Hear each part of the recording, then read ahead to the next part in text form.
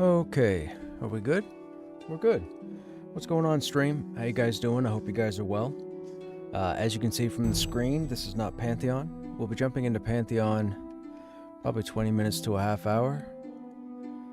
I had someone approach me about this demo, said it was an old school D&D style game.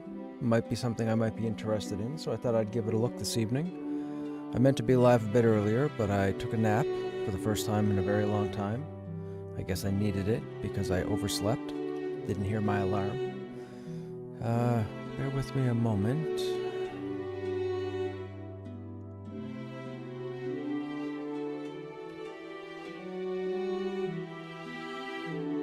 Hi, what's going on?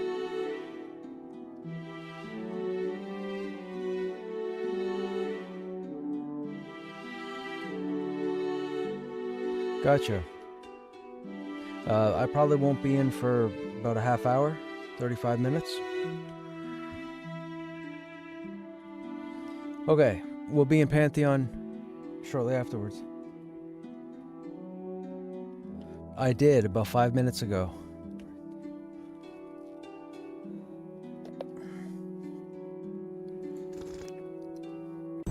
Okay. Alright, let's take a look. Now, I have already adjusted the audio, so if the game for some reason is too loud, which I'm sure it won't be, you guys feel free to let me know. I don't really know where the best place for the camera is. We'll keep it in the bottom left for now, but that might change. Nestled in the shadow of its imposing, now abandoned keep, sits the dwindling riverside village of Weepstone. But things were not always so. For in times gone by, a man from the east, known only as Raal, grew to power, waging a relentless campaign westward. After crossing the mountains into the kingdom of Talesworth, he established his seat of power and constructed a stronghold from which to oversee his lands. He called this stronghold Weepstone Keep. Yeah, I just don't use them. Many wondered what compelled this mysterious and seemingly unstoppable warrior to end his bloody campaign in this place. But the years were good to Weepstone and its people, their harvests unfailingly robust, and their industries the envy of neighbors both near and far. However, Raal would not live forever, and upon his death, his lands passed to his eldest son, Byron. And thus began the troubled times. Uh-oh, Byron. Long past What'd you are the do? seasons of plenty for Weepstone and its people, whose fields now sit barren, the people forsaken by the good fortunes they once took for granted. To the astonishment of many, Byron abandoned Weepstone Keep for a modest manor on a hill near the town, and forbade anyone to return to its halls. Now the town barely survives, mostly as an unwelcome stop along a trade route used by merchants too impatient to travel the hospitable roads of the south. Yeah. Only the trapped or the desperate continue to call this bleak place their home. Our story begins here, on a night of ill omen, as the people of Weepstone have been called to the tavern for reasons unknown. Always forming at the tavern. Good people of Weepstone, I've summoned you here to discuss a matter of grave importance. My brother and your lord, Byron, has fallen ill. He is rarely conscious. His nights are fraught with fevered dreams and terrible nightmares. The healers know not what ails him. Wonder why this guy chose to use this guy here chose to write near with a capital R. It's small letters everywhere else, except for the capital R. I think they tried to get a aesthetic or a pattern. Large letter here, large letter there. In his half-waking state, he mumbles incoherently of Weepstone Keep, the castle that our father built, our childhood home. I can only hope that it is there where answers may lie. I don't know why she, I'm guessing it's a she, is holding the sword by the blade. That's a little weird. You think maybe she might have it like on the tip on the ground, holding the handle? I guess maybe the sword's not that long. Short sword. That's just a weird way to hold it. I don't even know what this guy's holding. He's got something in his... I don't know what that is. Is that an animal?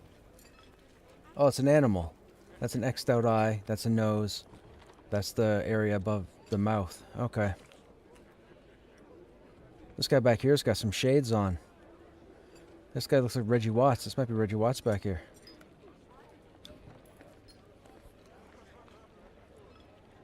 Are there any among you willing to delve into that forsaken place to find the source of Byron's torment?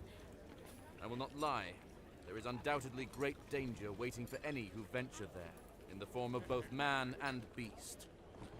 While the keep and its contents have been forbidden since our exile, I hereby decree that any brave enough to take on this task may enter, explore, and importantly, keep what they may find within its walls. Who among you will take up this duty? I need 6 volunteers. Please, I would rather not have my hand forced to choose. This guy's bossy. What do you mean choose?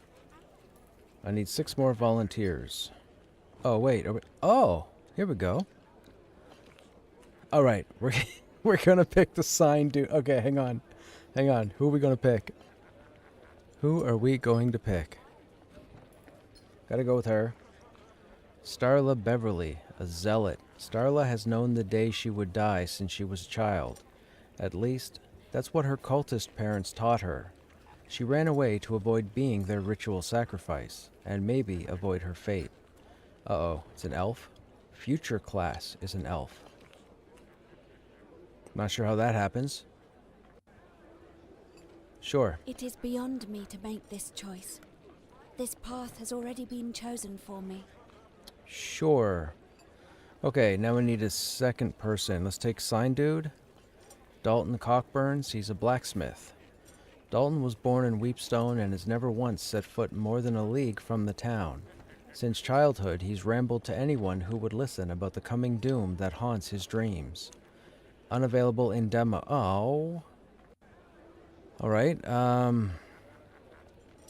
this guy looks like, what's his name?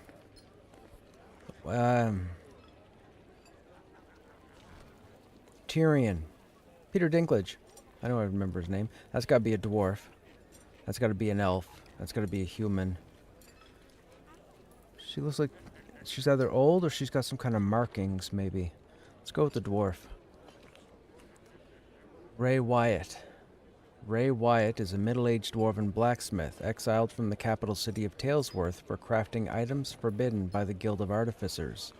When asked about his peg leg, the story changes every time. Dwarf, we'll take him. I said I would stick to plows and horseshoes. But I still know how to swing a hammer. I'll go. Alright, who's this guy? Ewan Ablethorn, a merchant. Ewan is a merchant of clearly good breeding and remarkably successful. The most confusing thing about him is why he chooses to remain in Weepstone. Oh, unavailable in demo. Okay. Unavailable in demo.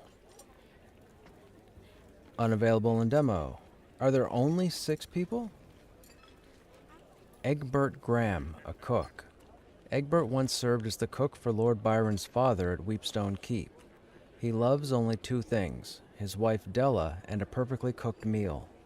Though mostly retired, he's been known to dust off his knives for a feast day. Magic user.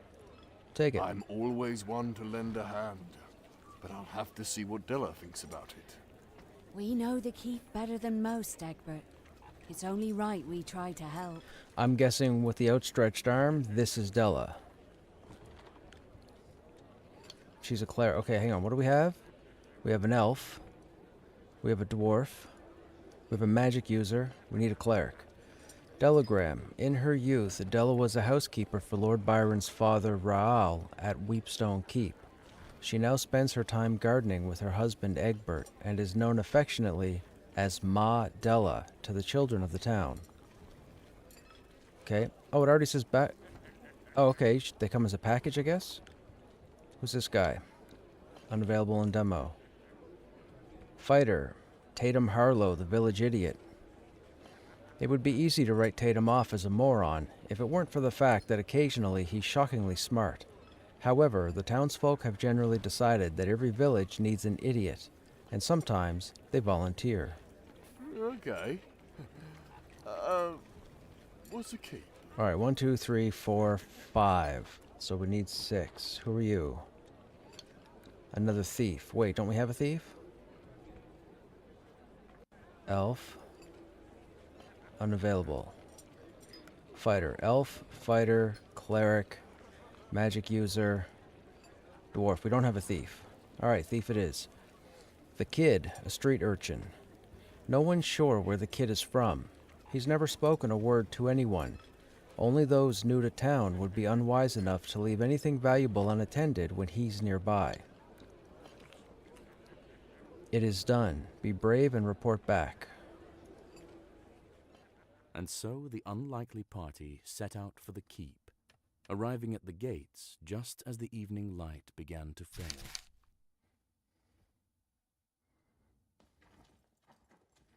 Okay, these are our hit points. 666, 555, okay.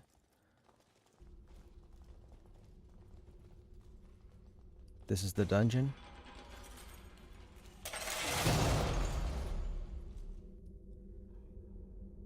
Movement. Use WASD to move and your mouse to look around.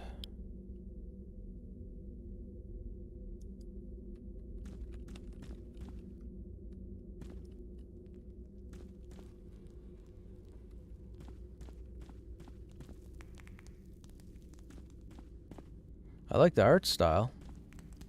One of the statues can be moved. Oh, that's a lever or a potion? Oh, that's a potion. Those are stands. Alright, I'm guessing we have to move these.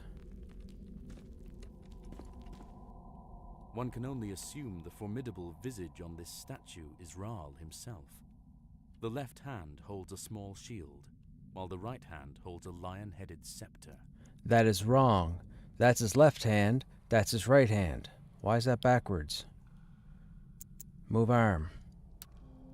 The arm seems to be designed to act as a lever and is already in the down position.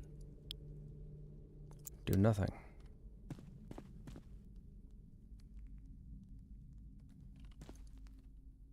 One can only assume the formidable visage on this statue is Rahl himself. There seems to be something missing from this statue's hand, as though it's meant to grip an object. Find the object, put it in his hand, it opens the gate. The arm seems to be designed to act as a lever, but the mechanism refuses to budge. When interacting with objects, you can change which character is doing the interacting. Try changing which character is active in the party menu. Alright, Ray, who was Ray? That was the kid. Is that Ray? That's not Ray.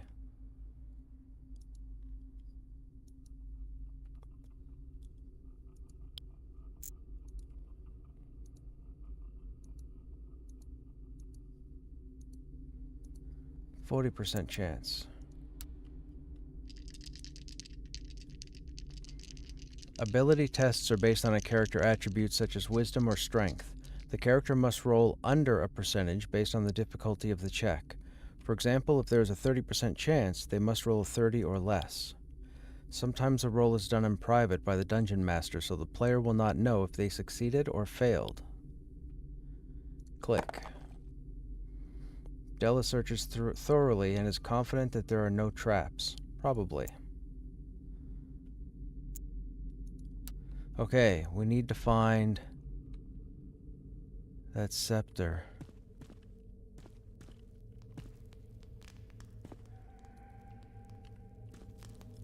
There's a shield there.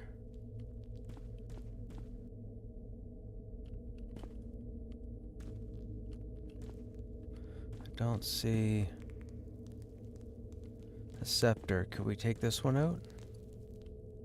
One can only assume the form. Nope, we can't. So maybe we can't do anything at the moment? Oh, there it is.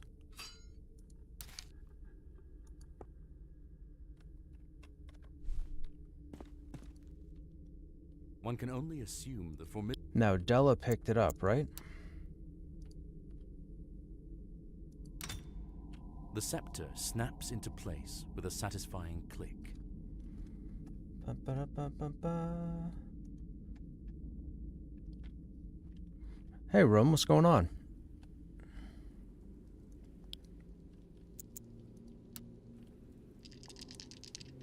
I am. It's Dungeons and Dragons inspired game.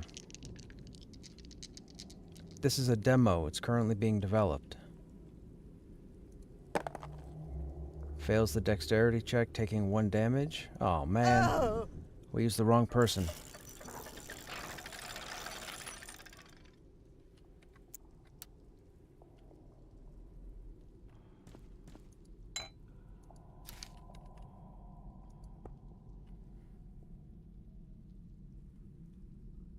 Okay. Some items such as potions and scrolls are expendable. To use them, right-click to use. Many items are only usable during combat. When an item is used during combat, it will end that character's turn. Small vial filled with crimson liquid, 1d6 hit points. Okay. Alright, how do I get up? How do I select? Oh, this is C. Tatum, okay. You're the dude. Right, you've got the border right now. So we're gonna go this way.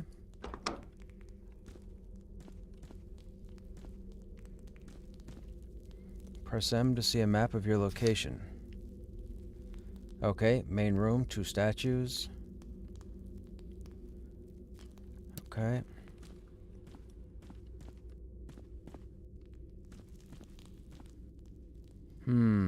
This way. Gotta be careful, gotta watch for traps. Wooden door. Spartan beds and matching foot chests hint at this room's use as a barrack of some kind. The ravages of looters and time have been unkind, leaving it in shambles. A makeshift structure built from bed frames dominates the rear of the chamber. Okay, we have some chests, turned over bed.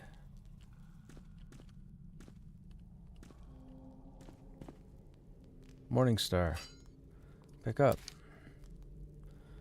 Hang on. So 1d6 melee, 1d4. This is our village idiot, 1d6. Why don't you get that? And then if we jump over here to the blacksmith, he's using a hammer. Oh, loot window share, inventory shared. Teddy bear does 1d6 damage. A loaded teddy bear. Okay. And a sling. Okay. Rusty spear. 1d6 minus 1.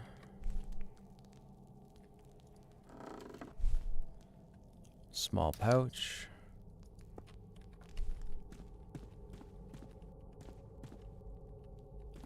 Okay, there's no resting. Empty chest. The sound of small boots disturbs the quiet of the room. Oh, as yikes. Small figures burst forth from the haphazard barricade. They brandish crude weapons and seem particularly intent on defending their hideout.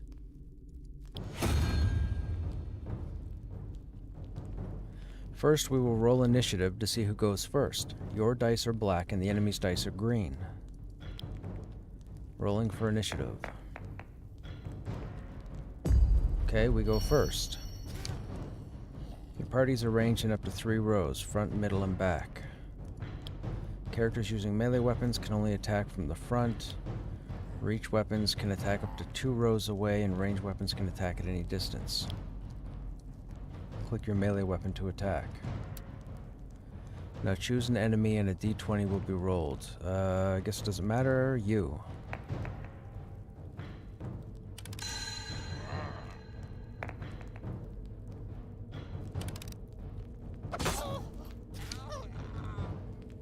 Cool. So we'll take yours and you can hit this guy. Uh-oh. He's gonna trip, hit himself with his own weapon.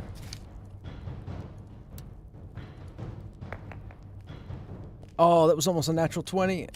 Come on. This character is not in the front row, but they have a close range weapon equipped. Okay, that's got to change.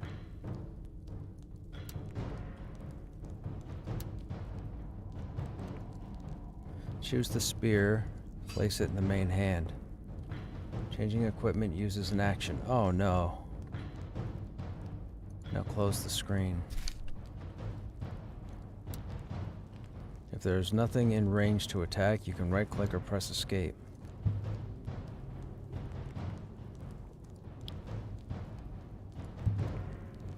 Oh no. He's melee and he's in the back. Oh, dude. Okay. Pass. Sling you.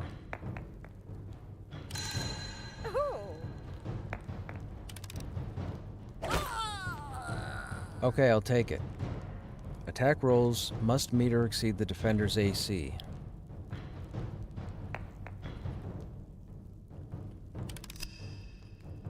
Nice. Goblin missed us. Goblin hit us.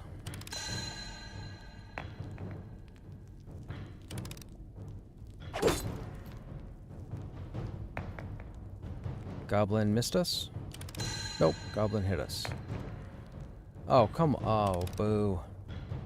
Ugh. Double-clicking an in-range enemy is a shortcut for attacking them with your equipped weapon. There's nobody in range. Hit. Nice.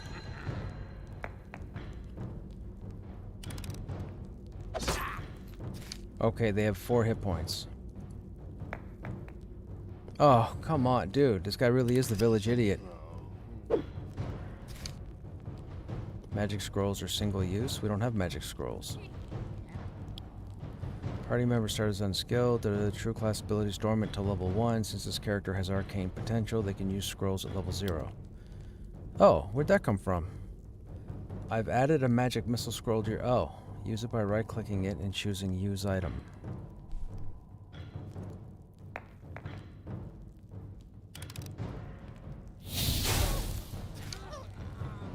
The kid, street urchin. Alright, you should be able to hit this guy and finish him.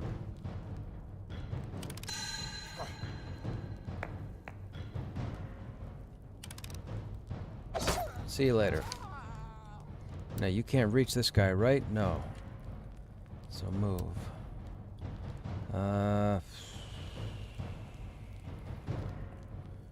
Front, second row, rear.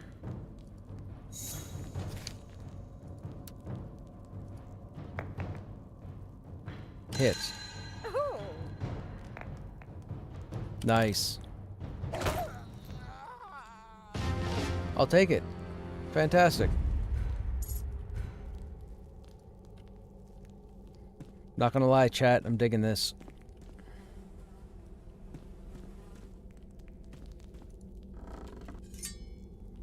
+1 dagger.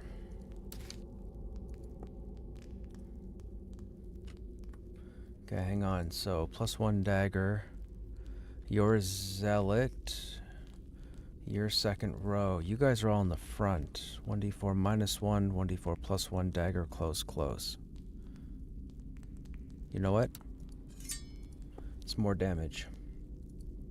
Yeah. Oh.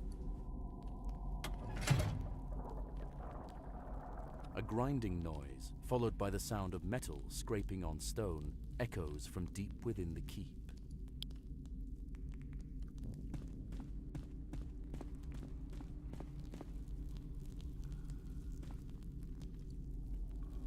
This door is wedged shut by the damp and refuses to open despite your best efforts. Barrel into it, hack it down. Your weapons and inexperience do little to harm the stout door. Alright, do nothing. 25% is too low. We're gonna hurt ourselves. A foul odor pervades this place. A smell so heinous it is beyond description.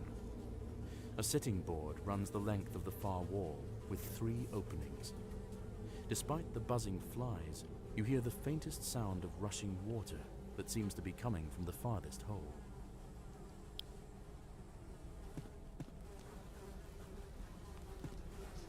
Toilet?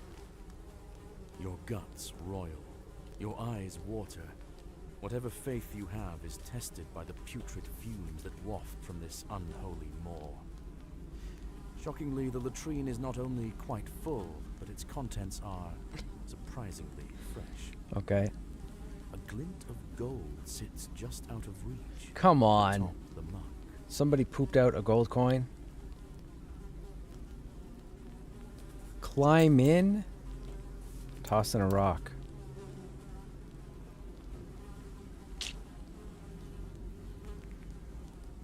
You know, back away. We're not reaching it. We're not doing that. Ah, you know what? Yes, we are. Yes, we are. Peering into the open.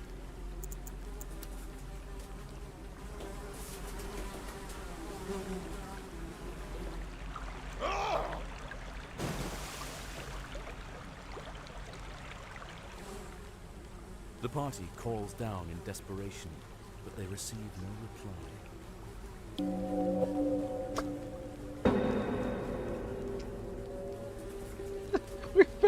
We fell down a toilet. How?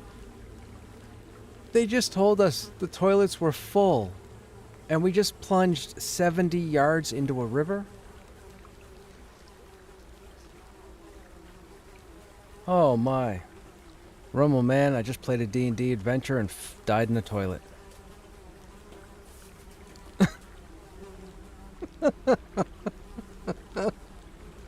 Ultimately, death is not unusual in the lands of Weepstone, and believe it or not, it's not all bad.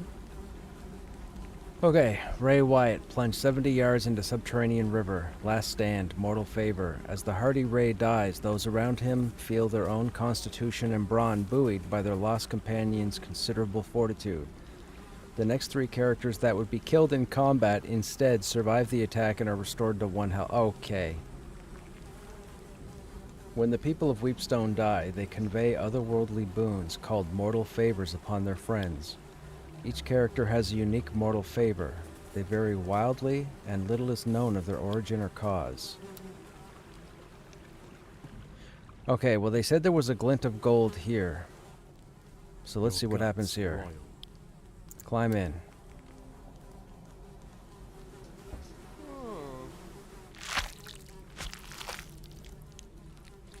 You sift blindly through horrors within, and to your surprise, you retrieve what feels like a ring. Okay, so it ran. Okay, we got to pay attention to the details. You emerge from the hole, smelling foul and feeling quite ill. And let us see if you are poisoned. Oh no.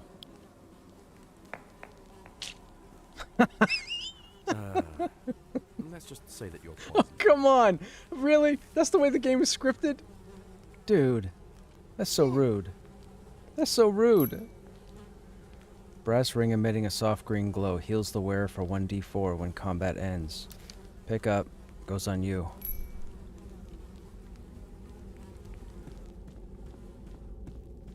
Okay, hang on. How do we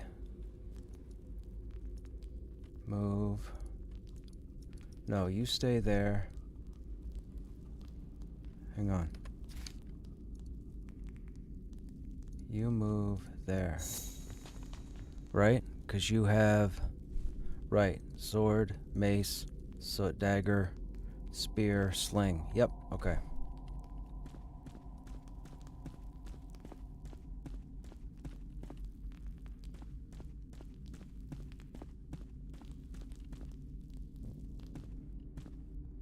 Okay, so that didn't open when we threw the lever.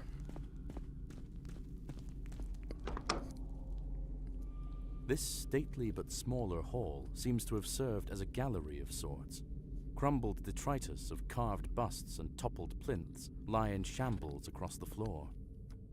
The only remnants that hint at the original grandeur of this place are the large tapestries that still hang on the opposing walls, dominating the space. We're definitely going to get attacked. It's called the Room of War.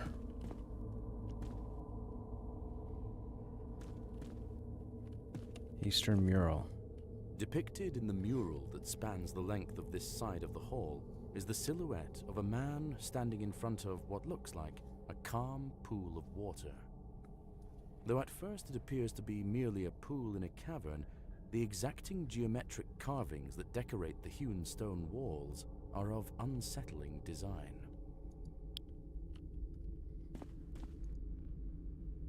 Before you spans a great mural dominating the entire stretch of wall. A man, most likely Ral himself, sits astride his great warhorse.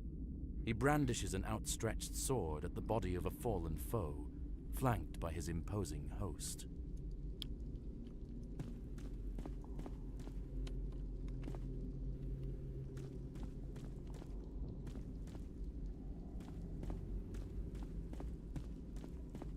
Now, we saw a door here, right?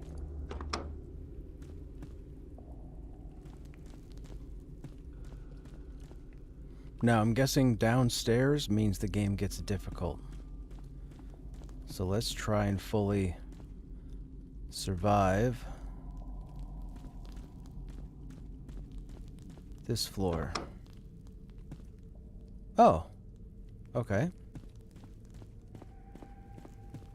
I think there's still one way we have to go.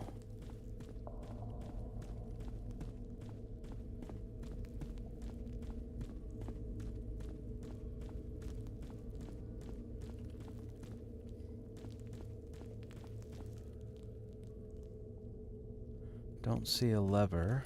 The party lifts with their combined might, but can do little to move the steel portcullis. There must be another way.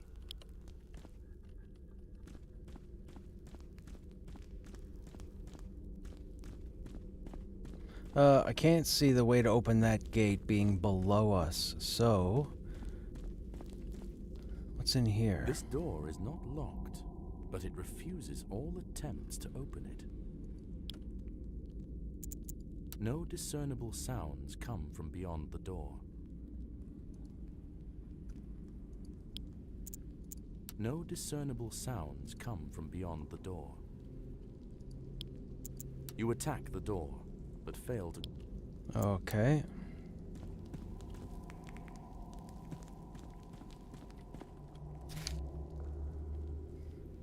Alright, we've done that. We've explored that. What is 11?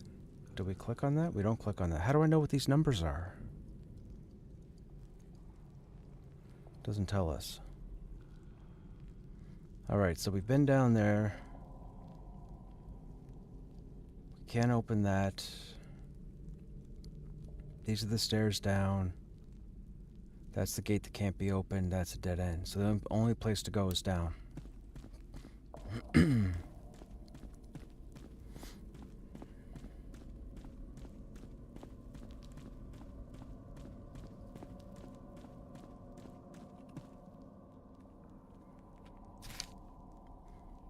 Okay. This is a dead end. Nope, it's just a hidden corner. Alright, let's not open any doors yet.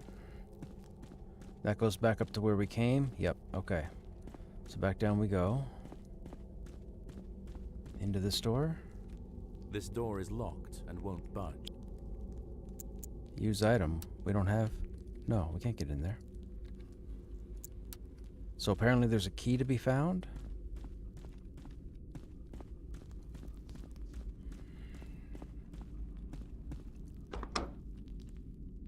The large forge at the center of this room seems long dormant, but the smell of coke and coal still permeates every inch. Crates, barrels, and scattered ashes are scant reminders that this was once the beating heart of the keep. Definitely getting attacked.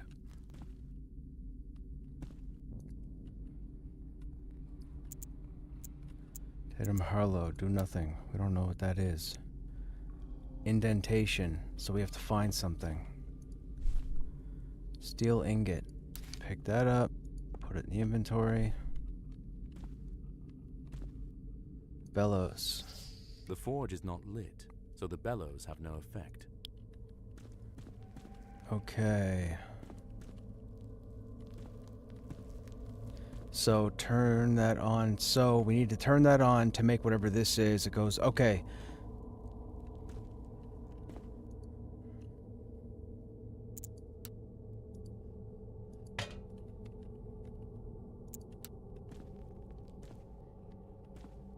That's the melting pot. Okay. So we got to turn that on. We got to melt the ingot and it's going to turn it into something, right? Right. How do we heat? Wait, how many steel ingots can we pick up? You've already got one of those. Oh, okay. A filthy, disheveled man holding a knife cowers in the corner while eyeing you cautiously. Makeshift bedding and various personal effects lie in disarray. The smell is pungent. What are you lot doing in here? I'd ask you the same thing, stranger. We're on a mission on behalf of the Lord of Weepstone or his brother, none of your business. We're on a mission. Curse that place and everyone in it. Like them bastards were more than happy to see the back of old Creek. But we came from Weepstone? What have you got against the people of Weepstone? Have you found anything out of the ordinary in the keep? Lord Byron has fallen ill, and his brother thinks the cause might be here in the keep. Do you have any clue what it might be?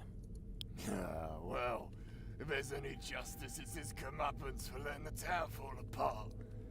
But no, I haven't heard any about that. This is a long shot, but you're not somehow a ghost or the reincarnation of Rahl, right? There's safety in numbers. You shouldn't be in here alone. Would you like to join our party? Perfect. Sure. If you'll, have, old Krieg. This guy's gonna backstab us. Krieg joined the party. What do you got, Krieg? You're in exile. Your alignment is chaotic. Inventory is a sword, so you're front row. Well, that poses to be a problem. You've only got 4 hit points. Let's put you there. You can't do anything. Can you use a sling? You could probably use a sling, right? Sling is 1d4. Let's do that. Can't pick that up.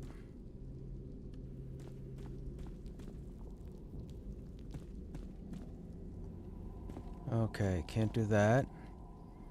To move a character in your party, first press C. Click the move button to initiate a swap and choose which character you'd like to swap with. Well, I don't want to swap with anybody. We just... No, we're going to leave him where he is.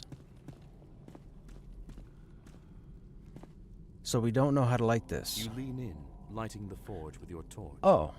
It is indeed lit, but only just. Okay, now we use this.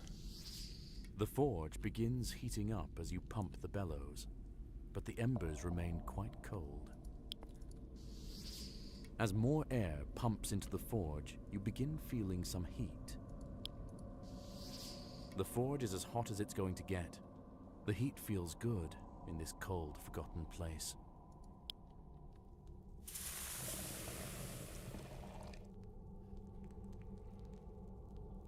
As the steel ingot melts, the molten steel flows into the indentation and drains out through a hole. You seem to be missing something. Wait, what? What do you mean?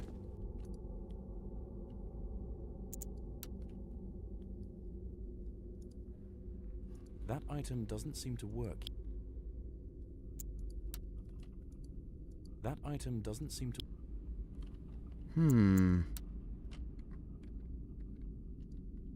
We seem to be missing something.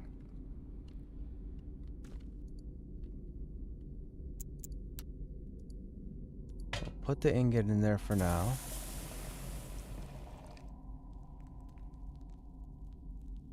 As the steel ingot melts, the molten steel flows into the indentation and drains out through a hole. You seem to be missing something. It flows into the indentation and then drains out through a hole. So is there a hole underneath it, I wonder? We seem to be missing something. I don't know what we're missing. We have to find something?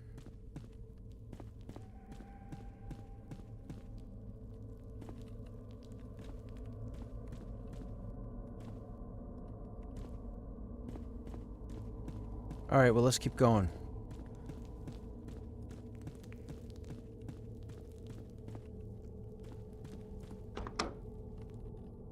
The smith's quarters are Spartan and humble, but must have once been a comfortable respite from the heat and ringing of the forge after a long day's labors.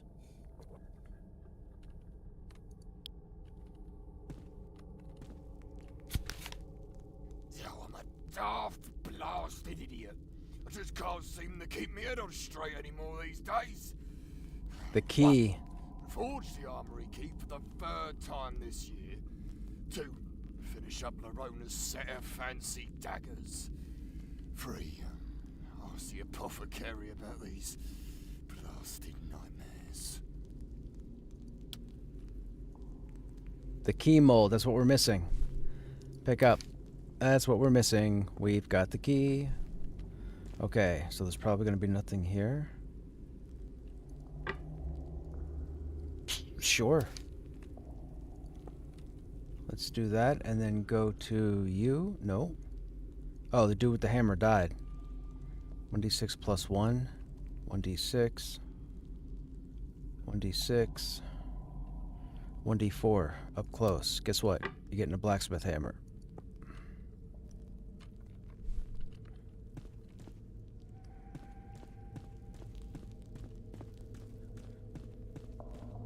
Okay, indentation. Use item. Key mold. Grab ingot. Pick it up. Put it in inventory. Put the ingot in the bucket so it melts.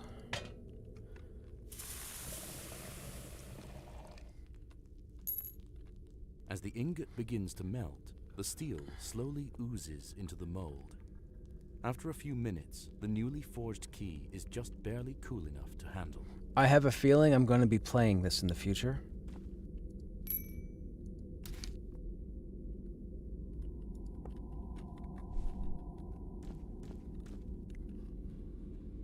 Okay, let me get on our main character. Okay, that's all done. We don't need to make a second key. I don't think we need to pick this. Oh, we can pick it up. I don't think it's necessary. We already have the key. We can leave that where it is. Now, question is, what door does it open?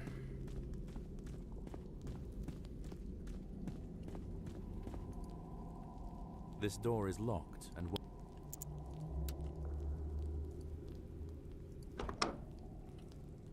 your entrance startles the large, scuttling creature that seems to have been nibbling on what remains of an axe blade. It rears up in surprise. Yo, is this an acid beast? Or was that what they called in D&D? Acid beast? I think that's what they were called. Come on, come on, win, win! Yes! No! Bad, we're dead. Iron Belly. 2 attacks? Thank goodness you missed me. Miss, miss, miss, miss, miss. Yes! Fantastic. Alright. Hiya! Hit.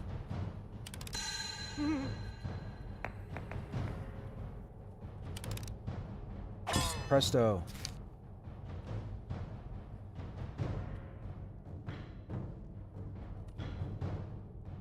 Hey, Room, can you hear me talking on stream?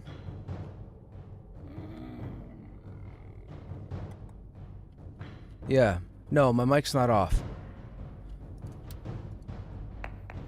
Yes, we hit him again.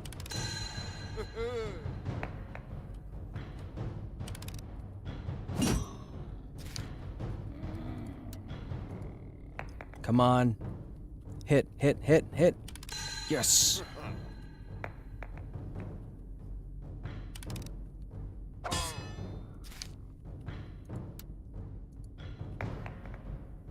Oh, yes. Fantastic.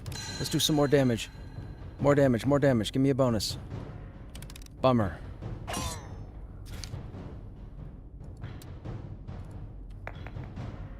Hit.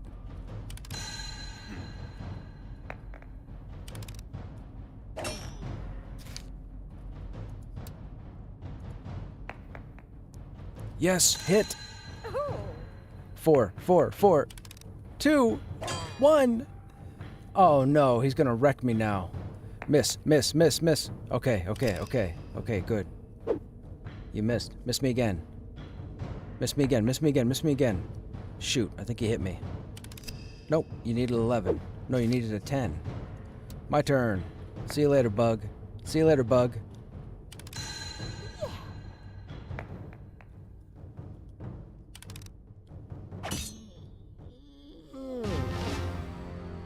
Fantastic.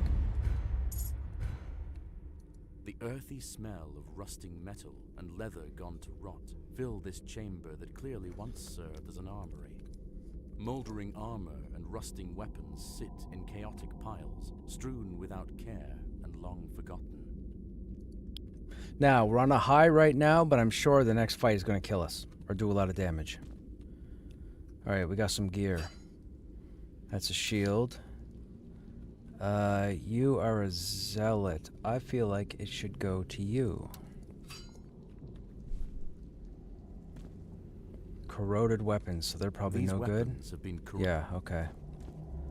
Small shield. Pick up. That's a +1. We're going to put it there. We're going to give it to you because you have 1 less hit point. Okay. And then we have a rusty spear. Morning Star. It's 1d6. 1d6 -1. We don't really have a means to sell anything as of... we'll pick it up for the time being. Okay, those we can't pick up. Nothing on the shelf. There's the lever. That opens the portcullis. A grinding noise, followed by the sound. Okay, okay, so I think the portcullis is open now. The question is, can we get back there?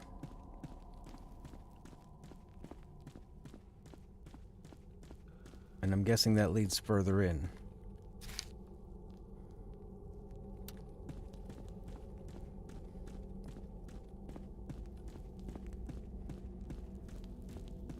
Okay, the gate's down.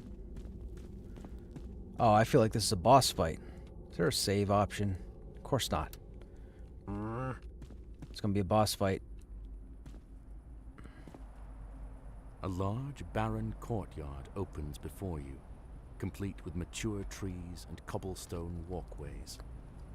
As you cross the threshold, a sprinkling of pebbles and dust rain down from above. Something's above us. It's probably nesting or perching. Kobolds. From atop the towering walls surrounding the courtyard, a group of screeching kobolds vault the parapets and descend upon you. This better not be a surprise attack.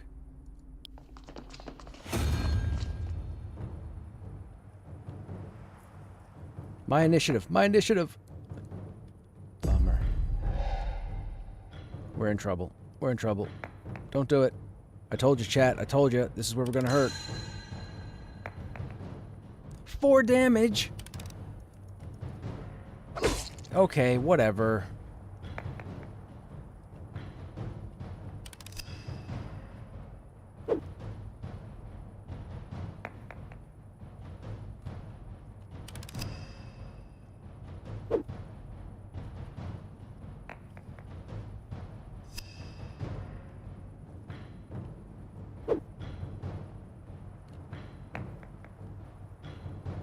Okay, that was clean.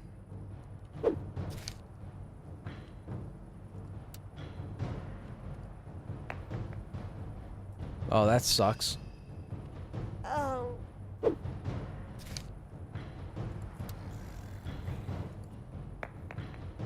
That's good. Come on. Okay. Alright, alright, alright, alright, alright. We doing this Darkest Dungeon nonsense? Of course we are. Wait, I hit on an 8?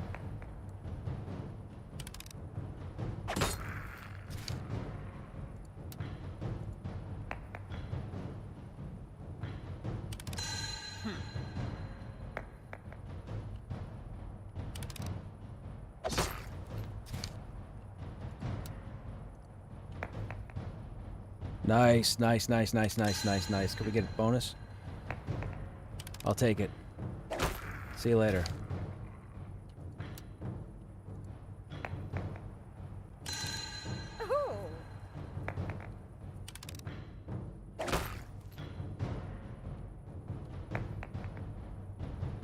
Miss me.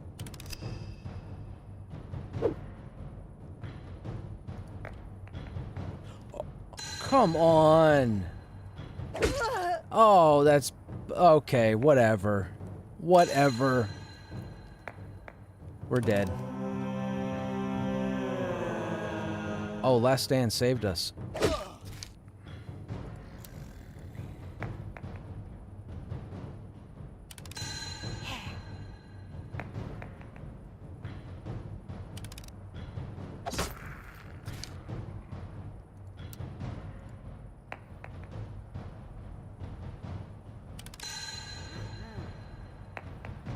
He hit on a 7?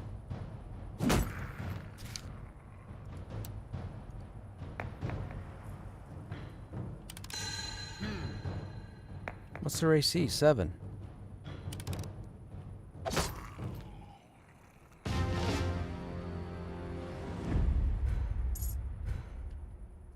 Wait a minute. All 5 of those guys gave us the same XP as the one bug?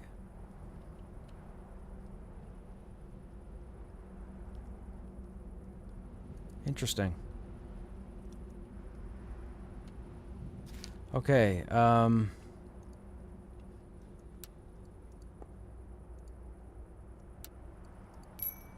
put that on you.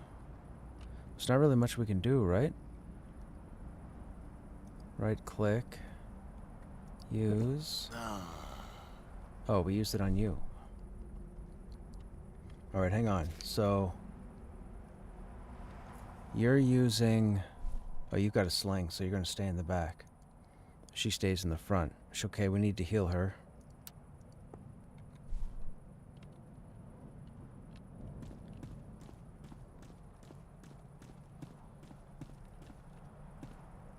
I don't know which way to go. Let's go this way first.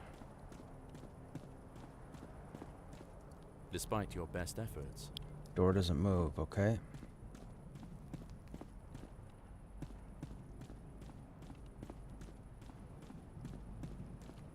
Despite your best efforts. Okay, I guess we're going one way.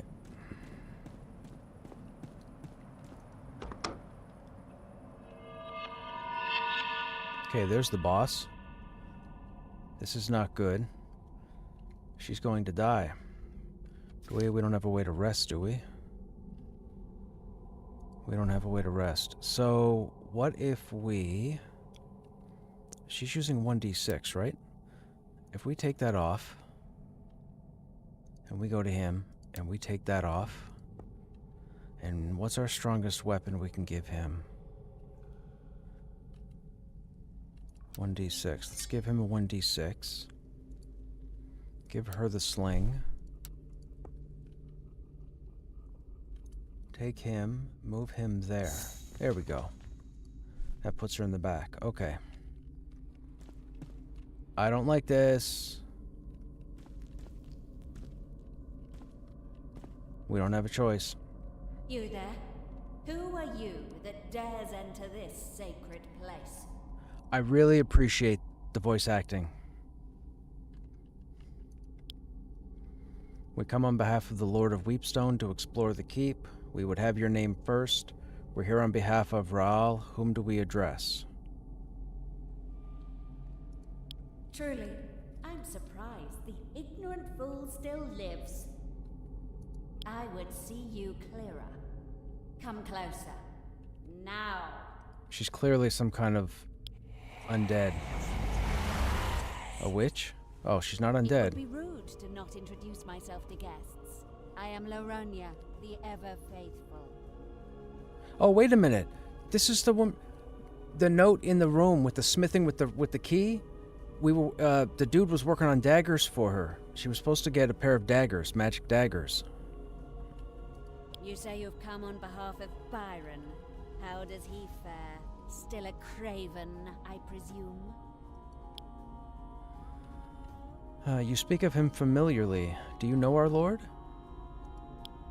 I know him well, as he does me. I don't know that he speaks of me often, though. Sorry, can't say we've heard of you. I am untroubled by what fools do not know, but they make such bad company. Time to remedy that.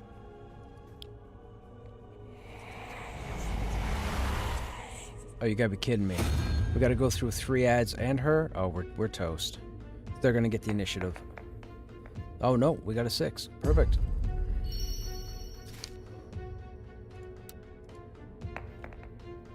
Nice roll. Bad damage. 4 hit points. Interesting.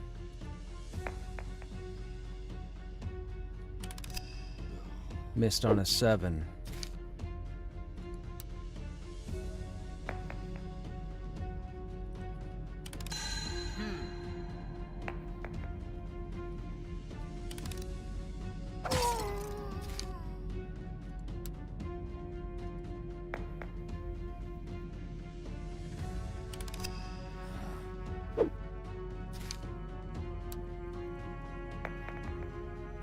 Oh, come on, game.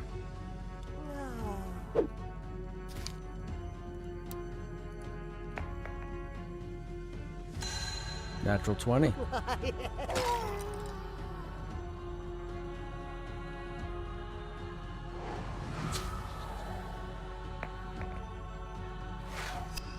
Failed the save, which means we get paralyzed. Oh.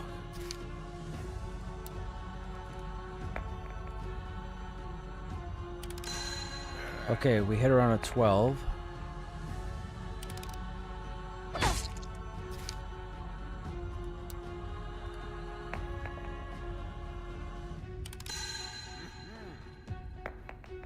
Oh, garbage hit. Smith hammer to the face. Nope.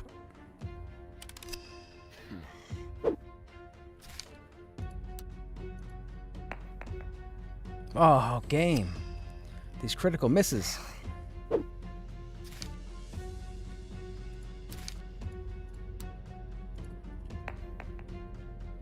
Boo.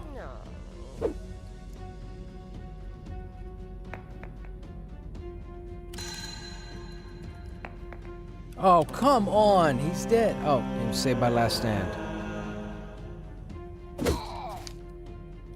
Such nonsense.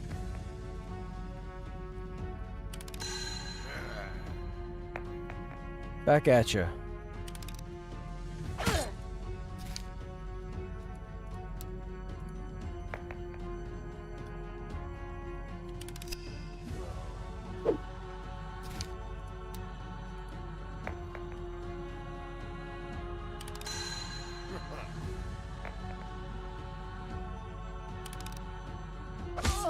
Nice. Holy XP, Batman. I must have misinterpreted the omens. Today, he calls for me. It matters not. I am only a servant in his grand designs. It has already begun. And with that, the spark of life fades from the mad priestess, leaving behind naught but a dead-eyed rictus.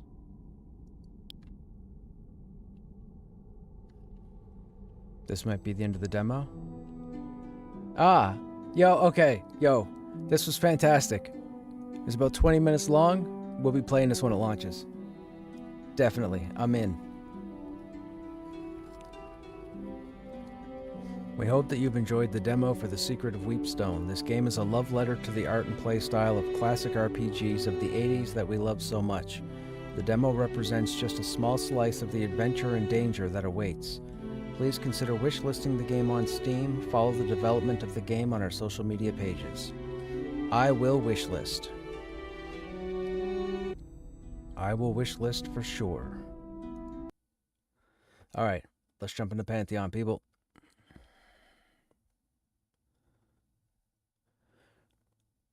Can you move your cam so we can see the lower right card you're clicking on? What was I clicking on? Wasn't everything in the middle of the screen?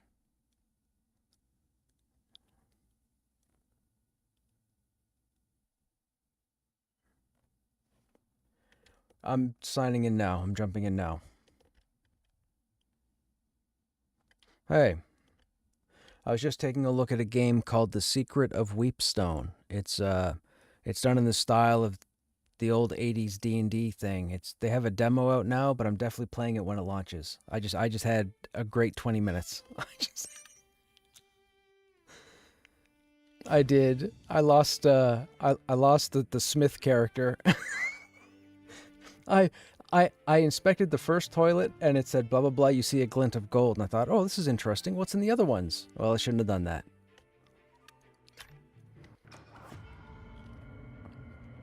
Yeah, which I never got to use because I kept it on the wrong person who never took damage.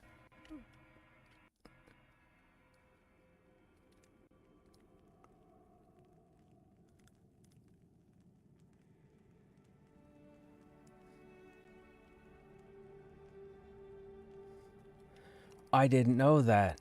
Oh, dude. Guys, funny enough, one of the Pantheon group people has played that demo. I could have taken the heal ring off of the character during combat and moved it to the person with the most damage, and then when the combat was over, the ring would have healed that person. I didn't know you could do that. The mob's hit points and stuff you couldn't see. It didn't show the hit points. I have no idea how many hit points they had. It was cool. I liked how they opened up with the dungeon booklet, and I liked how they ended with the dungeon book. Dude, it's cool. It's good. Yeah, there were no hit points. The only hit points were in the top left. Okay, right on.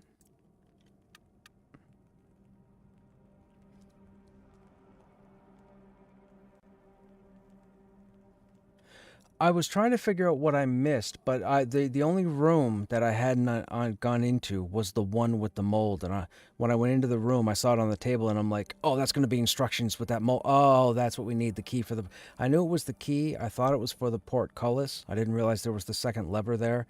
But anyways, it's cool. It's very cool. Is it sanctioned by Wizards of the Coast, or did they just make it look... It just looks like it. It has no tie-in to D&D, but it looks like a D&D type game. But there's no reference to D&D.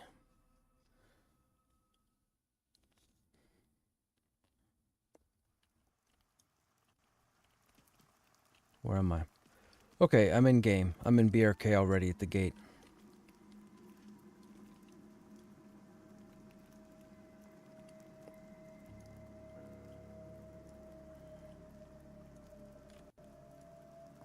Okay. Okay.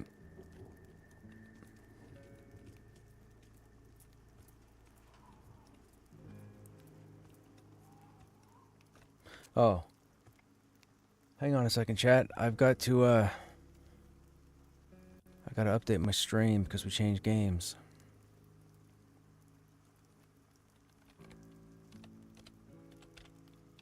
That was fantastic. I like that game.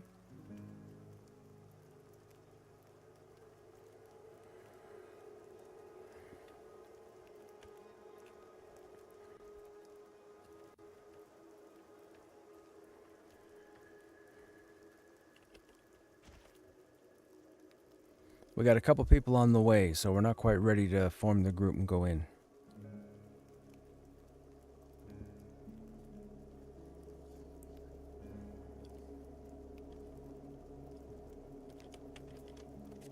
I might do that more often. I might find smaller games on Steam or what have you and give them a try before we jump into Pantheon. People aren't usually here exactly when I am to get going, so it'd be nice to have a little bit of a filler. I mean, I don't mind jumping on a character and soloing for a bit, but I find if I'm only going to do it for a half hour and then people are going to be on, it's not really enough time to do anything. But we'll see.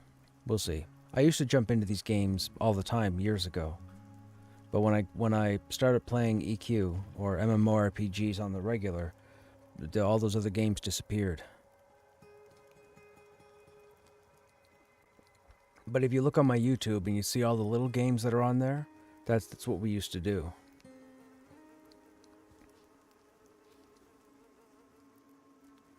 You gonna go play EQ2? Right on, man. What level are you working on?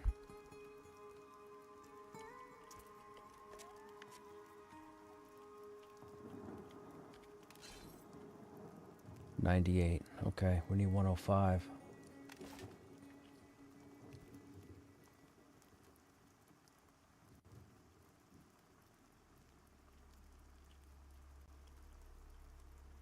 Currently 57. What is the max level for your server? Are you playing on a live server or are you playing on a progression server? 70. Okay. 70 is what? 70 is the Stonebrunt, right? Stonebrunt expansion? Or is that the expansion beforehand? There's Loping Plains, which is 60s.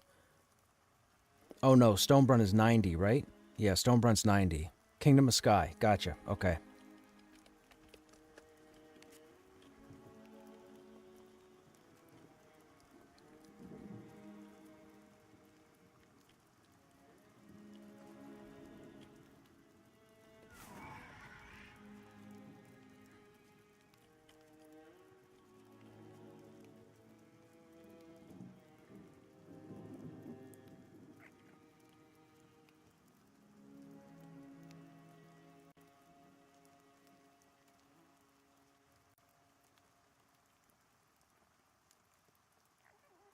Soon Echoes of Fadewar? Dude, Echoes of Fadewar was a pretty expansion.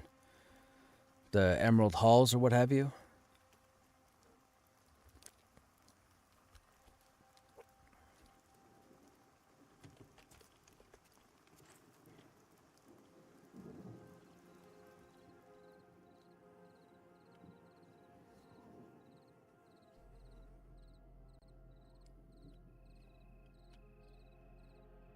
Was it Emerald Halls? Is that what the jungle was called? Forest was called?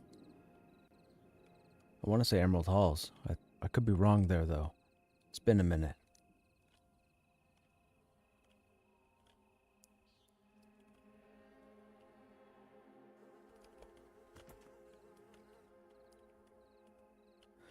I think there's a small streamer. What's his name? I think his name is Rebus Live. Rebus. I think he plays EverQuest 2 on the regular. Yeah, Emerald Halls, right? Yeah, Echoes of Fate. Yeah, okay, Emerald Halls. I think he's been doing EQ2 for a while now, but I don't know what server he plays on. I think he streams during the day. I could be wrong.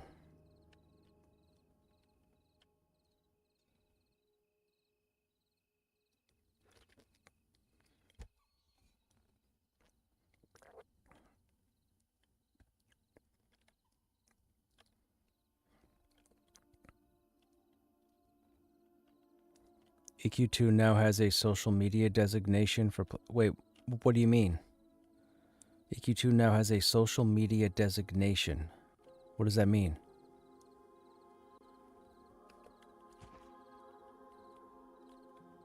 Like, if they stream regularly, EQ2, Daybreak shouts them out?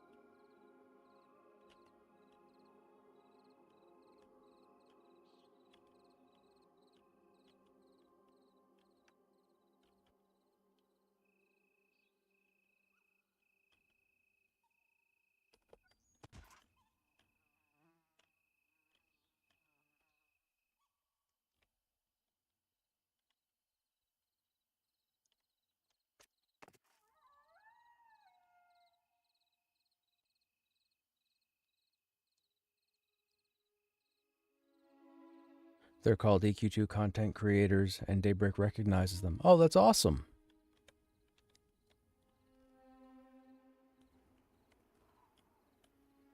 I mean, it's too bad the game didn't have a bigger audience, but that's awesome. It would have been nice if it would have been a thing back in the day. When I was with House of the Rising Phoenix, oh my goodness, dude. I'm pretty sure we would have gotten a population of viewers. That guild was fantastic. Dude, I thoroughly loved EQ2.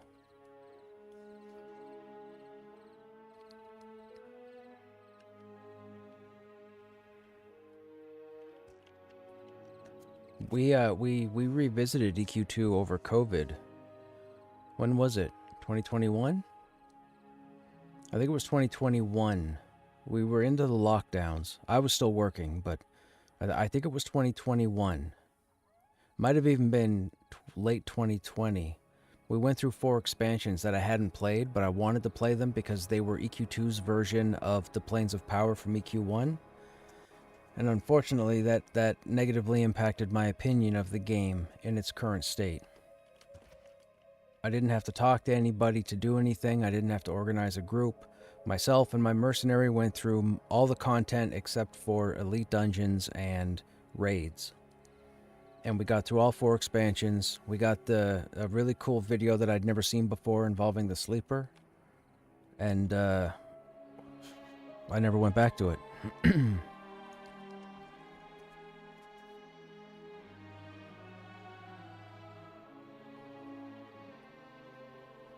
Can read about it on EQ2's news site.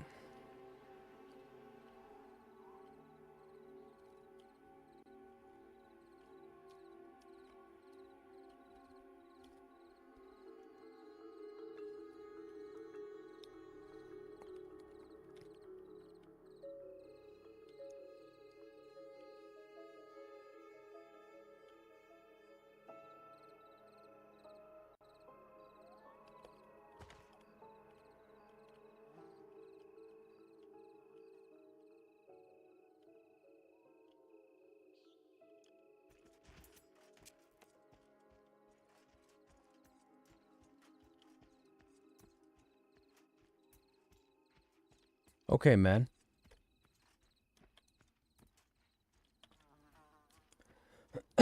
Excuse me. For sure, man. We'll talk to you tomorrow.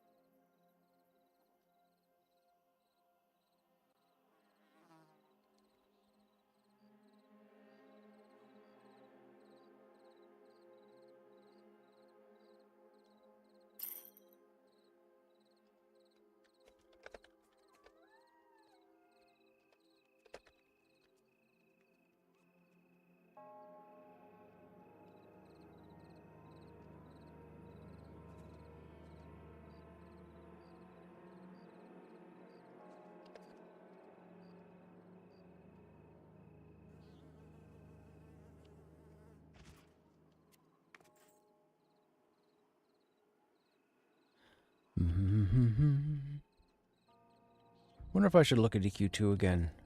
What was their... Does anybody happen to know what their most recent progression server was?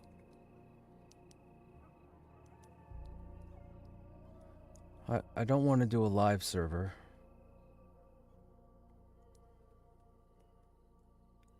What are EverQuest 2's progression servers?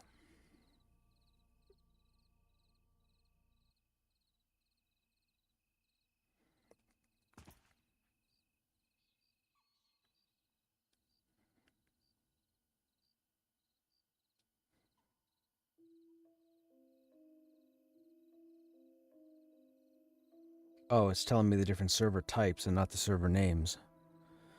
Anashti Soul is the one played with me on Dozakar, which is the PvP. So Anashti Soul is the newest PvE server? Like the one that would have launched, say, within the last year?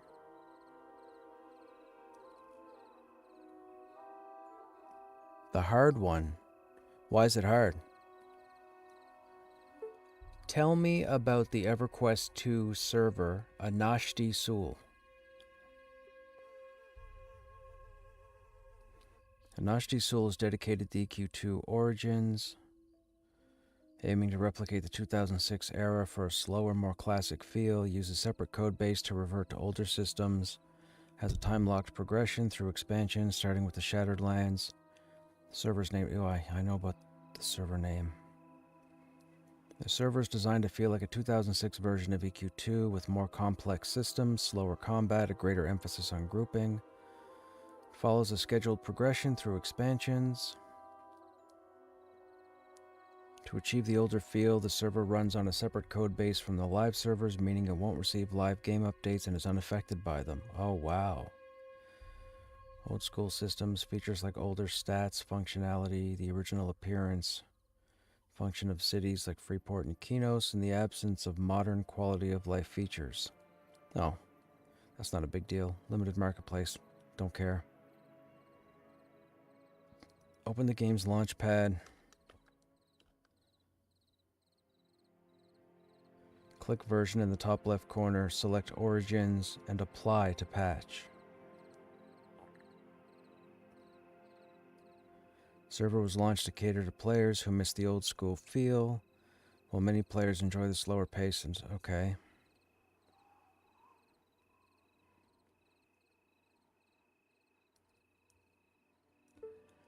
EverQuest 2 server status.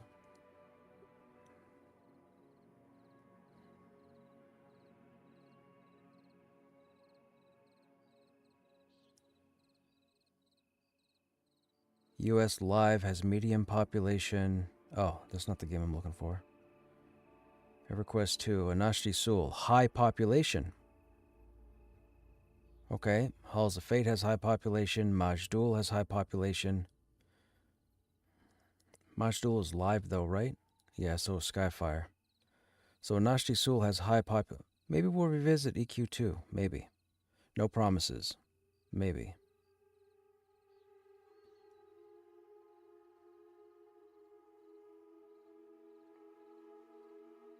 Maybe. I have a Krushnek on Anashti Soul at level 50? Or near 50? How long ago was I on there?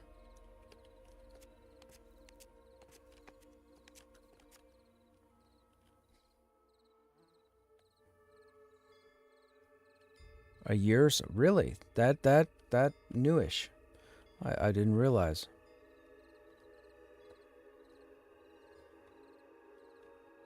That's strange, because I would have been in Pantheon. Maybe 1.5 years. Okay.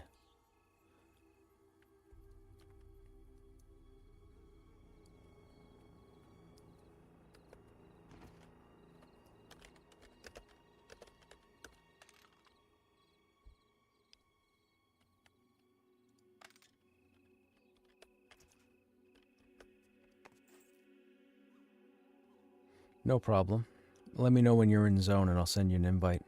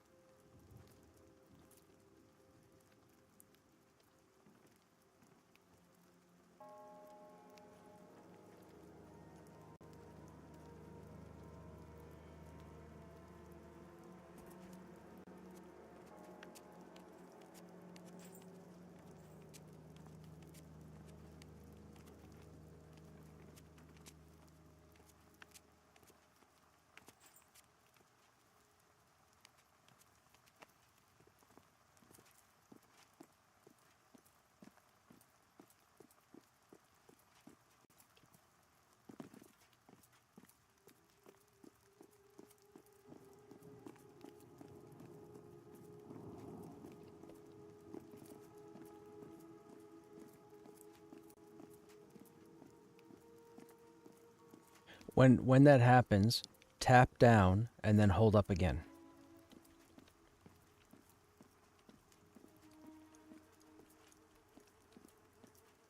Oh. Slash duck doesn't back you out?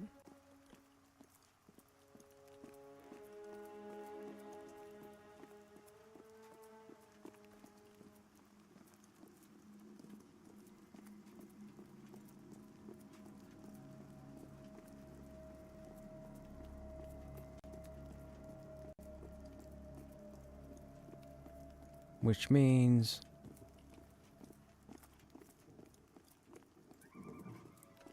I think this is the first time we've been in here and it's raining. I don't recall the last time I've been in here when it was raining.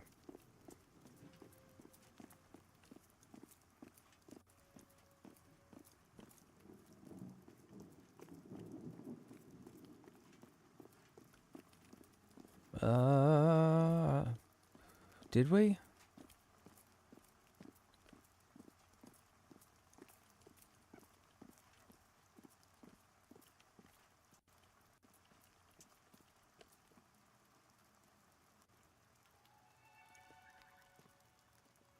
I know.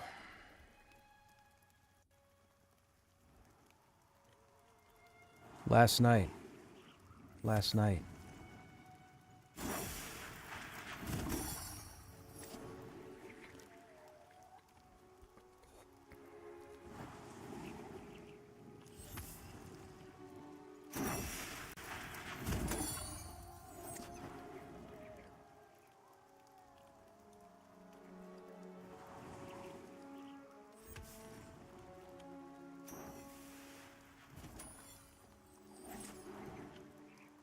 Yeah, it looks like as long as we climb the rock, we're good.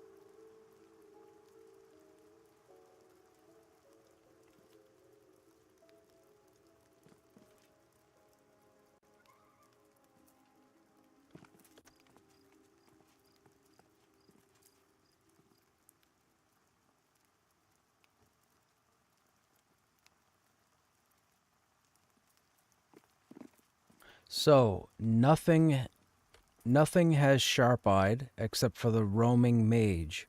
So if everybody pays attention and doesn't move at the same time and watches for when the mage goes down to the other side, we can all safely run across and into the front room.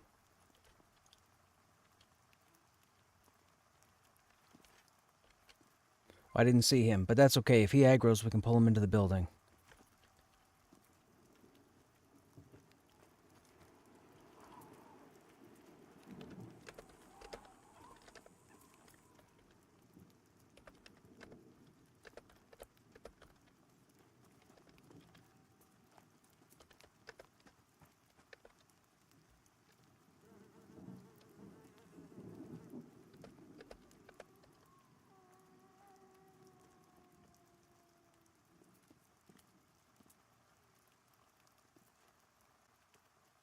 The mage is investigating. Get inside, turn a corner. We're not leaving yet. We can't. He's got to reset and path again.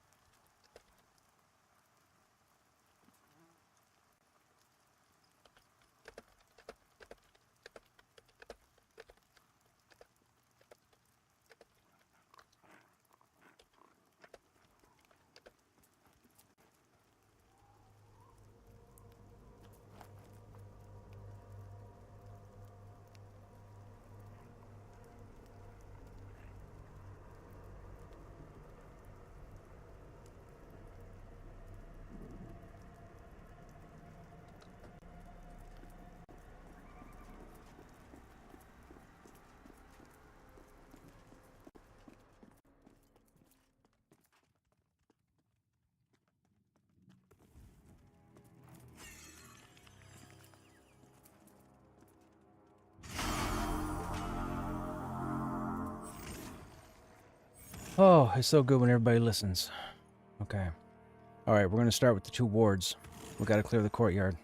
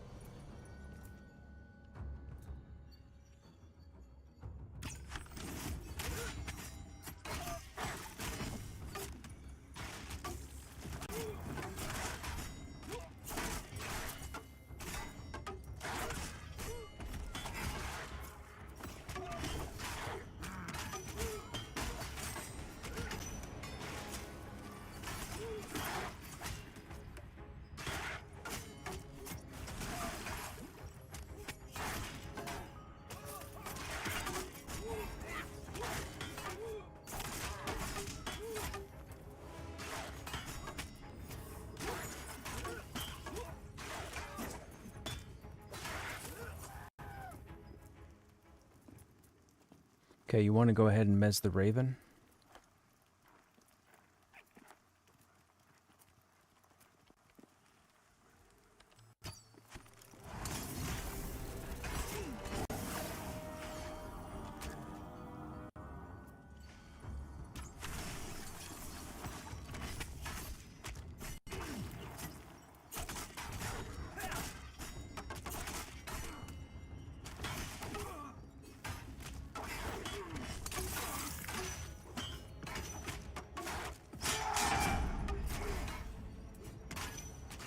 Oh, they really need to make our CC banner more effective. That's insane.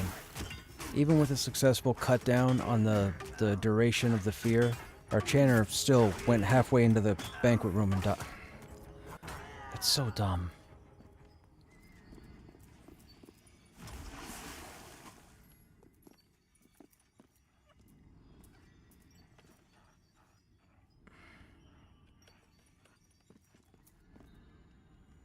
Yeah, there's a steward there as well.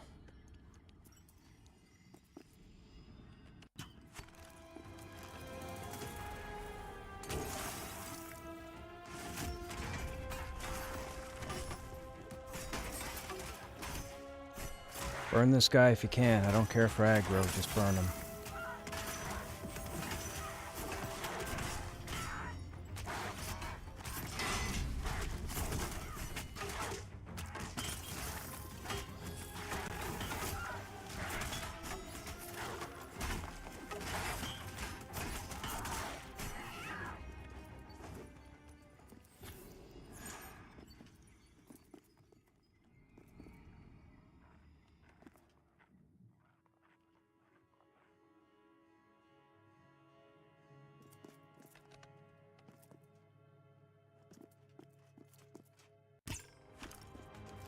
Got another chemist coming.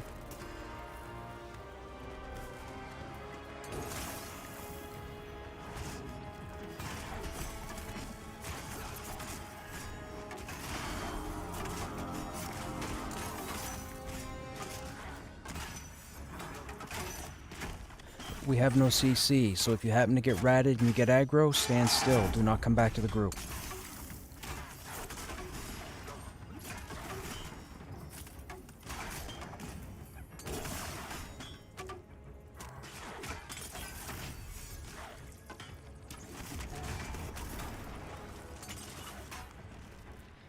Oh, cripes. Man. Just die. Or get to say whatever you gotta do, just get out.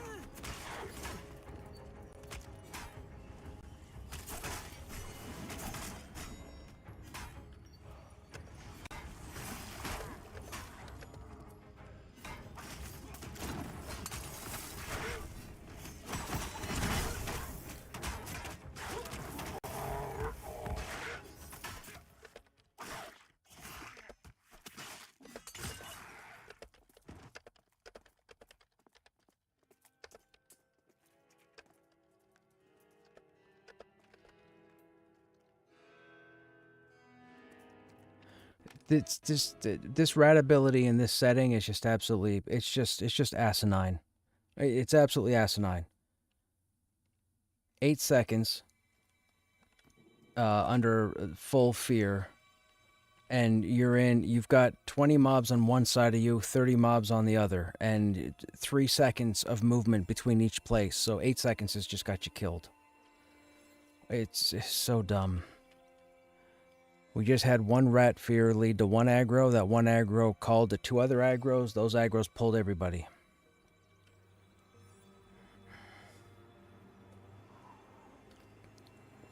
There's no way to interrupt it. There's no way to silence it. Because the moment you get the first one, they instant cast the next one. We've been putting up with this for 2 weeks. I mean, it's been in here since the zone was here. There's a reason rarely anybody camps there. But it's a really nice place to pull from. And it should be a nice place to pull from. But it should not be that silly.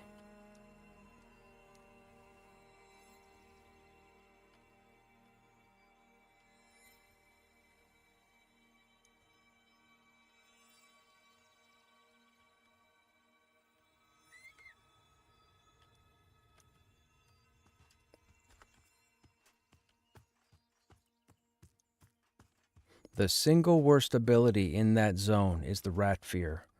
We've been all through the chasm, we've even fought the Ancient Golem. The worst ability in there, hands down, is the Rat Fear.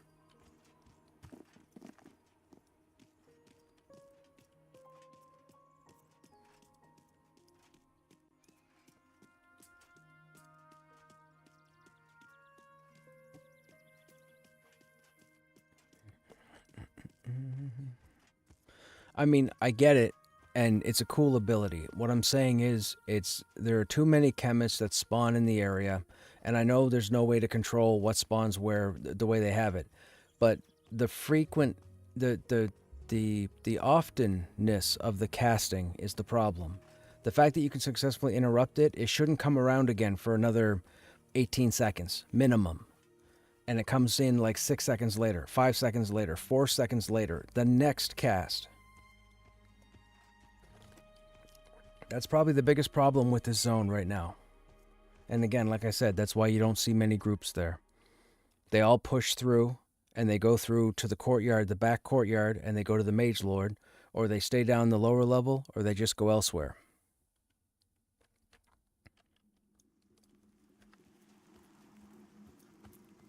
It's because I was zoning.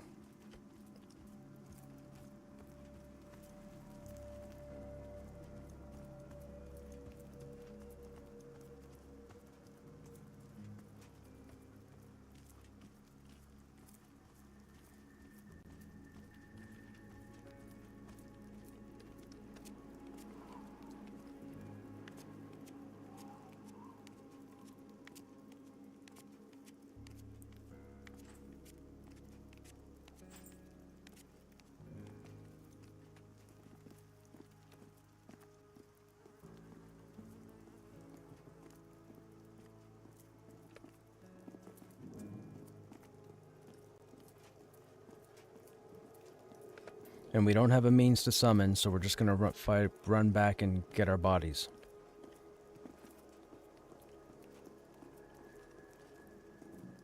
No, we have no summoner.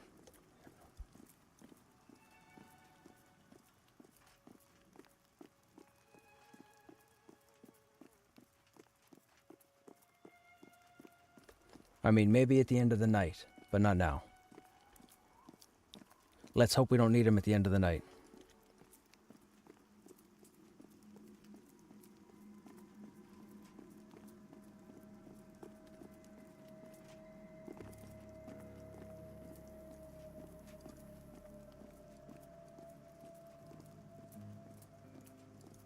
At least it's not raining anymore. Yes. Except for Karen. Karen's in the banquet room.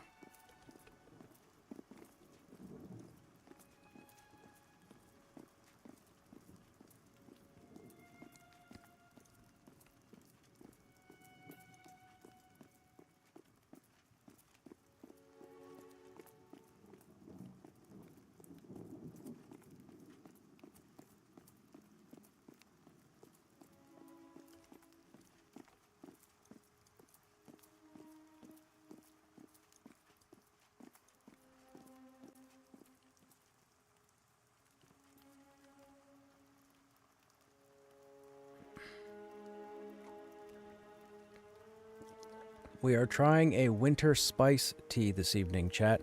I picked it up today when I went to the pharmacy. It's pretty interesting. It's got apple, cinnamon, a couple other things in there. I think chamomile.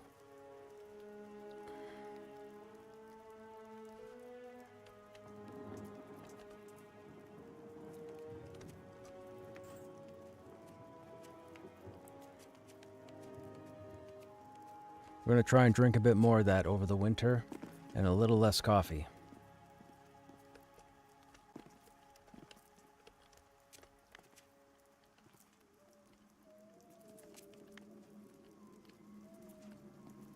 Yep, that's fine. I'm waiting to see if we're going to see Vol.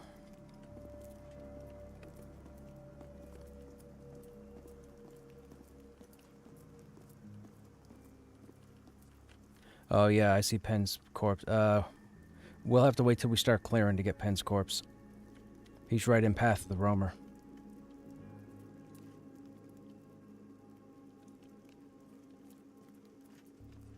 Let me just make sure none of these have. Yeah.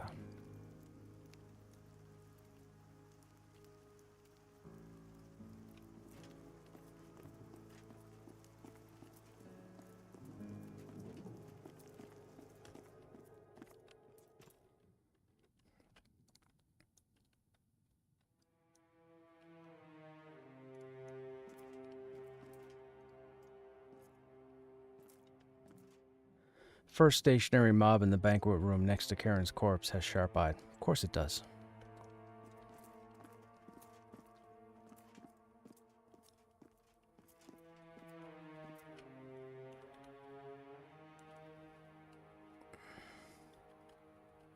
Penn's corpse...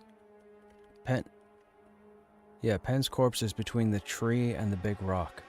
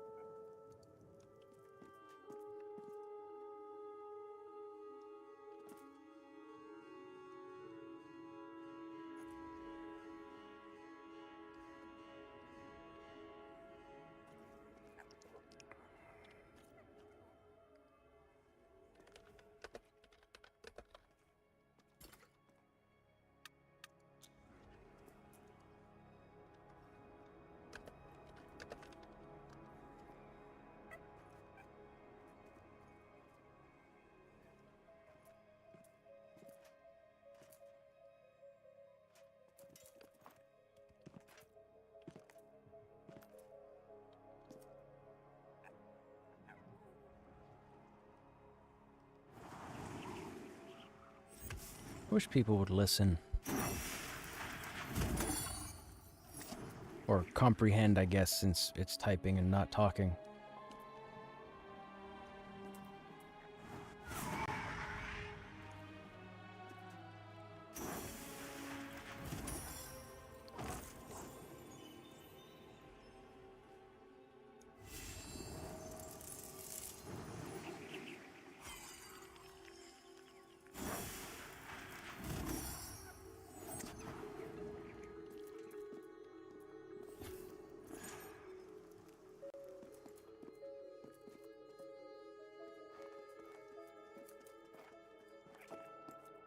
What do you mean?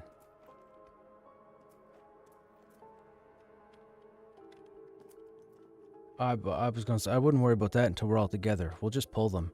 They're... I see 4 of us.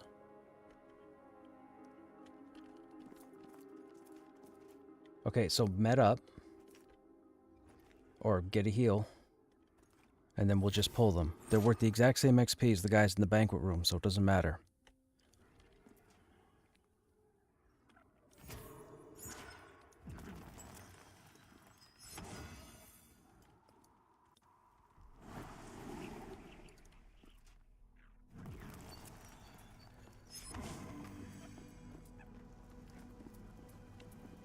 The raven across the way is up. We should pull that. He's by himself. I'm gonna pull him.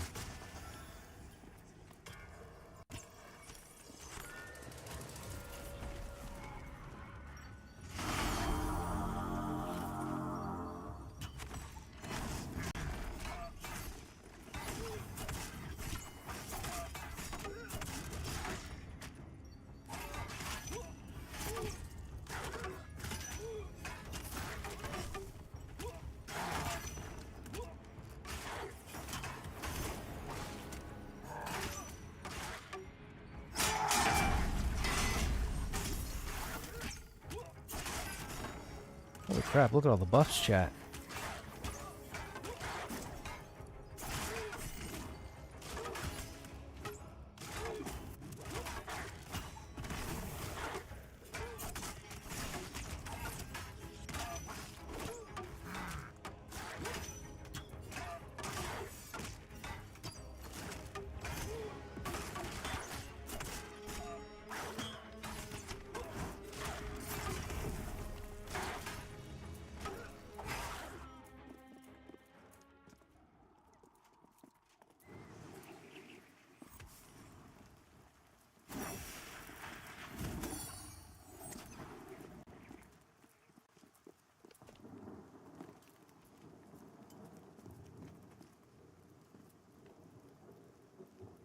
I got the chemist investigating.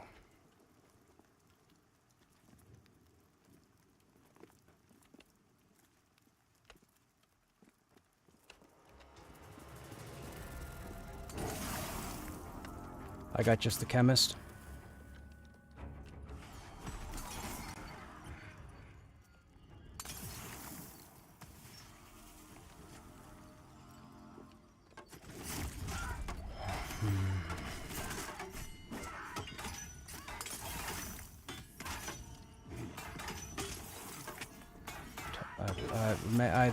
I don't know how many times I gotta say it to stay away from that side of it.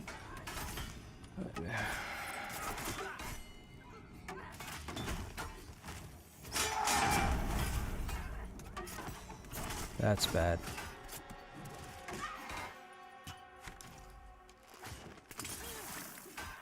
We have 4.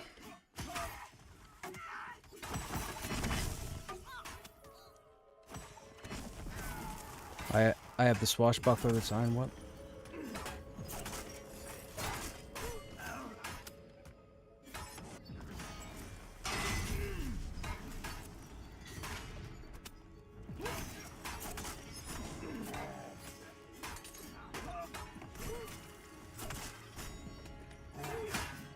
On the swashbuckler snapper behind you.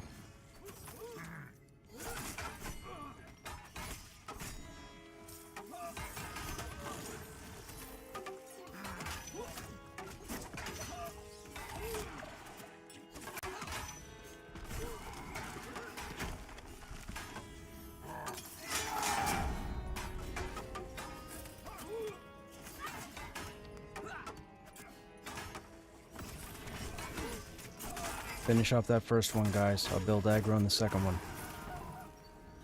Mez just wore off the other one.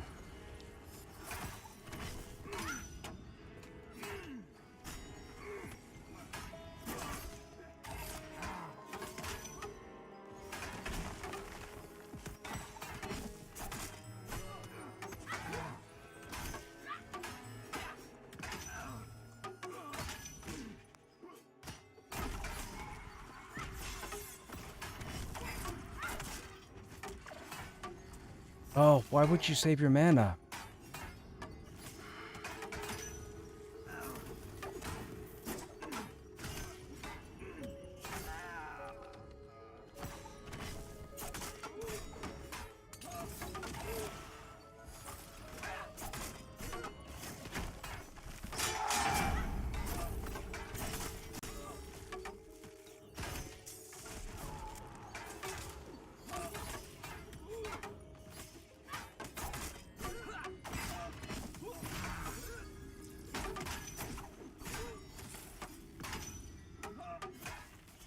Hey, Andre.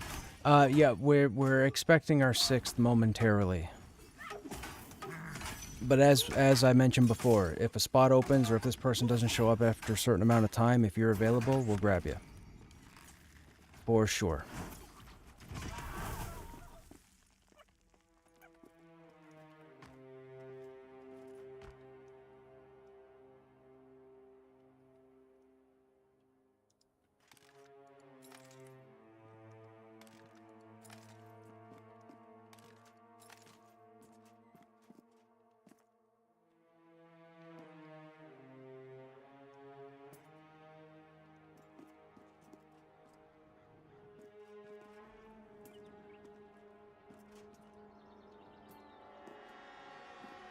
Both wards are up outside the door.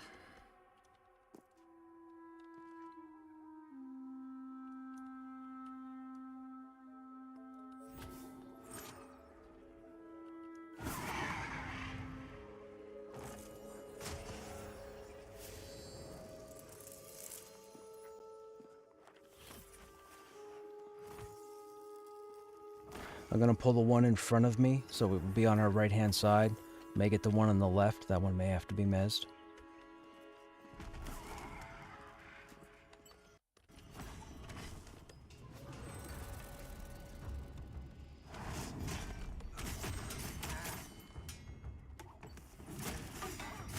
He came in.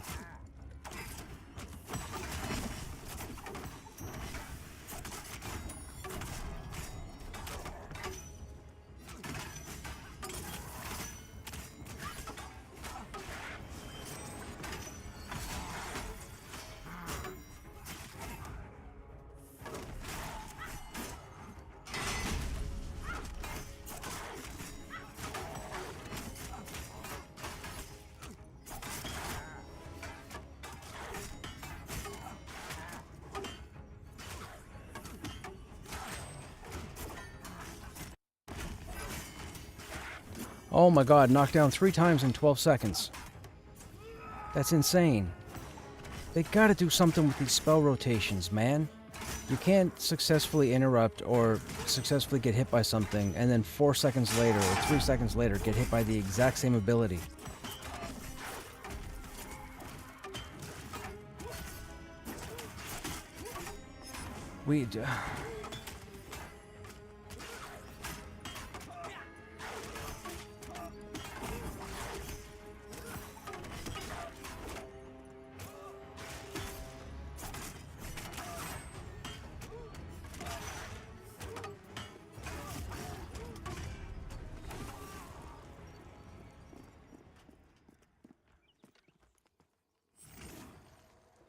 Set up at the wall. I'm pulling a chemist. Make sure your back is against the wall by the door. That way, if you get ratted, there's a good chance you'll end up in a corner.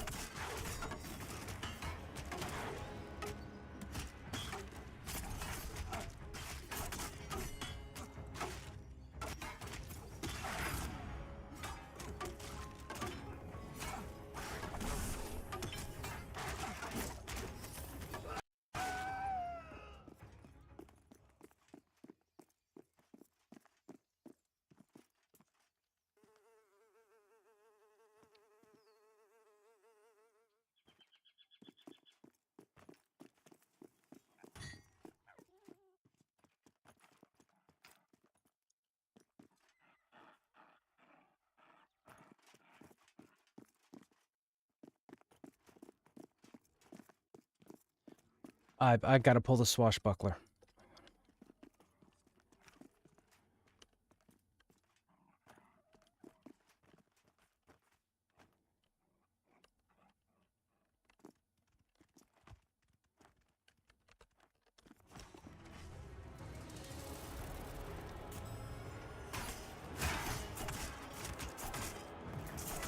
Everybody just needs to let Krushnek do his thing. That's all.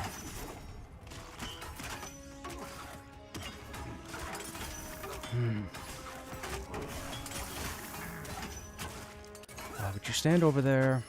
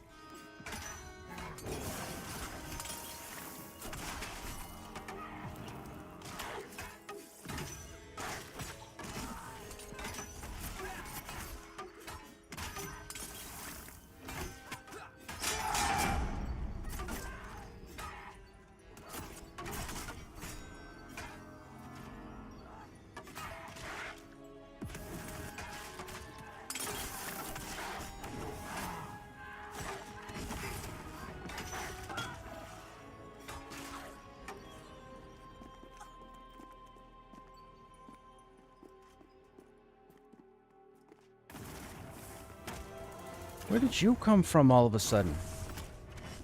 You were on the other side of the table. You should have been line of sight.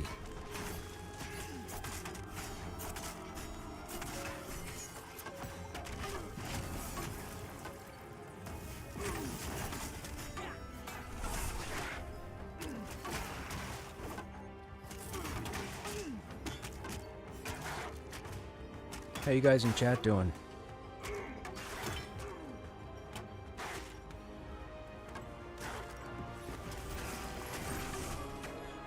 We had a train last night. Do what? Where? Grab what chemist?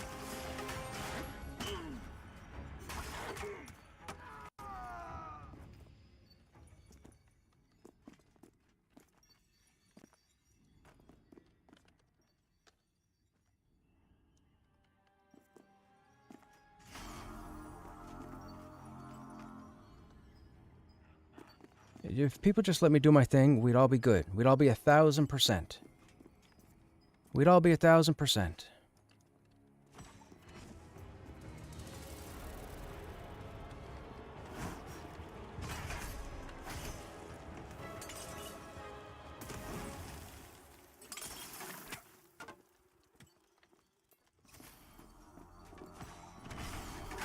I get everybody wants to be right and everybody wants to put in effort and what have you, but we only need to do whatever we need to do to be successful. That's it. No extra. We don't need 110%. We just need 100% and that's it.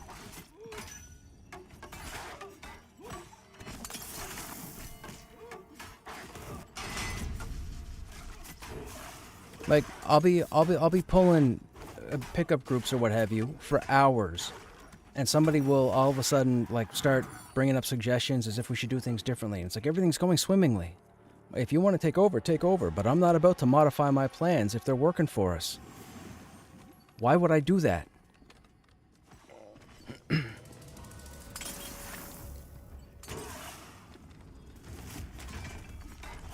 And I'm not just talking tonight. This has happened quite a few times.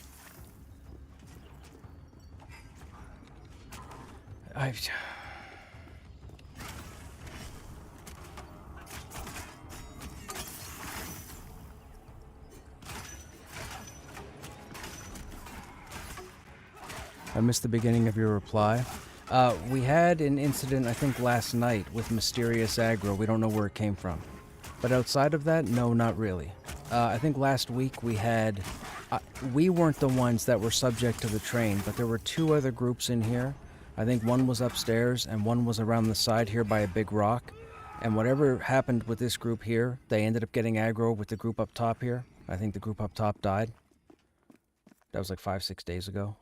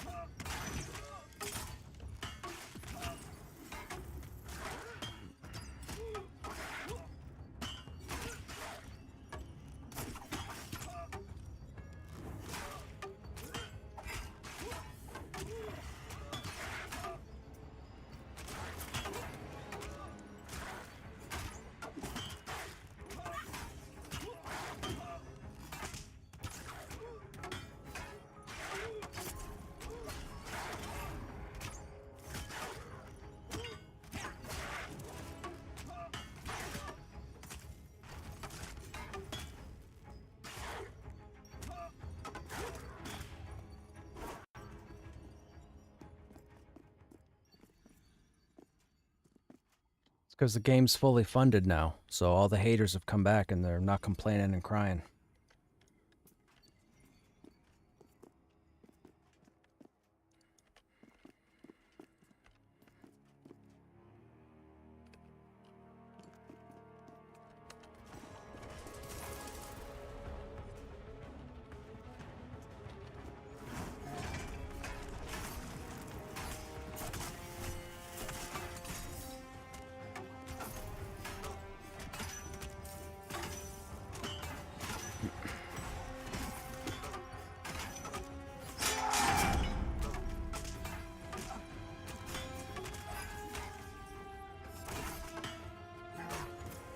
Do you know that you can run through the wall there, the part that connects the door to the castle wall? Do you know you can run through the wall there, the part that connects the door to the castle wall? I don't know what you mean, Counter.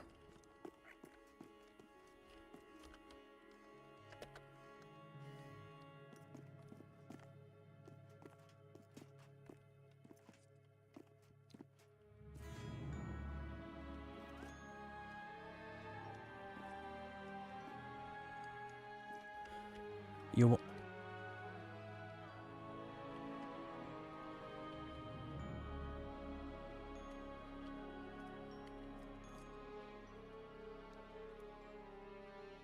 Okay, whatever needs to be done, feel free to do it now, but we gotta pull within the next 30 seconds or so.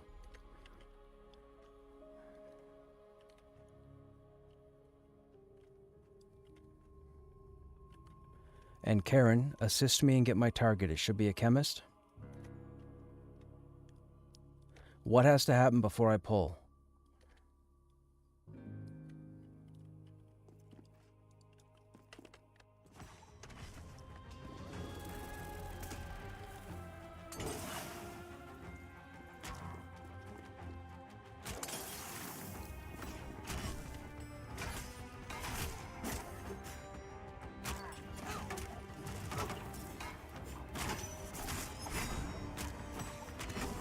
Yeah,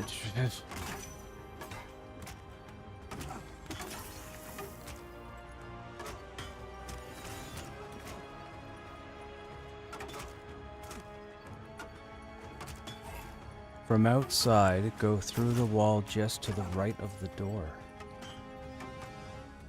Oh, I can't. The ward's there.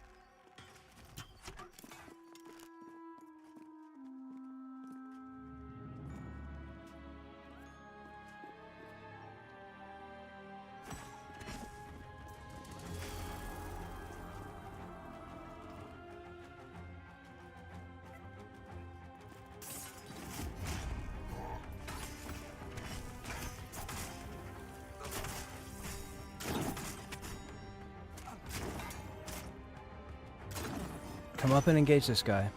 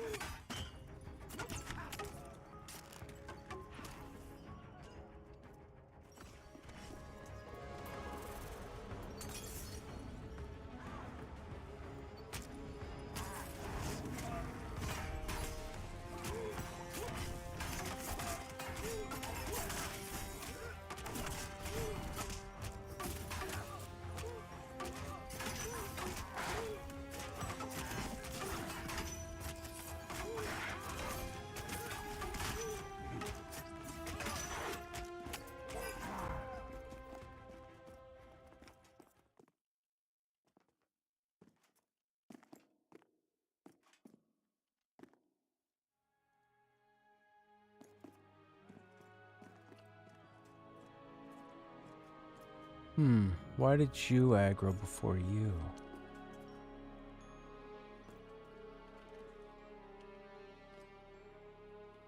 Why aren't you pathing? Oh, what is going on here?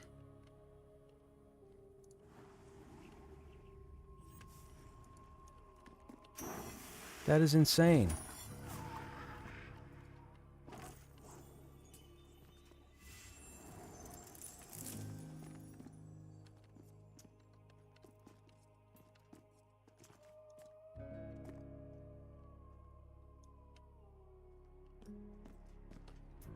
Ah. I got 2. I'm on the ward. Please mez the Raven.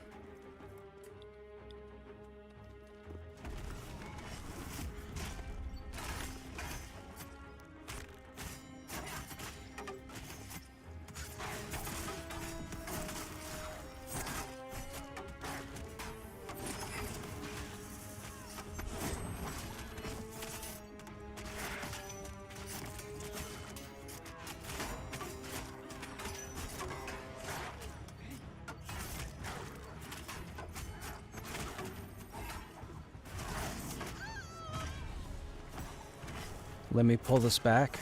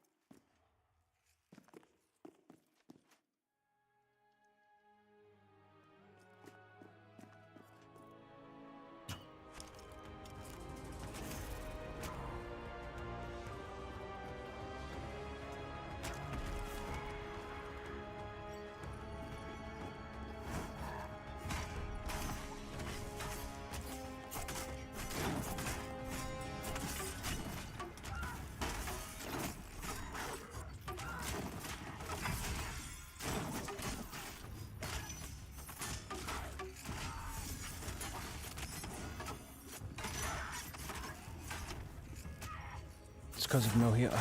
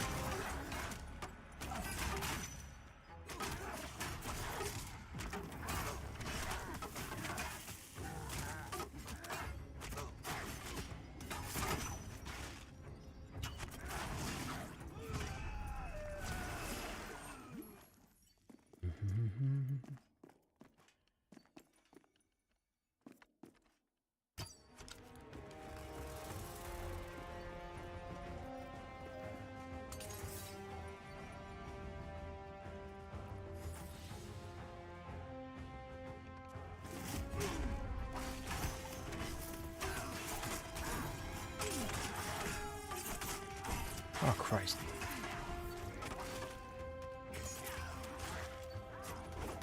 Does Pendrew normally not put Herode's shelter on whatever for the extra healing? Isn't that Herode's gaze there? What's the shelter?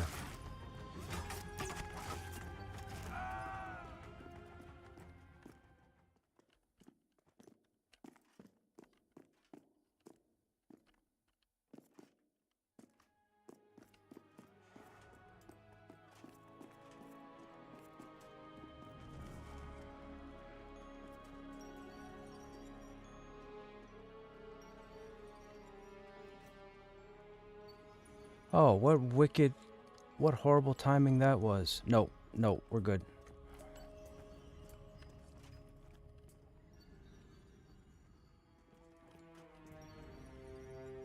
Wait a minute, where are you investigating?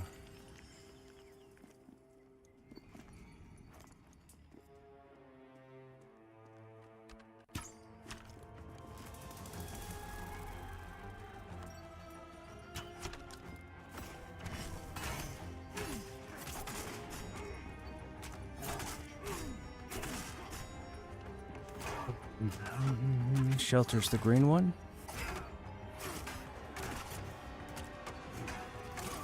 What green one? I guess maybe I don't have it?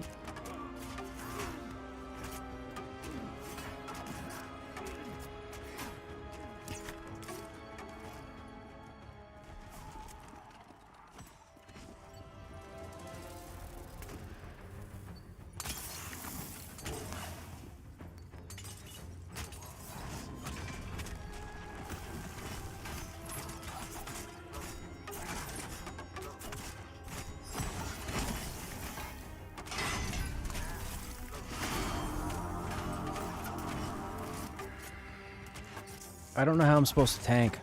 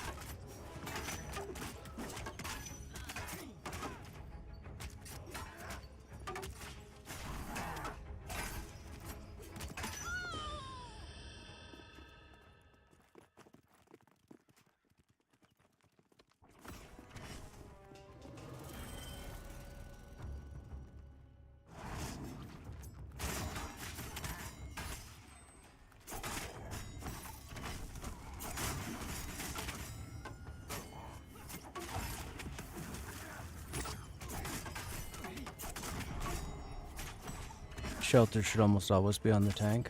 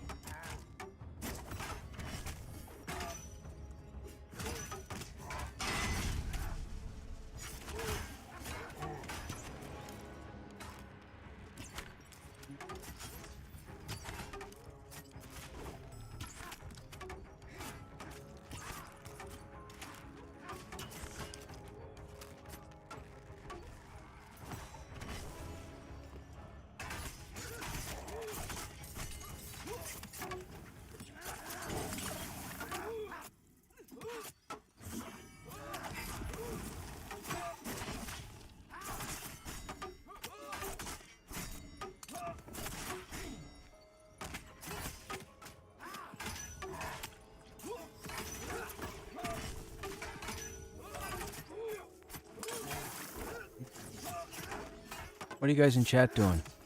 You guys playing Pantheon at all? If so, what are you working on?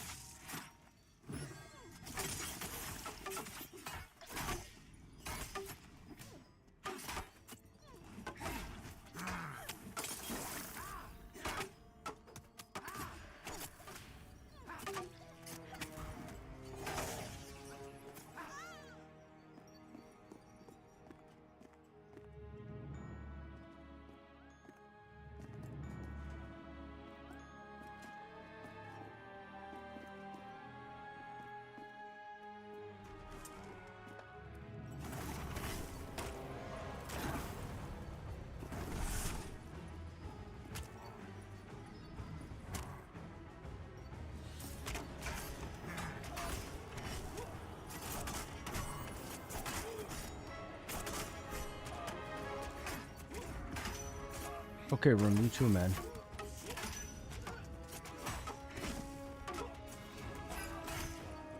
Huh?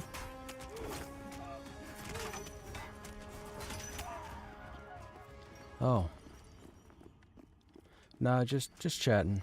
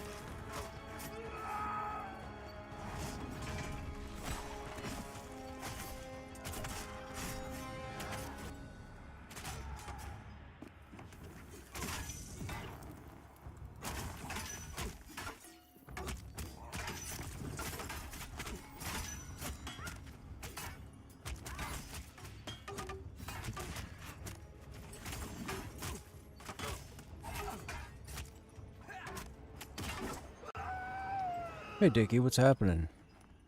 Wonder why this game doesn't have level indicators? What do you mean? Like what level the character is?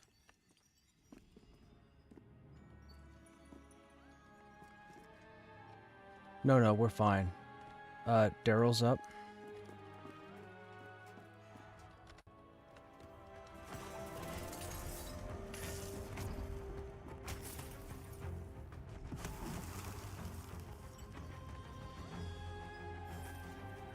Oh my god, he's gotta come back here. He's gotta come back here in the corner. We'll get respawns out there, and then we'll have more ads than we know what to do with. Bloody hell.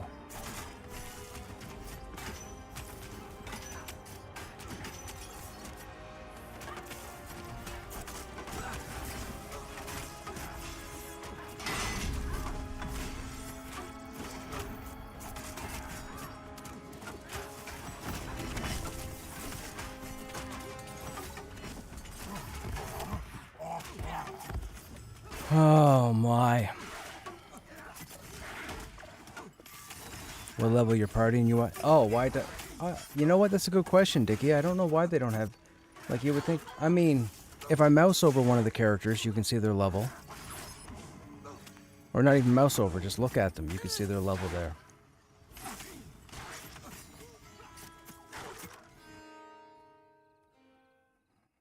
But we're roughly between level 31 and 37 is our level. Those 6 levels, 31 to 37. I'm 34 myself.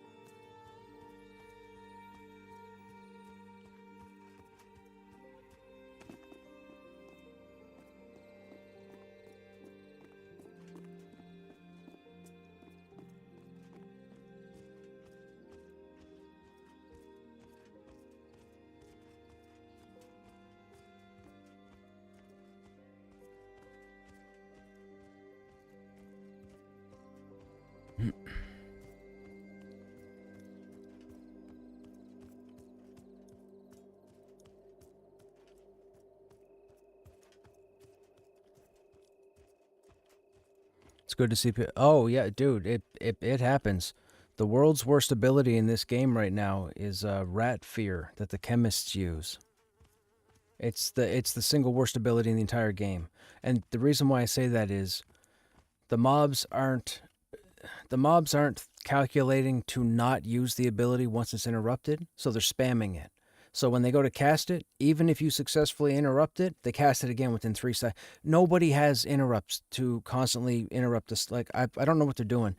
And that's why you don't see many groups. Well, I'll be honest, in the last 2 weeks, there's been no other group here but us. There's a reason people don't hang out there, and it's because of that ability. And I'm trying to give it the time of day and give it a good work in. But it's the absolute worst ability in the game right now. Just talking to the stream. But yes, the game still kills people. You got to remember, it is good to pay attention to levels, because a lot of people that you might see doing stuff could be much higher than what the content is. I will never do that. You won't see me at level 50 doing level 30 content. It won't happen. Everything I do is in level, and that's to show you guys the challenge. That's why I'm not using Krushnek. And I'm trying to control this guy's XP for when the Wild Blood update hits, because that's going to be in the 30s as well.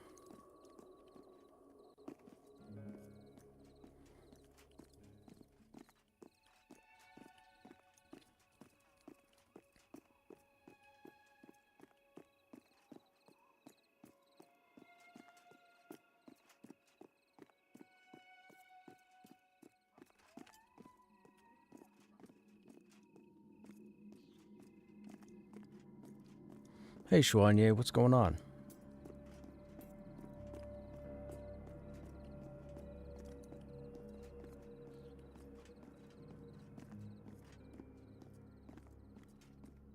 It's the coolest zone in the game.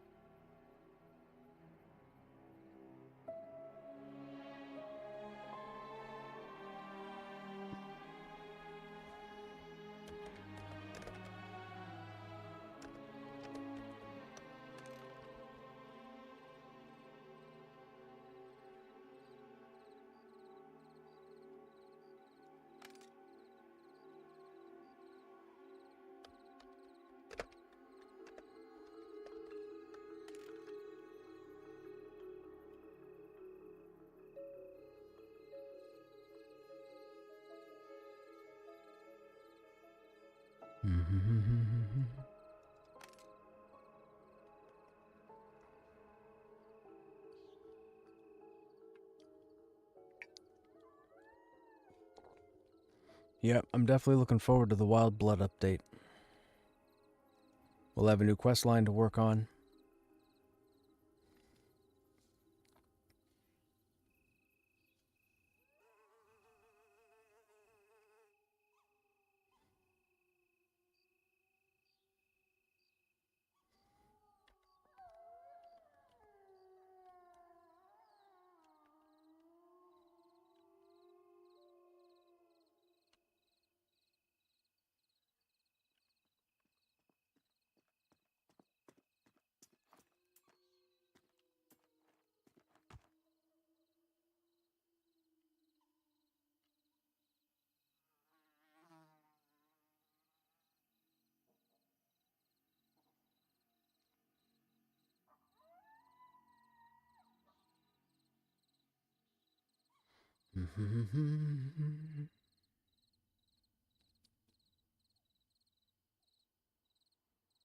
That game was fun earlier.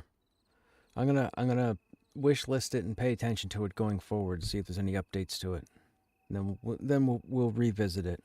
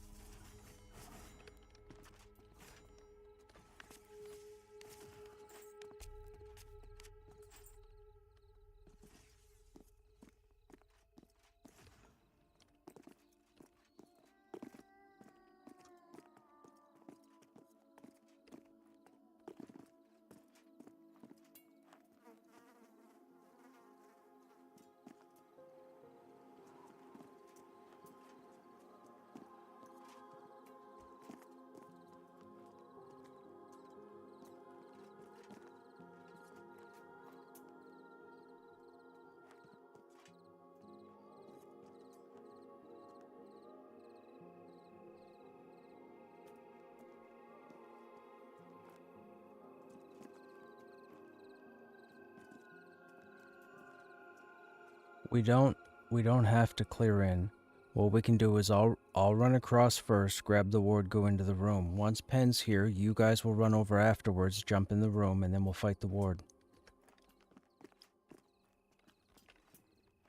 The ward's gonna need 3 seconds to investigate. It won't pull any of the other trash mobs.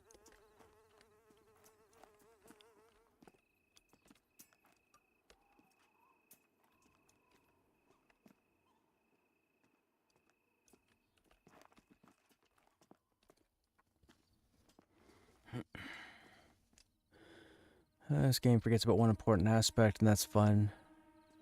They're too hyper-focused on making mobs difficult. Seems like the whole game is just a loot pinata. We have to see what happens with the unified change. That's what's got me interested right now, is the unified change. Once they change how the mobs are done, we'll see how that goes. I'm still enjoying the game. I can't stop playing. I log in every day religiously, which is crazy.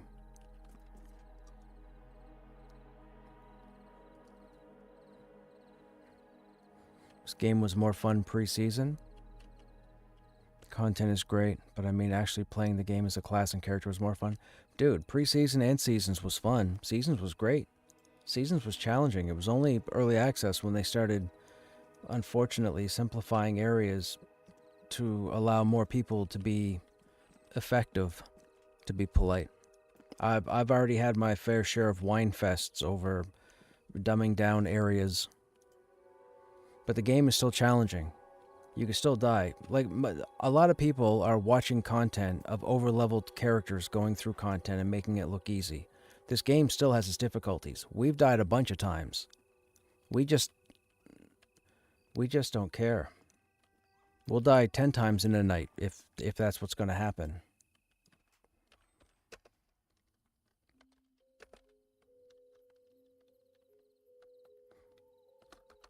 Well, it's not going to matter to Sean if he's out of zone. We'll just be rezzing him. He'll get the res prompt.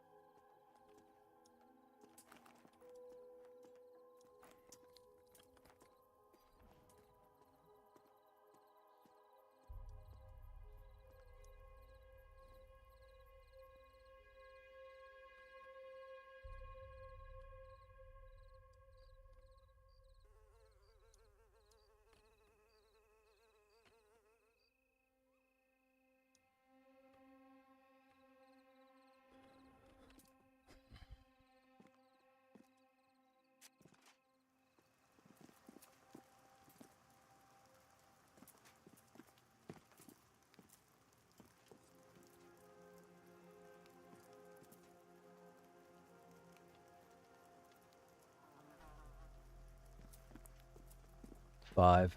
It could wear off at any time. Are we all here, though? Let's have all 5 of us here.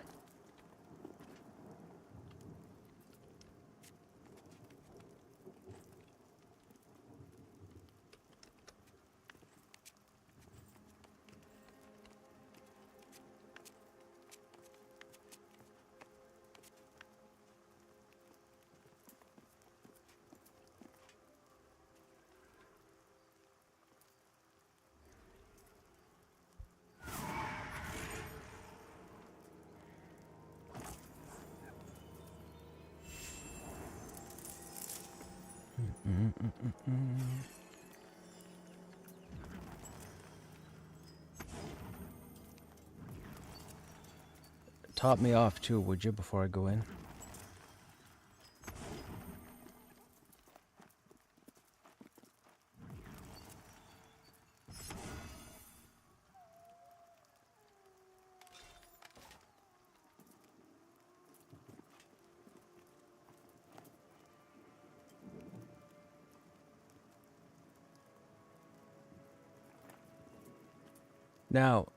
Now, wait until I say go, and if the second ward aggroes you guys, just come in the room and let Karen mez it. Do not move till I say so.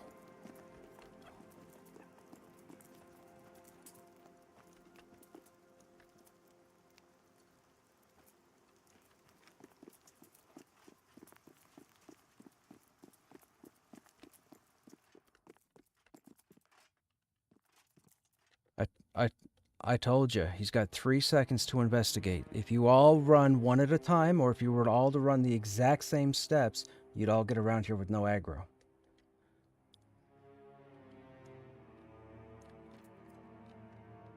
People need to listen to Krushnek. Dudes, I know this game, like, inside out, upside down, right side up, whatever.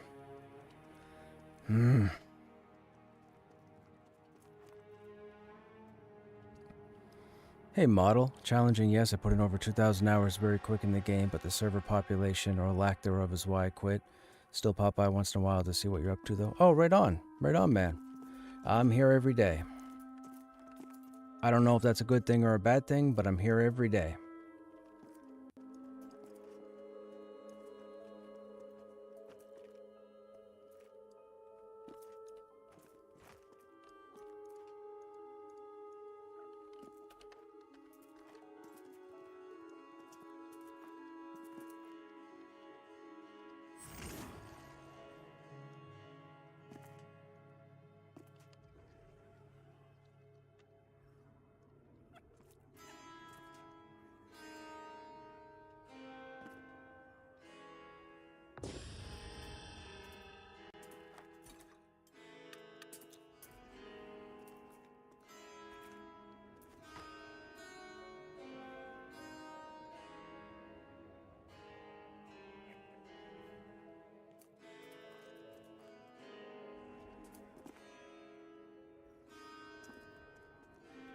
Yep, just...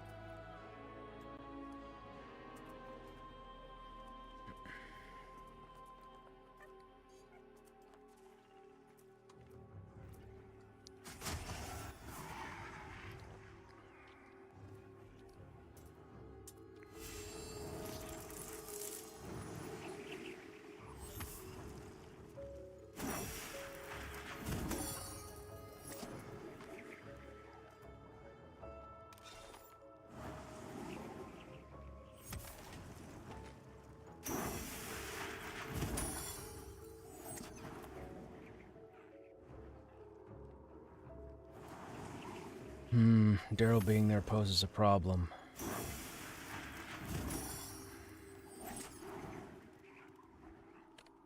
Everything's up, isn't it? Yeah, it is. Alright, we'll have to pull the courtyard first.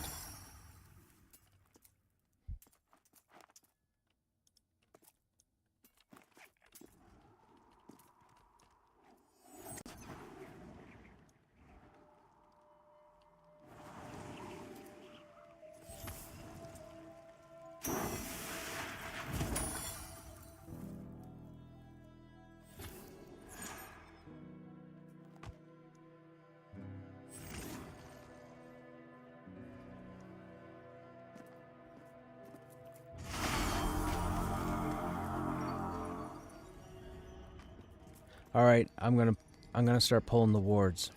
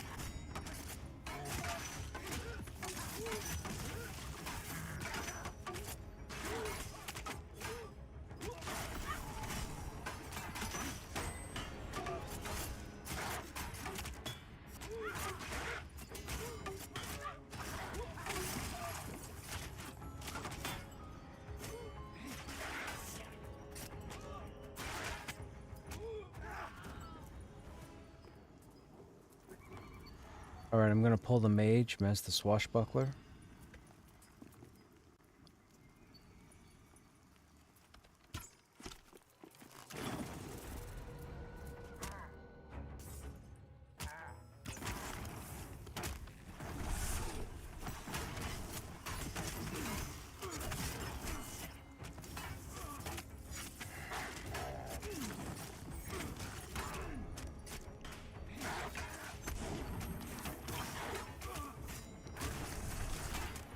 Have they fixed warrior taunt? The AoE taunt is not doing its taunt component the way it's supposed to. The snare works, but the taunt does nothing. They haven't looked at it. I've brought it up multiple times.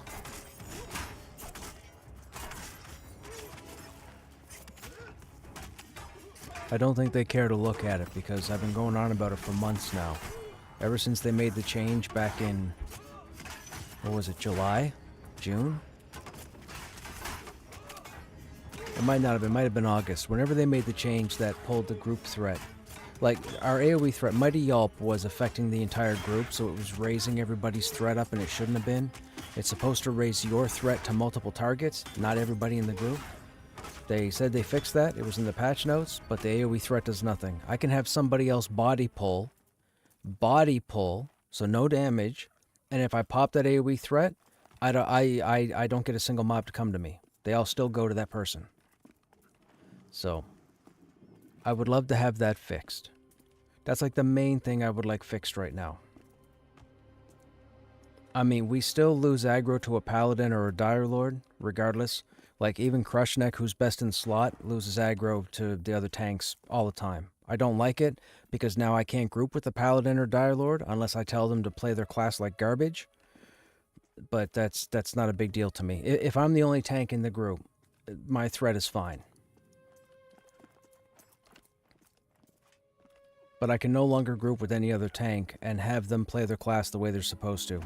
The paladin would have to stop using Aegis, and the dire lord would have to stop using phantoms.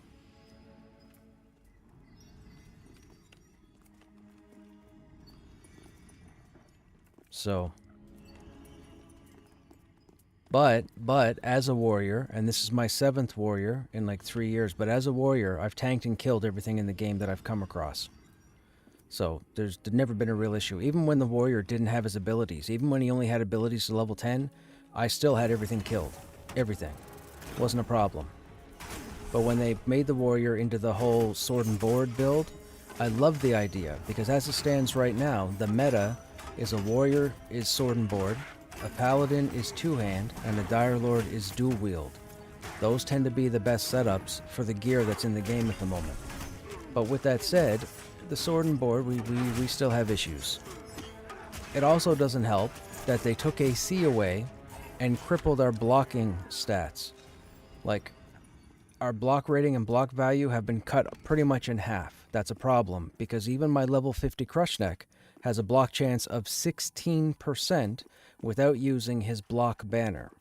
But if I use my block banner, and I'm in a high level group, I can't use my taunt banner, or I can't use my DPS banner, or I can't use my CC banner.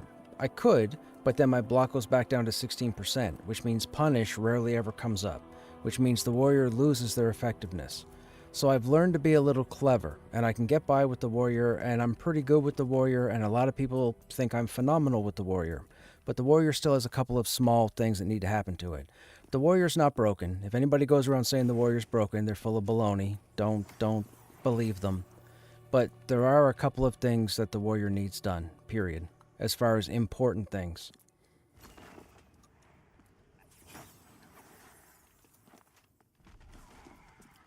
Daryl's right there.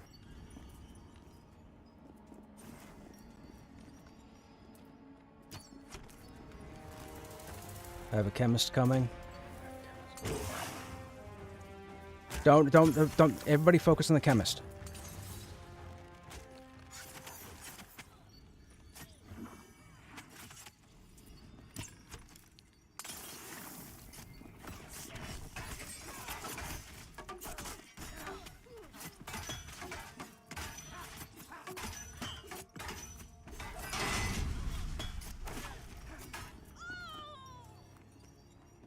Now do that to every chemist and we're fine.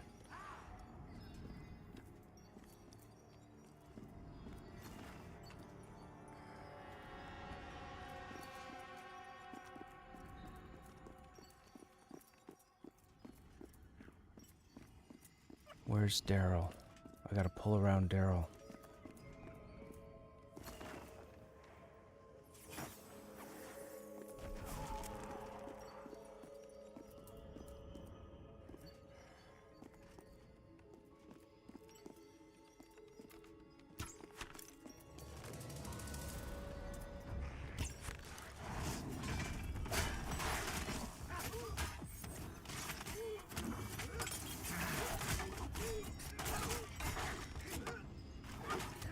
But yeah, that's my synopsis of the warrior.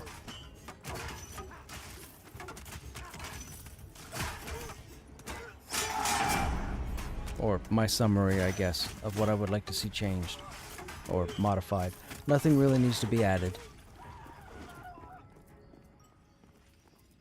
I mean, I'm sure they could work on DPS so that Warrior could do a bit better DPS when not tanking, like when not having a shield on. I don't think it's a priority because realistically the Warrior, Paladin, and Direlord are supposed to tank, but the Paladin is just absolutely ridiculous right now. It out DPSs, it out threats, it out heals, it out mitigates, it out everything. Like the Paladin's just the super tank right now, which is unfortunate.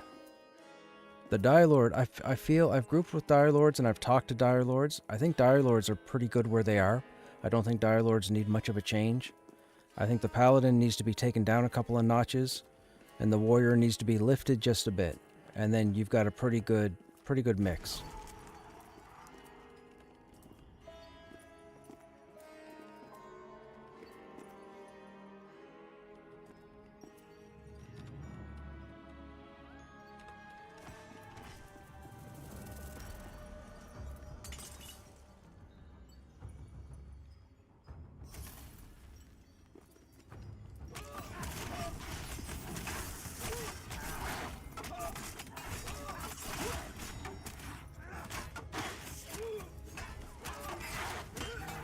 Warrior without taunt's ridiculous. My main's a Paladin. It was either me or Direlord tank. Yeah.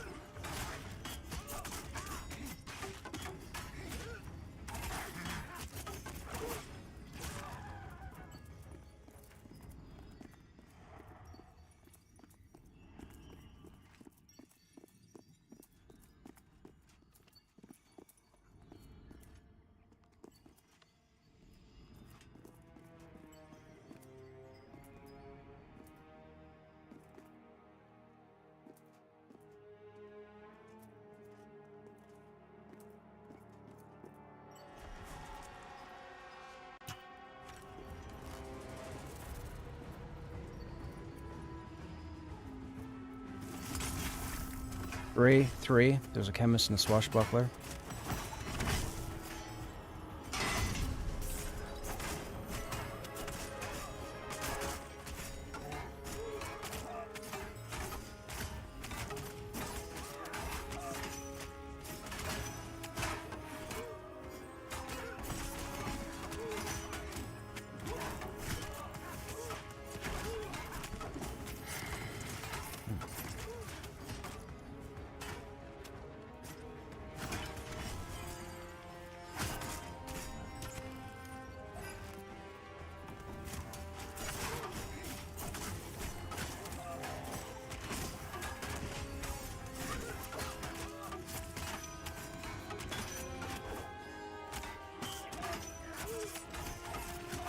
Oh, yeah.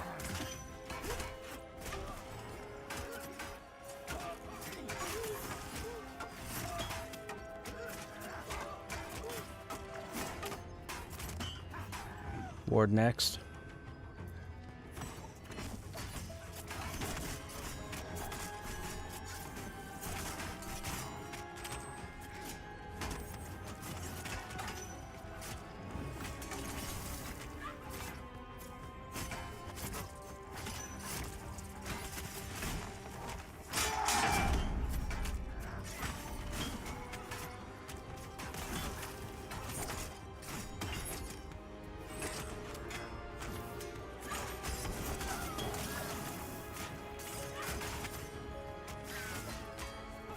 Daryl aggroed. Daryl's outside. Daryl's beating on something. Could be a pet.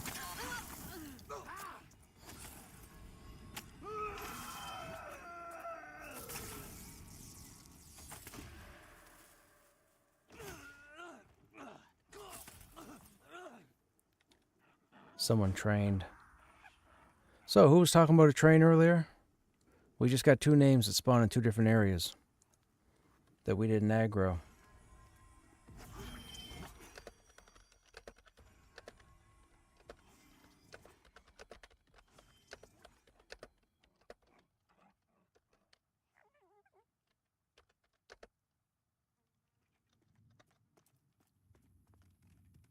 So that other group just got us killed.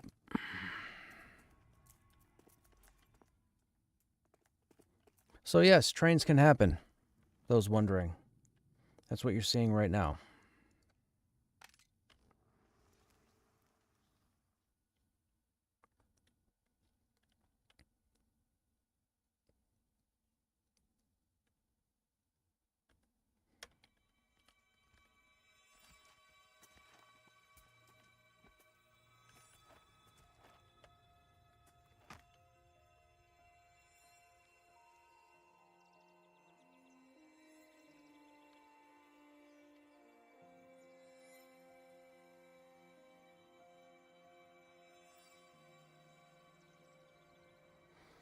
Stopped playing shortly after BRK. Did they fix the crazy aggro issues there? We would have the entire keep aggro and train us. Reminded me of VQ days. Well, so that's kind of, that wasn't the whole keep that aggroed right there, but what happened was, because that other group aggroed one of those names, the named Daryl summoned his 2 ads. Daryl shouted and pulled trash mobs. Those trash mobs pulled an AoE, hit the Butcher of Ceremony when they came downstairs. Butcher of Ceremony went and hit something and pulled the people at the table, and they all came out through the lobby. And we were all back by the front door, so it was none of us. And the only chemist that was in the fight with us was Mezd, so there was no fear. So the other group was up top. They messed something up. They ended up trying to run away. They dropped down. When they dropped down, they started the snowball effect that brought everything through the lobby. So, unfortunately, that happened. If that other group wasn't there, that wouldn't have happened. We would have controlled our fight at the front door.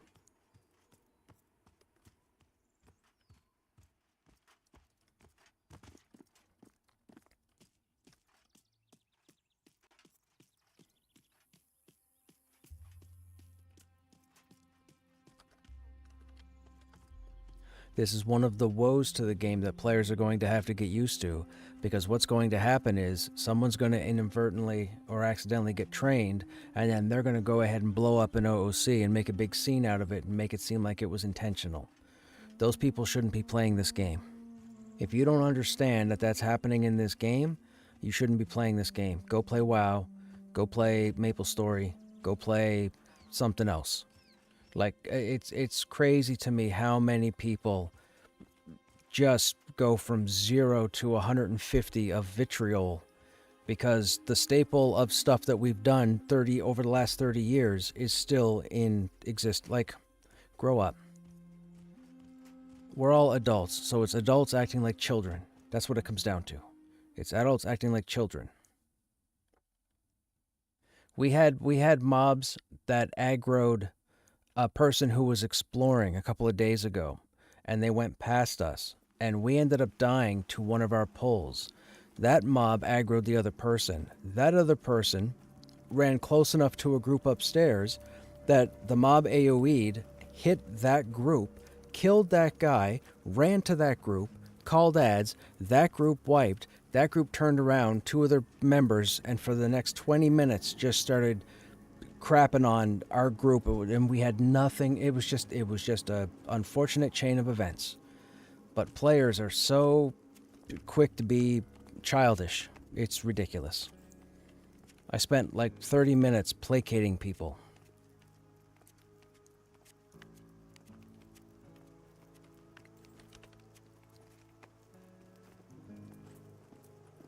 And here's the thing. In a situation like this, you typically want your group to bind at the closest bind stone, but players don't want to do that. They want to bind over in Eastern Plains. They want to bind at Demeth. They want to bind someplace further away that's more convenient for them when they're not in a group. And that is piss poor thinking. And that goes out to all of you who do that, just so you know. Because people like me and the people that I hang out with understand that you're ignorant because you choose to spawn in a 20-minute away location, and then when we're trying to regroup to clear back in, you're sitting on your ass waiting for a res.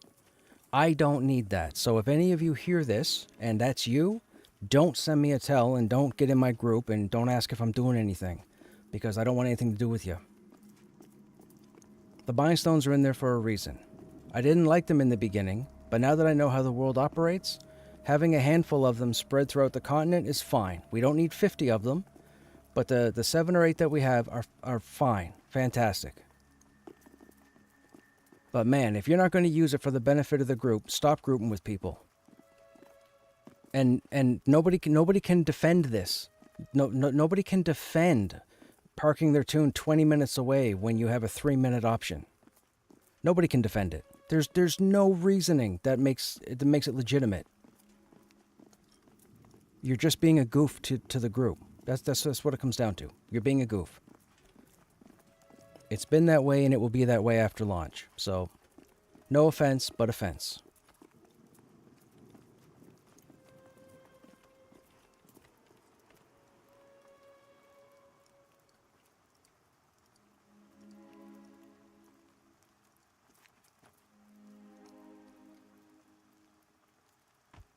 That wolf is the sea invis. Okay.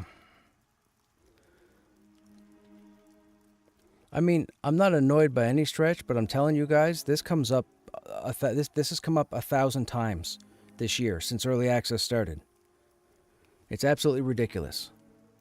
Why you would be a goof to a group that invited you for XP and loot, I don't know. You need to get your head examined. Was no worry about that on Haven Song. Not enough players. Gotcha. Did you play any Monsters and Memories? I did not.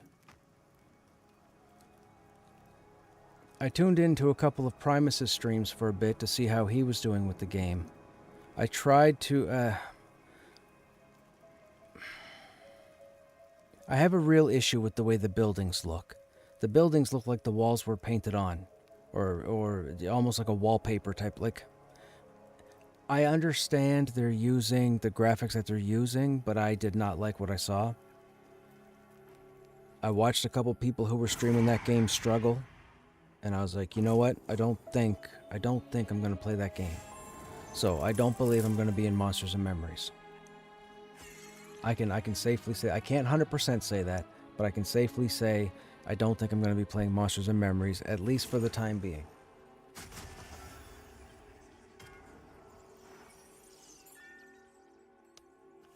I understand what it is, and I've been streaming for a long time. I've been streaming for more than a decade. I've been here a very long time, but I spent 90% of my streaming in EverQuest. Nobody needs to tell me or justify what Monsters and Memories or Pantheon is doing. I spent 10 years playing EQ when it launched. I quit thinking I would never go back.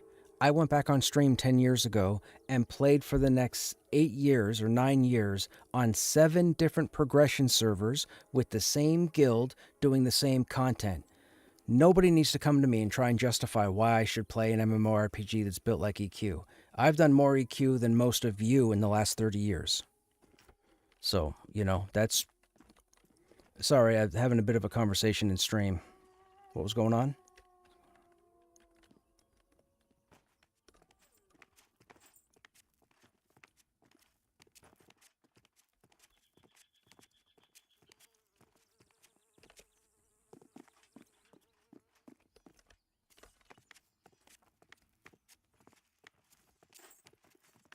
But yeah, with Monsters and Memories, I tried. I watched probably 3.5 hours over the last week, maybe even 4 hours over the last week, and I just kept finding more wrong things than right things for me. But you got to keep in mind, if there's a ladder of priorities, this one's at the top. This one has my attention. It might not have your guys' attention, and I appreciate you guys hanging out here, and I hope you guys keep hanging out here. But this right now, as far as MMORPGs go, this is my priority. I have put so much time and effort into this game. People can turn around and say, oh, I've played for this long. Yeah, I get it. But I've made friends. I've had to make friends with hundreds of people. I've had to deal with every scenario. You probably haven't. I haven't met somebody as social as I am when it comes to this game. Most people find a guild or a group of people, and that's who they run with. I didn't do that. I wanted to give you guys a full experience, so I greased palms with just about every... If I log on Krushnek right now on this server, most of the server knows who I am. Without this stream, most of the server knows who I am just from logging Krushnek in. I log in Krushnek just to check the bank, and I get a dozen tells when I log in. Hey man, haven't seen you in a while. What's going on? I'm like, nothing. I'm playing other tunes. These people don't tune into the stream. But I've put a lot of time into this game. And if you haven't done the same, we're not eye to eye.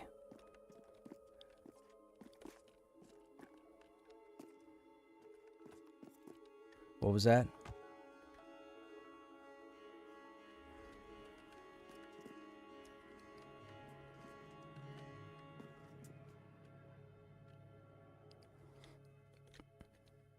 As long as we stand here, we're fine.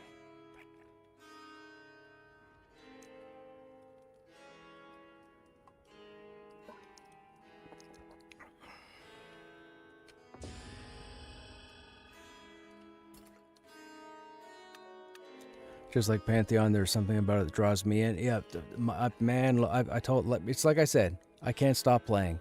If you go to YouTube and you search for @Krushnek and you click on the live tab on my page, you'll see almost 400 videos of Pantheon.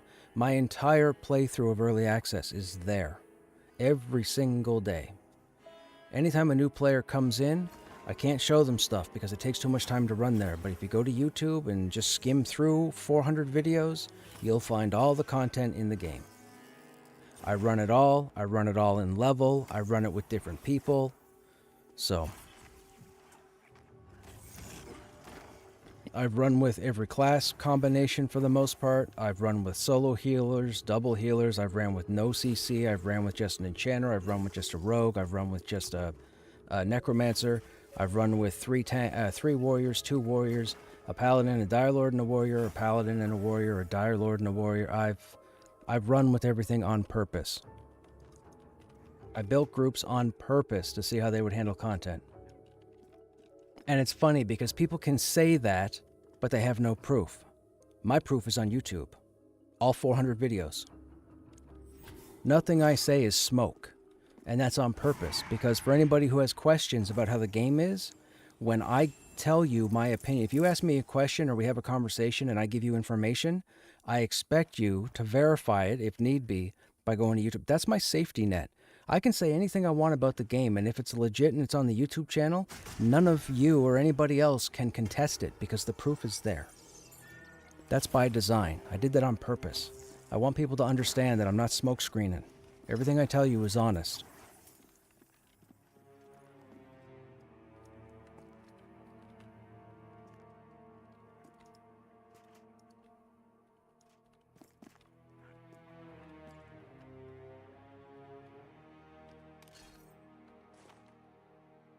And there's no other streamer, no other influencer that can tell you any of that information and have proof to back it up. I've already looked into it. I got the most information out there.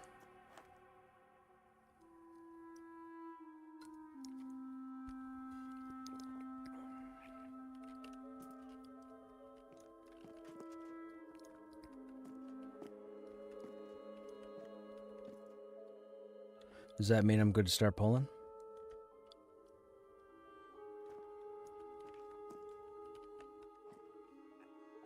Oh, he has neither. I don't see shaman buffs.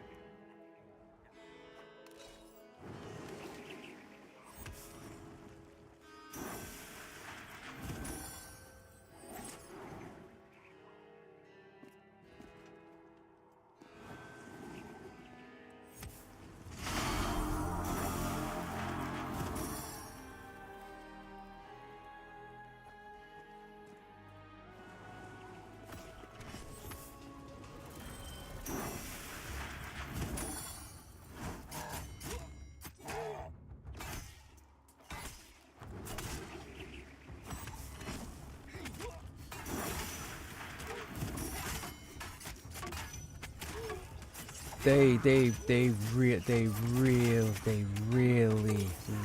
really got to nerf the enchanter pet.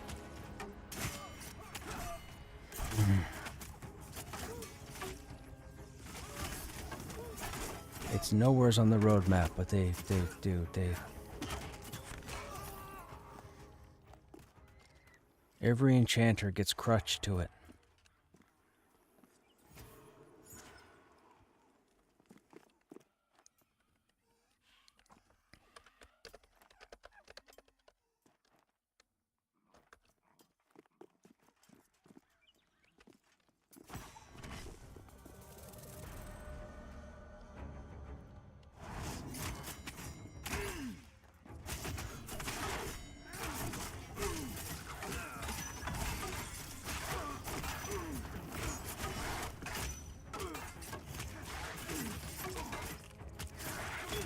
Maybe I should start over on Stormona. They seem to not want to merge the low pop. So they plan on addressing the server population. I'm not sure exactly how they're going to go about it. The one thing I can think of, they may try and increase the player limit on Stormona based on the population on the other servers, and then move everybody to one server, possibly. I don't see them doing anything with the 9 servers they have now. The servers will have to change. The first step would be player limits. However, with that said, I thought for the last 6 months, the player limit was still 750. Apparently it's 500. I didn't know that. I found out last week that the player limit is 500. So when you guys see a server in red, there's close to 500 people there. So yellow would probably be 350 or higher. So that would tell me this evening, being a Tuesday, which is strange for a night of the week, there's about 850 people playing on Stormona. Okay, you'll have to mez the chemist. I'll pull the swashbuckler.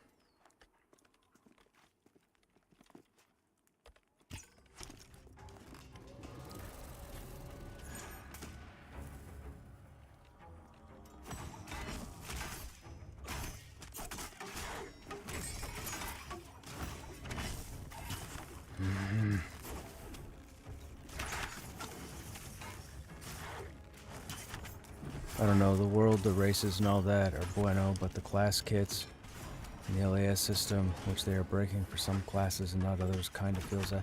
Yeah, I think the classes are... So, when the classes started getting their passes, 4 months ago, 5 months ago, when they went and made the warrior sword and board and so on and so forth, I don't think that was an end game modification.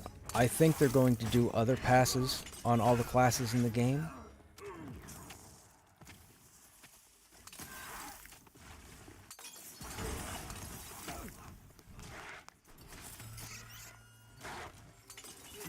Daryl was right there.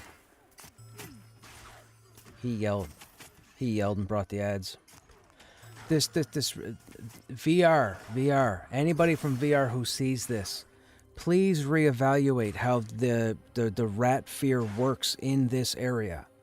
You effectively cannot pull either from out in the courtyard or in the banquet room without wiping your group.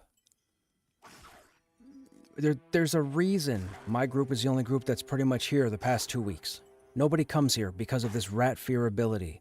I don't know what you guys got to do to fix it, but this is going to be a problem for a lot of other people. I'm telling you, because I have the patience of a corpse, and it's starting to wear. The CC banner, even if it's successful and cuts down the rat timer, it still puts a person in front of 20 mobs at one time. And if the names are up like Daryl, with his aggro radius and his yell, any player that doesn't... You don't even need to go into the banquet. You get this far, you get stuck in the corner here, and if he's here or he's here, the group is dead.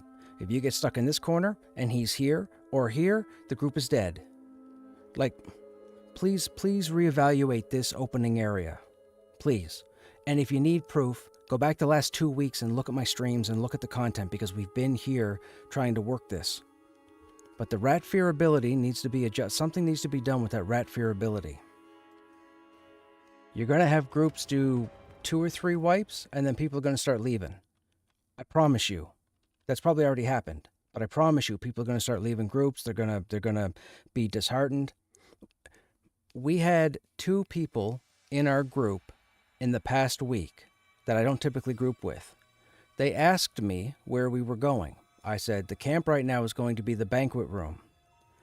They were terrified to come to the group, to come to the banquet room, because every time they tried to get in a group to go to the banquet room, nobody wanted to go. Nobody. Again, that's why my group is the only group that's in there. So please, when you got 5 minutes, take a look at that area and figure something out. I mean, once the wild blood content drops, we're probably just going to leave this alone, which is unfortunate, because I was really digging it. But this rat fear ability, one person gets rat feared, and there's a 9 out of 10 chance that the group is wiped. Wiped. Not 1 death, not 2 deaths, wiped.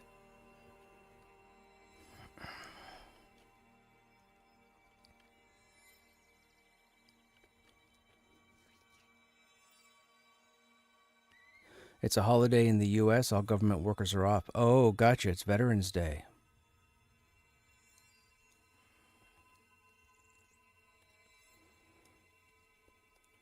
Chanterpet doesn't leave my bar, but I try not to use it unless something can't be mezzed or the tank goes down. Right. Yes. Yes. And that's it. It should be a temporary fix, just like an EQ1.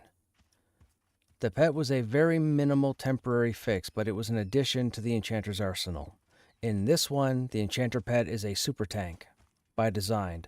It pulls aggro from paladins, and paladins are absolutely silly right now, as I said earlier. And the Enchanter pet pulls aggro from a paladin.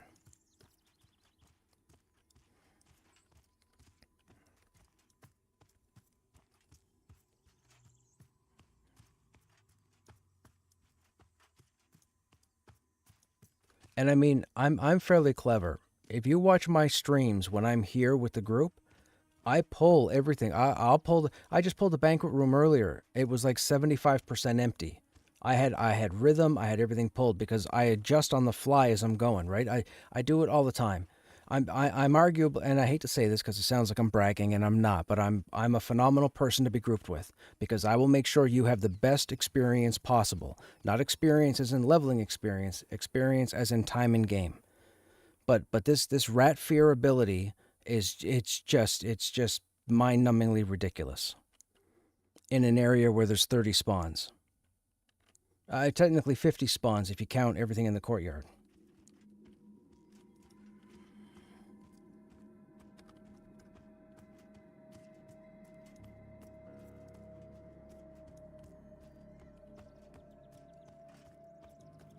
Are you back in, Pen?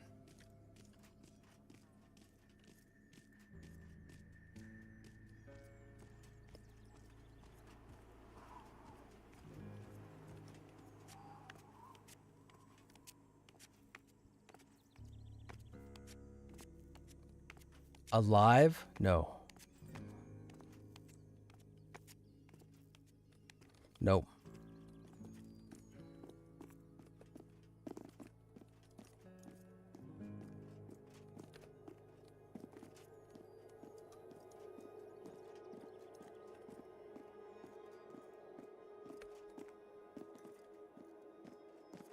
Just keep feign deathing until it's successful and the red border goes away.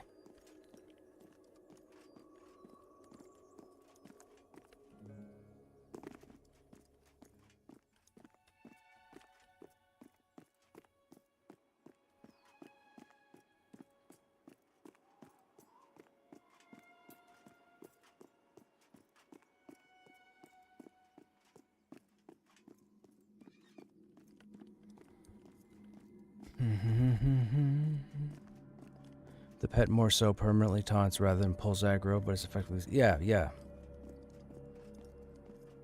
I can get aggro back, but the pet takes it back the next round. So there's no point in me taunting ever, for any reason. There's no point in me doing anything. Warriors don't generate their threat properly unless they're getting punched in the face. So when I'm not getting punched in the face, I just auto-attack.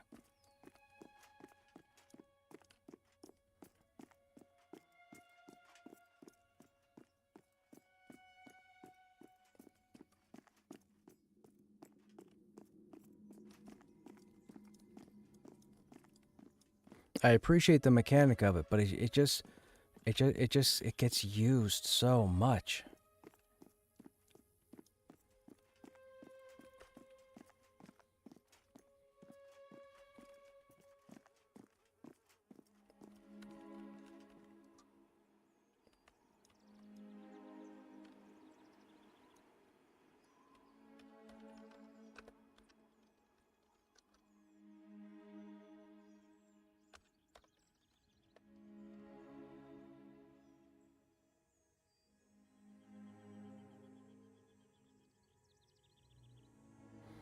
Which is why the pet loses aggro if it's backed off the mob, but most channels don't do that. The latest taunt overwrites the older one. Yeah. That's why it goes back and forth. I taunt, I pull aggro. The pet taunts, it pulls aggro. I never keep it more than a combat round.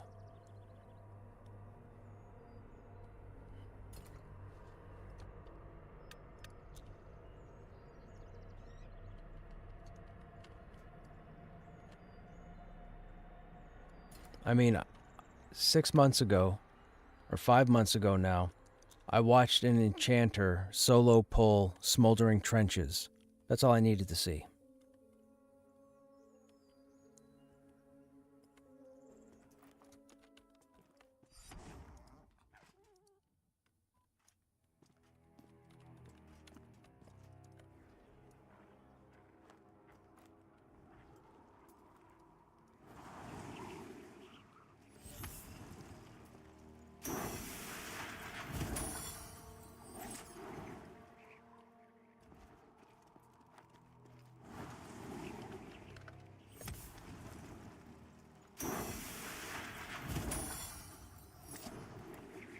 I sent an invite to Penn. I don't see him in the group window though, so he might be bugged.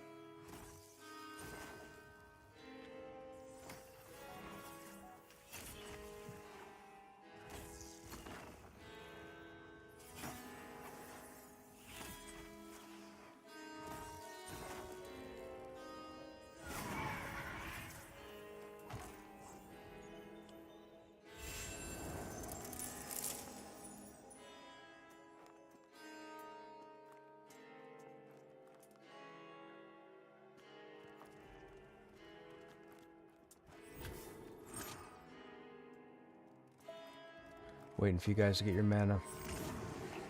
We're gonna pull the courtyard, and then we're gonna pull Daryl. And I'm gonna pull him to the doors, and nobody's gonna stand in this room. Everybody's gonna stand out in the courtyard.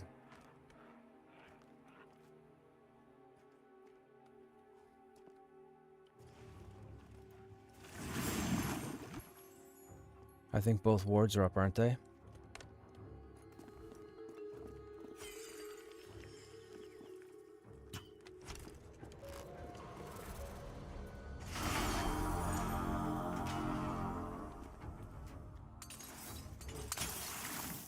You don't... That's not... They're gonna get feared out into the courtyard.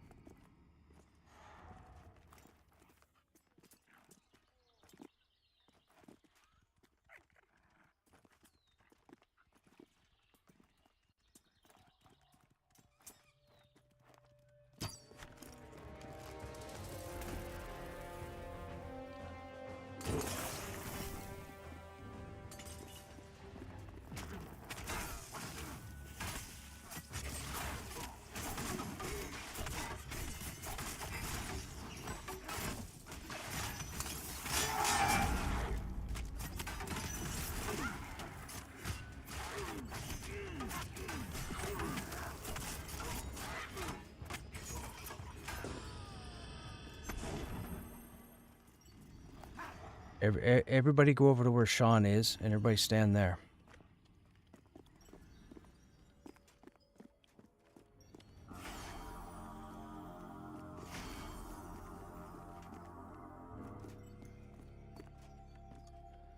Oh, I didn't see you. Come over here. Yep. Yep. Take a second walk. Come across the door. Take your third walk. Don't walk in a straight line.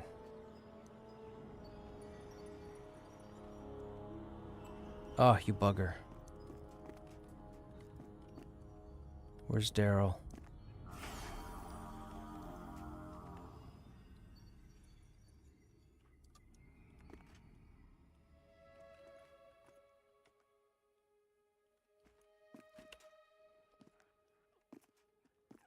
I don't like that chemist. Where is Daryl?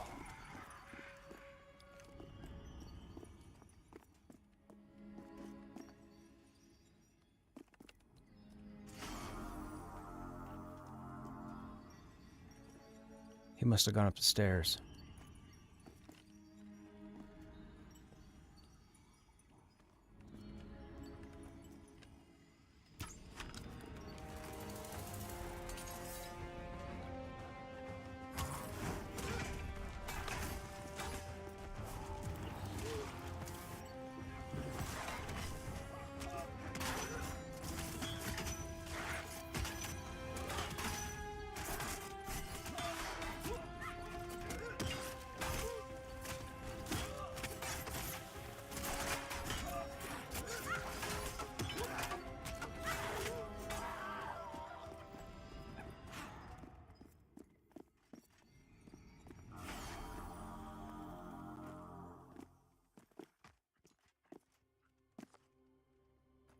Where did that mage just go?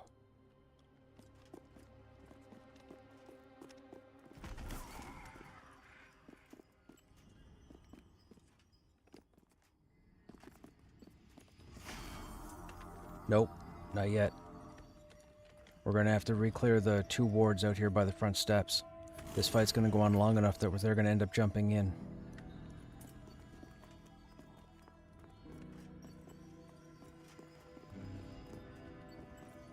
Did you see him walk past the arches?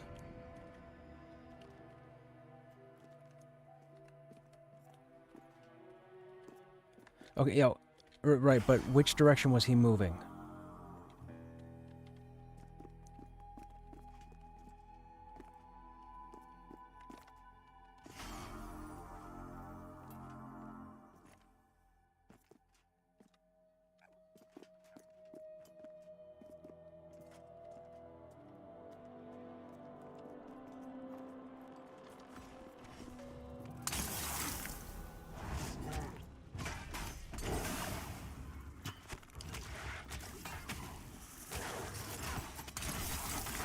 This is gonna be bad.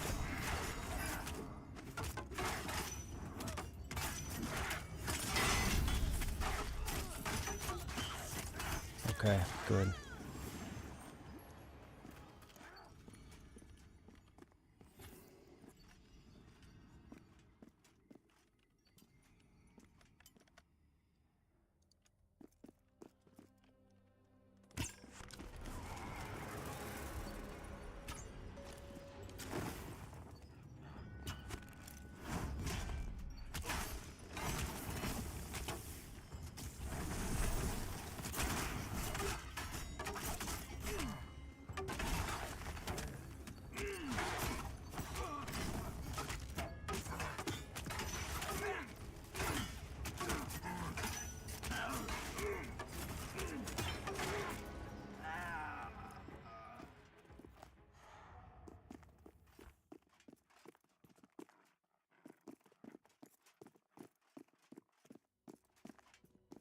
I don't know where dude is.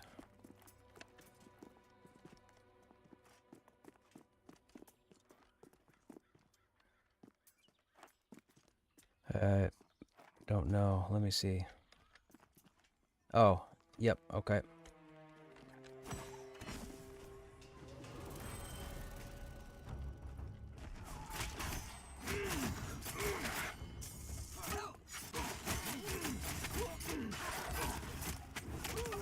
And fixed my double knockdown.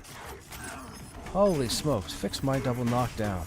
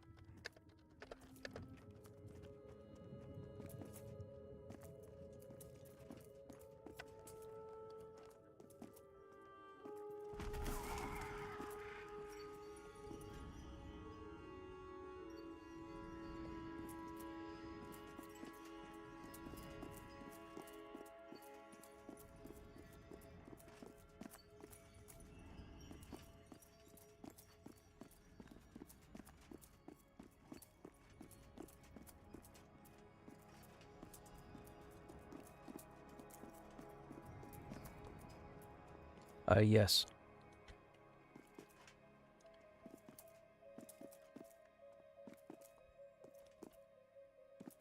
I don't see him.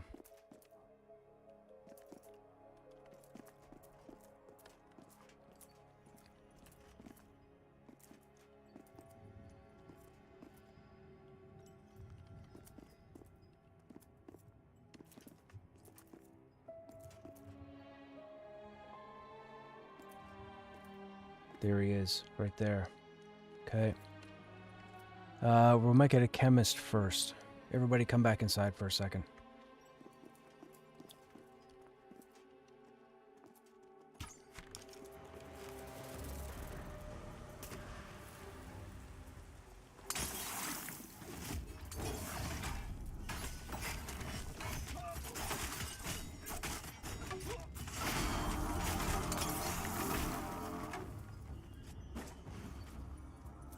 Where'd he go?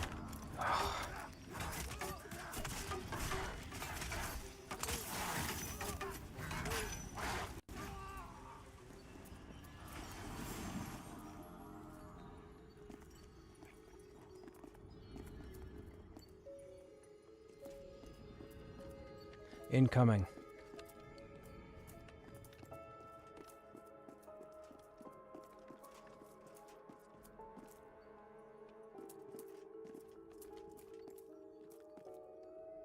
Never mind, he didn't investigate.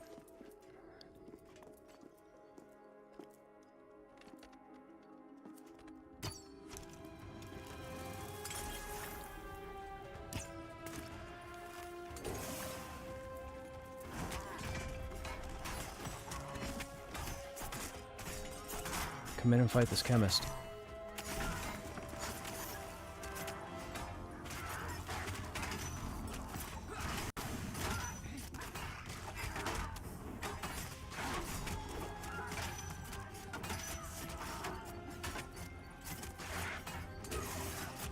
What's incoming?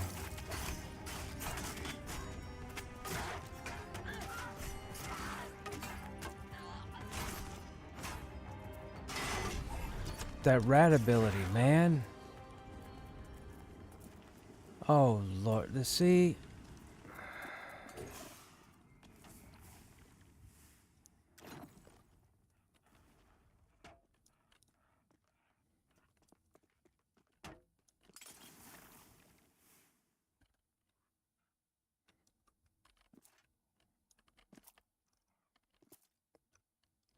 That rat ability, man.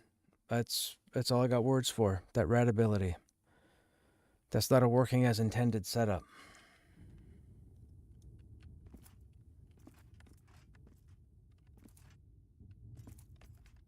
What are the odds I'm the one that lived? That's hilarious.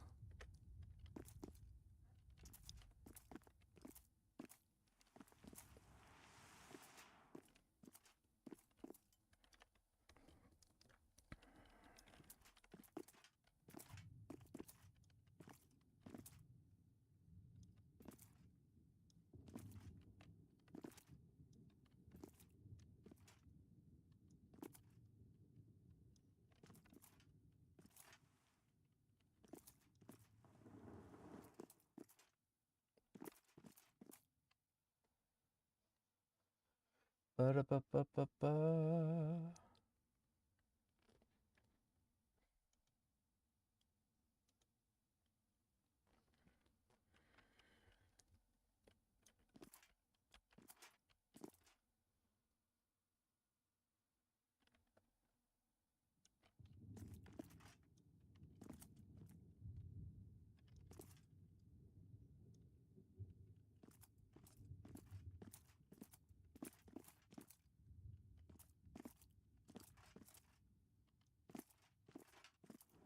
Mm-hmm.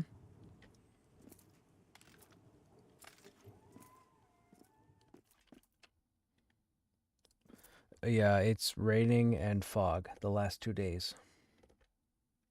Yeah. Well, you know what? I'm gonna pretend I don't like you. Yeah. Right on. You should. Aurora Borealis is out there, guys. So if you guys have a clear sky, you might be able to see some lights.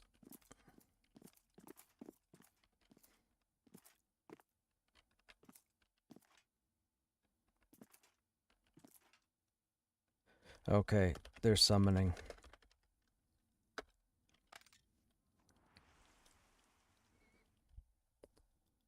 You guys even gaining XP? We did, yes. How much did we get? I can tell you how much I got. Hang on a second.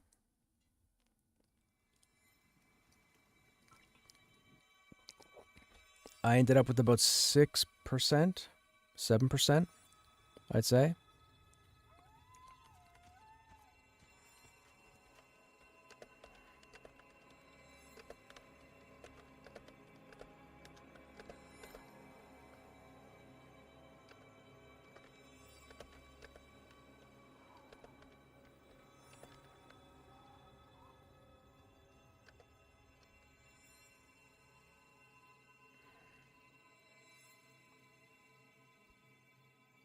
You Aurora Borealis, the toilet, for sure.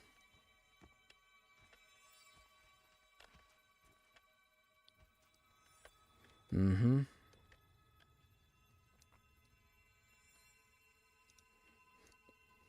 Okay, I think we're going to log on the Rogue for a bit, chat. I think. The Rogue or the Enchanter, I'm not sure. We had a few people that had to go for the evening. I didn't realize what time it was. But I'm still here for now.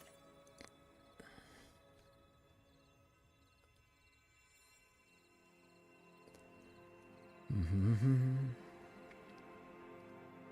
That rat fear, like nobody goes there because of the rat fear ability.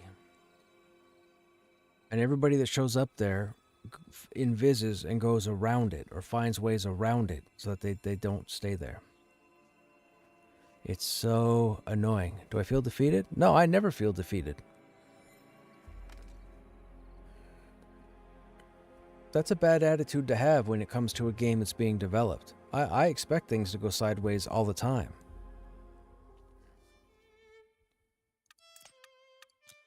I just do my best to try and avoid them. That's all. I do more than most, and we can just leave it at that.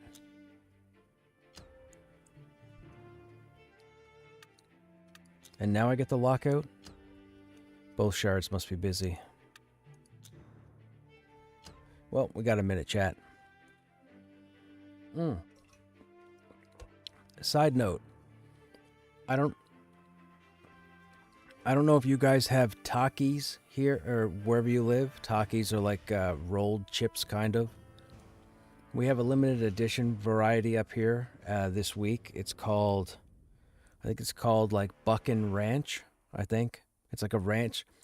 Anyways, evil. Pure evil.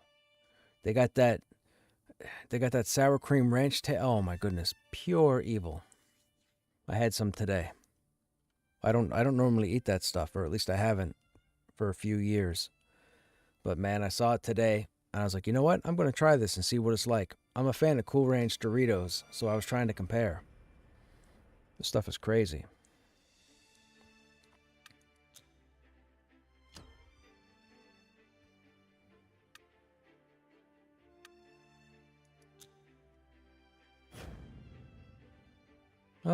Somewhat.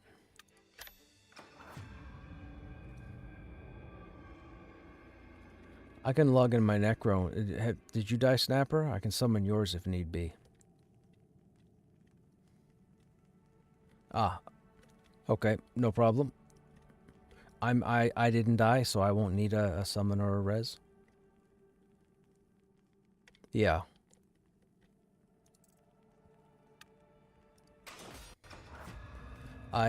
We killed that mob we were fighting, and then I ran outside and turned, and I looked over towards the tree, and I saw 12 mobs beaten pen, and I was like, I'm gonna go back inside, and I just went back inside, and I kept watching the red border, which didn't show up, and then I saw the mages come back and kill somebody at the steps, and I'm like, please don't AoE, please don't AoE, please don't AoE. They didn't AoE, and I stayed alive. It happened.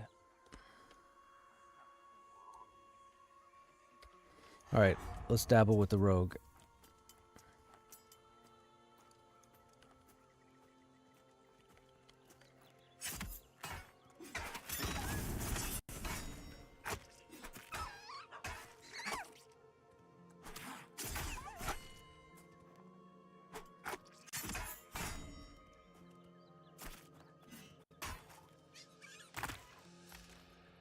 Yeah, we should probably use wording like I'm feared.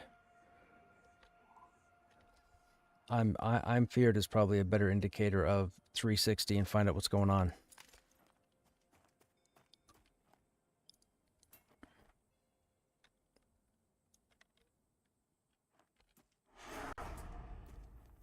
We're trying to get pelts, chat, so we can level our leatherworking. I've never tackled leatherworking before, so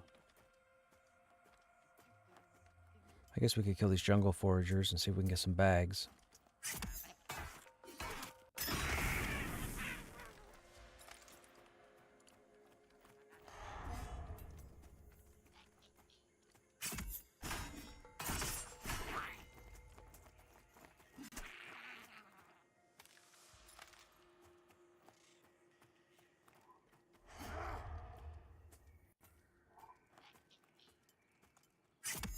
The rogue seems pretty interesting. There's a reliance on having explosive decoy up all the time, but explosive decoy in a group is probably not optimal because you have to have aggro in order for it to trigger. And I don't know as a rogue if you want to grab aggro, let alone get hit.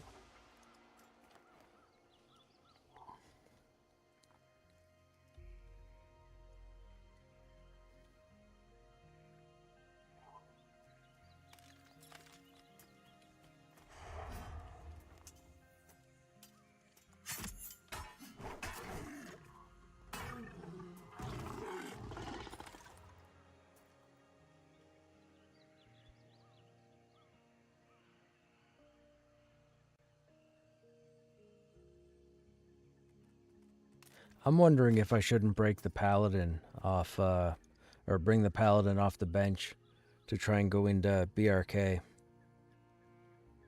See how that works out. I mean, the paladin can get feared just as well as anybody else, I guess. I want people in voice for groups to use third person, unless it's a static, since I have a hard time associating voices with tunes. I hear that. I hear that. Unfortunately, we have found that in 2025, people apparently still have microphones that don't work, sound that's not functioning properly. The excuses still exist.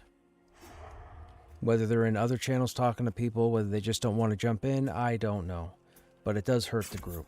And it's a nuisance because we try every time we get somebody in the group that we're not familiar with, we try to get them into voice. You can't force somebody to get into voice, which would be an unfortunate situation to have to do that, but there are still a lot of people who just don't care. And it drives me nuts. I mean, you guys have been here long enough. You guys know how much I yap.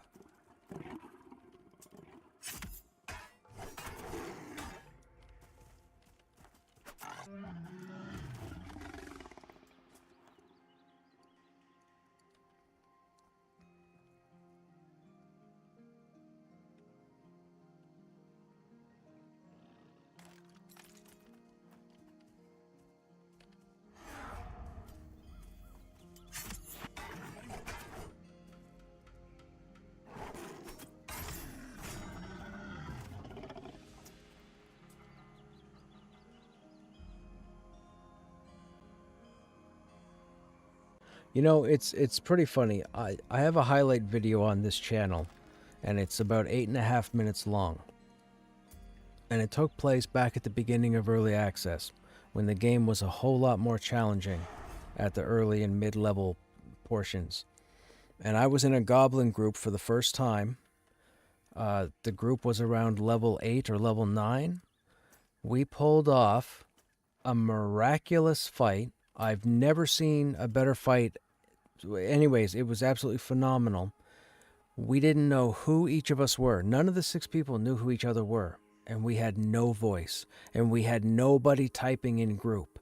And all 6 people did exactly what you think they would do, to the point where from the 3rd mob to the 7th mob, both of our healers had no mana. I'm not kidding. I'll find a way to take the highlight and put it to a macro people can type in, a command people can type in. But dude, it arguably one of the greatest fights I think in the history of my online experience. Yeah, because you guys need to know the game was the game was a lot different back then, like December, than it was today at the low mid levels. I don't think he's going to social, right? I don't think so.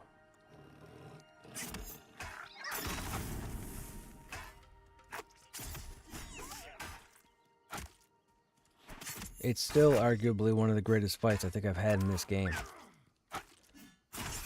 And like I said, we were all around level 8.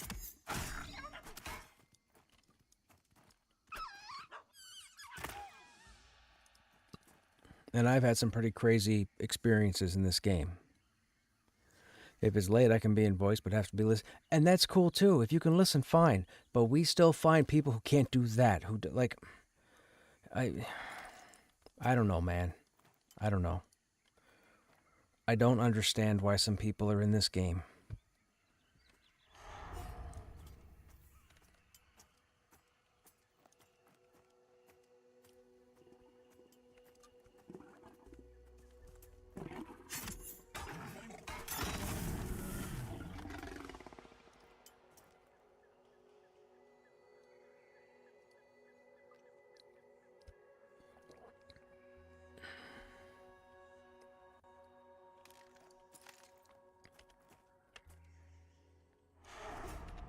Okay, let's see if we can get a bag off of this guy.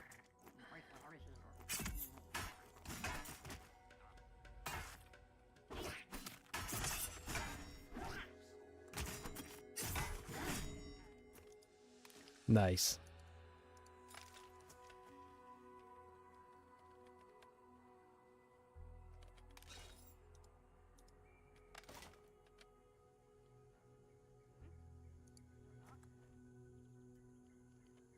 Did the group go? No, group didn't go bad. 3 people had to log for the evening. So, there isn't enough time to reform.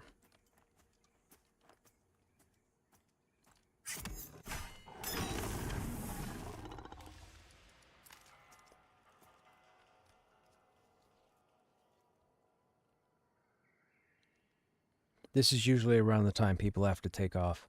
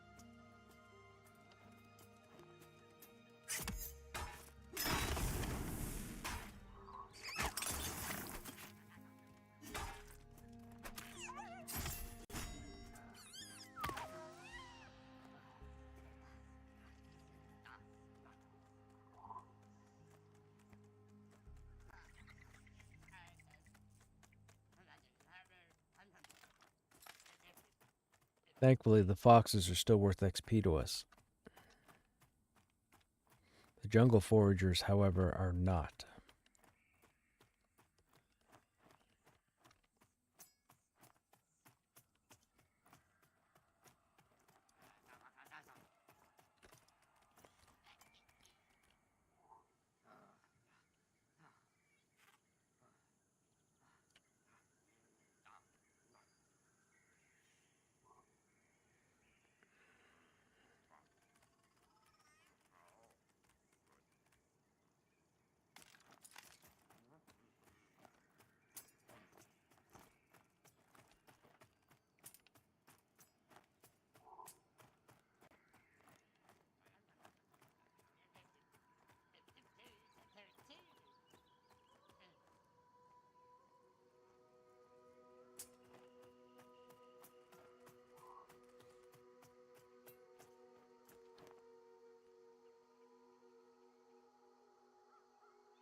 It's not a director. They have a project manager. And it's not a new person. It's actually Nefel, who was, or for the last little while, has been the lead in crafting. So he's been the one that's been working with crafting all this time. He kind of got a promotion or movement to project manager. And people who don't know may sit there and go, well, why would they go ahead and move the crafting guy to project manager? Well, because he did 20 years project managing with Microsoft. But they didn't need a project manager this year up to this point because the project wasn't big enough. Now that they got their funding, now that they're going to grow and get the game out, they need a project manager because the game's going to get much bigger. Or their development is going to get much bigger.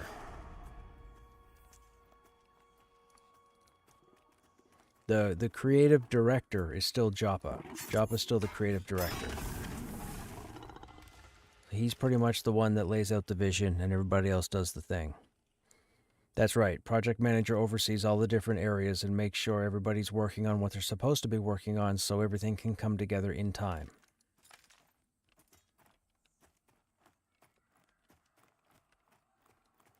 Let's just hope that happens.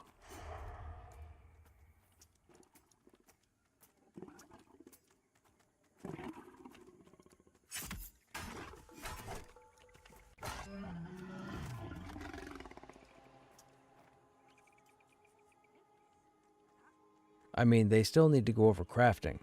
Crafting still needs another pass, unfortunately, because the way crafting is laid out now, there's no point in doing Tier 3 or even Tier 2 crafting for that matter, because the gear doesn't come out with the multi-stats that the dropped gear comes out with, so you're better off just forgetting about it and getting in groups, leveling up, and killing stuff for loot.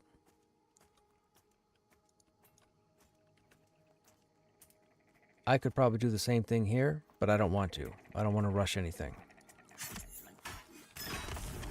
I'm not a rogue main, so I'm just here to dabble with the rogue to see how the rogue is.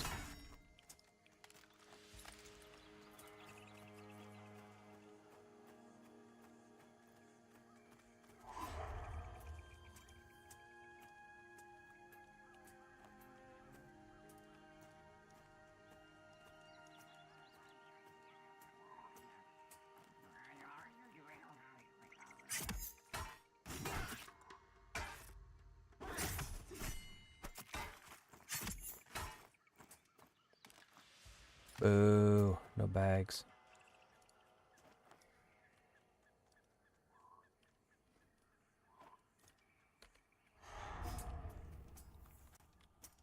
Oh, did it crash?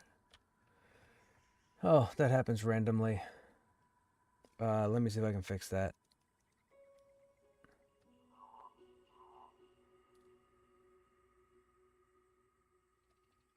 There, that might have fixed it.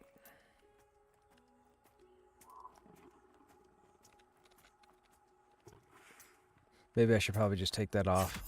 Not that it does it often, but it can be a nuisance when it happens.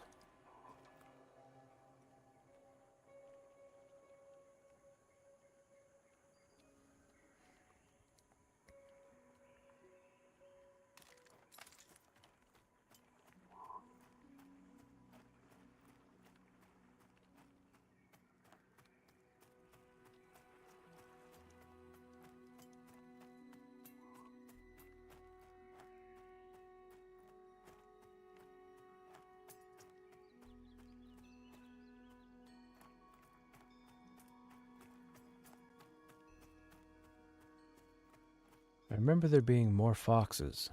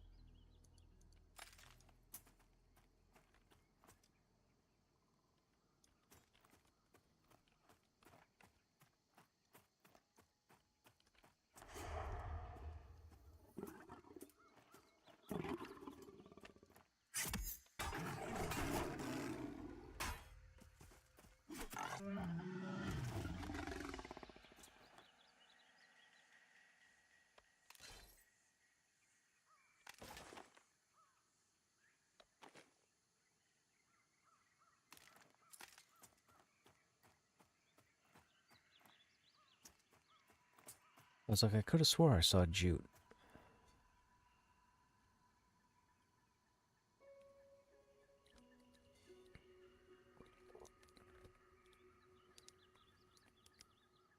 What are you guys in chat up to? You guys playing currently? If so, what are you working on? And if not, are you just chilling?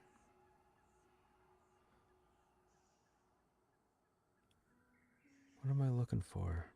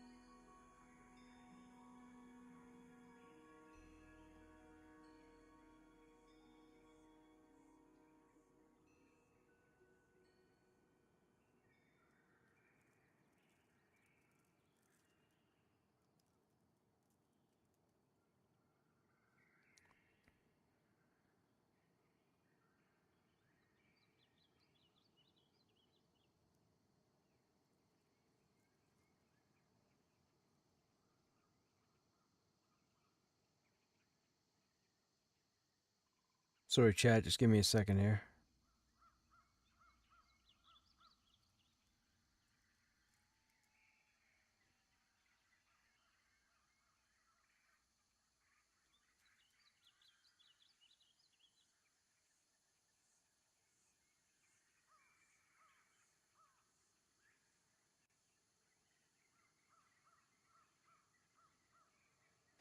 Okay.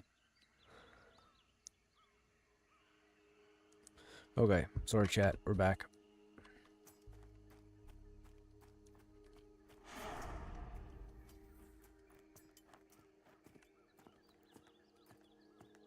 Okay, here come the foxes.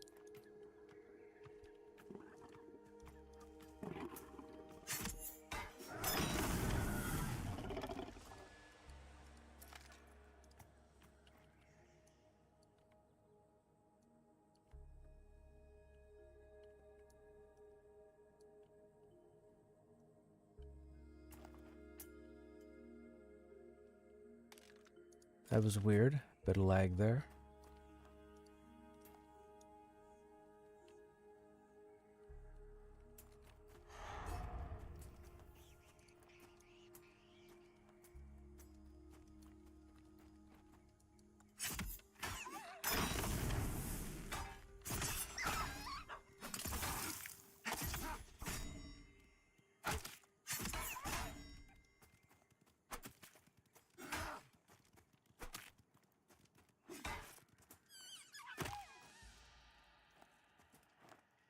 I don't know why, but I thought foxes were social.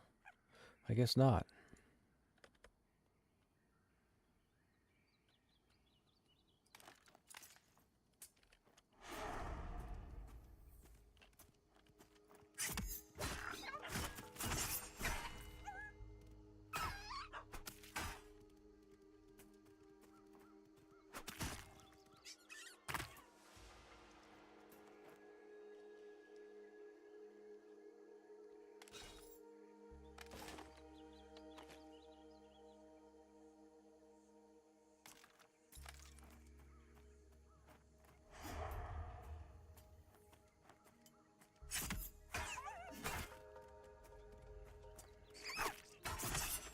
Oh, are my weapons? No, they're not. Shoot. My weapons aren't primed.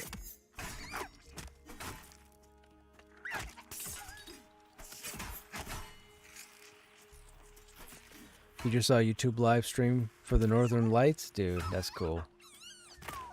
We used to take lawn chairs outside and put them in the middle of the street. We used to sit down in the middle of the street and watch Aurora Borealis.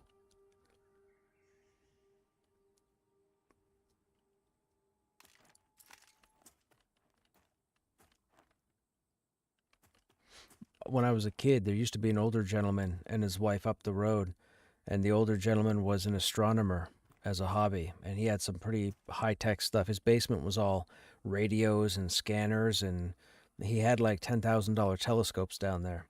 And he took this one telescope outside every year for Aurora Borealis, and the thing was about as big as a barrel. I mean, it was this round, but it was probably only maybe 3 feet front to back, but it was massive. and he used to point it, and we used to look through it, and the whole panel of the telescope would just be all colors.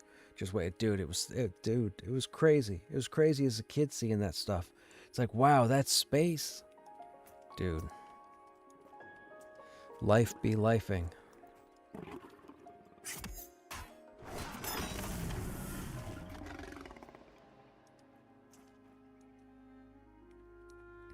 We used to see all the different stars. He used to point out all of them.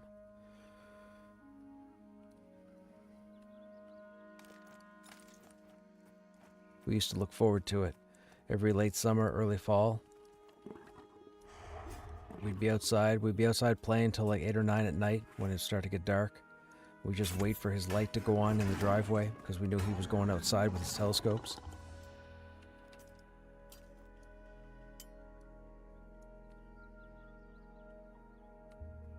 He had this really wicked one. It was like 4.5 feet long, and it was probably that big, I would say. But you could see, like, we could see the pockets on the moon. Like, dude, he had some fancy equipment. And then I was away. I was working and I was away. And sadly, he had passed. And by the time I'd gotten back, new people had moved in. He didn't have his, like, there was no gear there. Because I would have tried to have, you know, picked up the gear, bought the gear, what have you. But I missed it.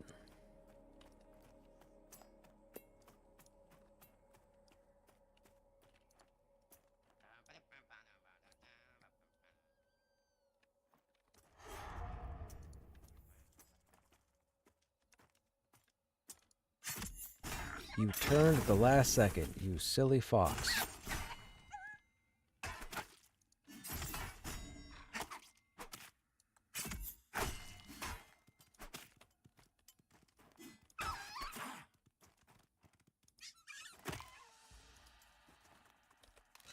Okay, we have 21 currently. I think we have a stack in the bank, so that's 30. So that's 51. This will be 52. We're currently, I think we're capped out at level, right? 3 more points. Okay.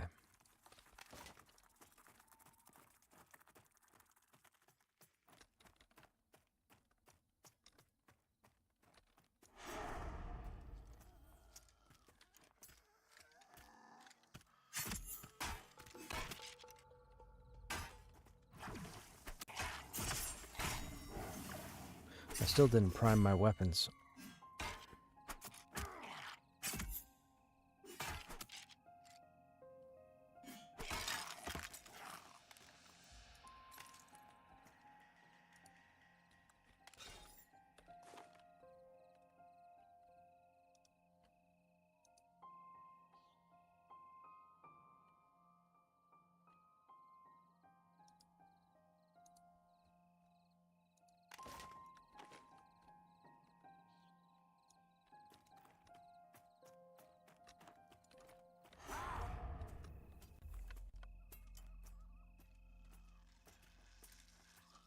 Goblin's gonna aggro. Let's take him first. Actually, that skeleton might aggro. Oh no, he's walking this way.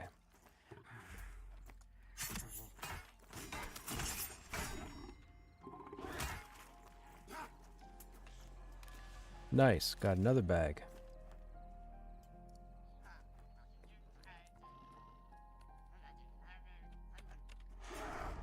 I gotta tell you, man, for as confusing as Wild's End can be, it can set you up in the early levels.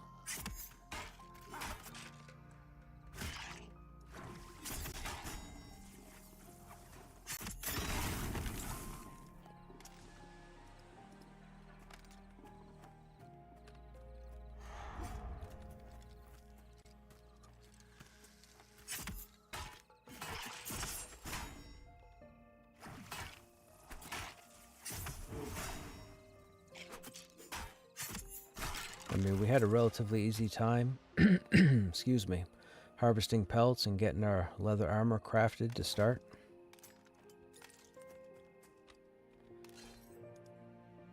There's been no twinking on this tune. Everything this guy's using, we've gotten from here.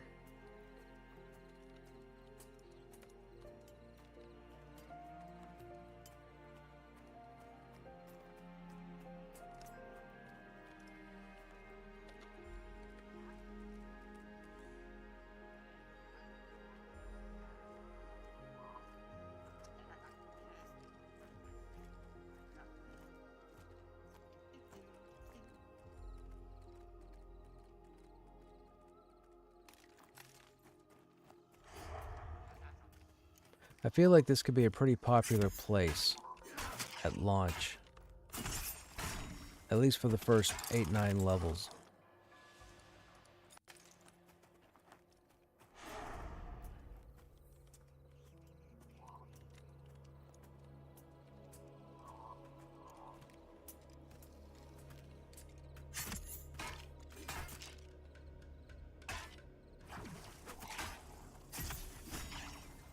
I mean, I think, what is it? I think around level 7, if you can put a group together, you can go to the Goblin Ruins.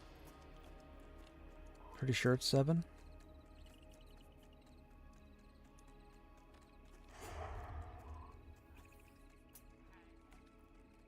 How are all these foragers here in the evening?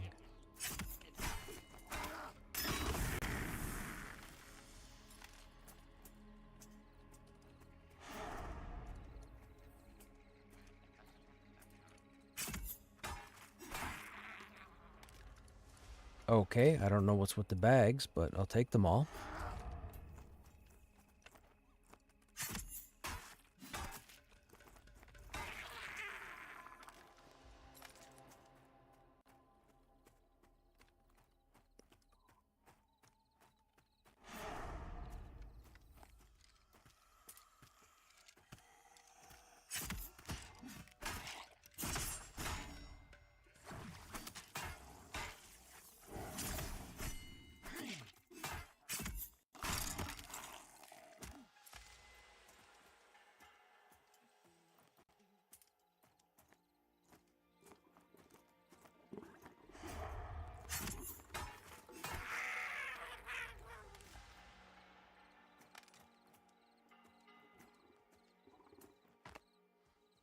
What are we, 35% away?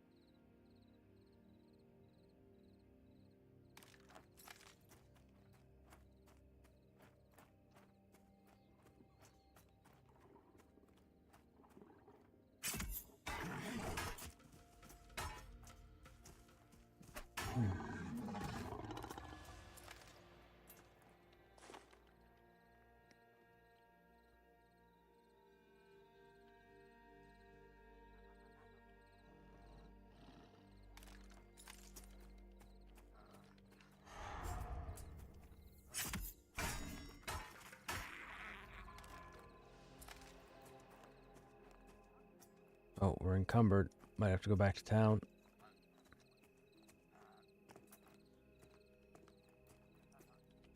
Did I wander away from the foxes? I think I wandered.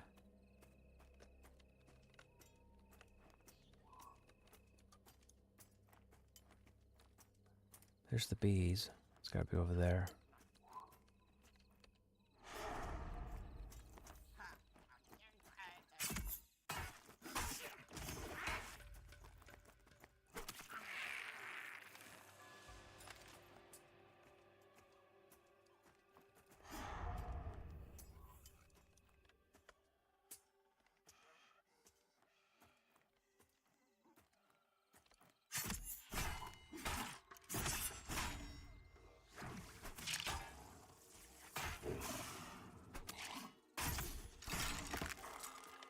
I hear that game Dispatch is pretty good. It's kind of like an animated series. I guess it plays with like quick time events.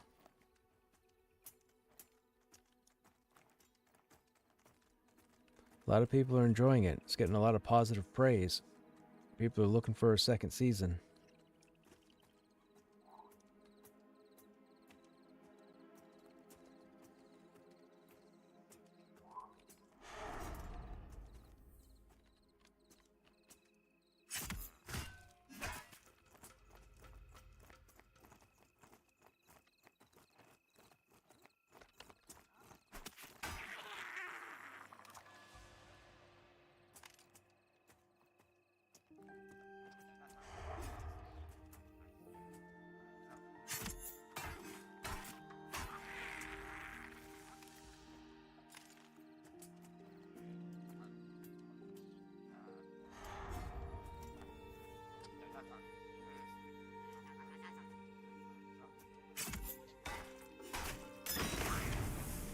I was hoping that wouldn't have burned on him.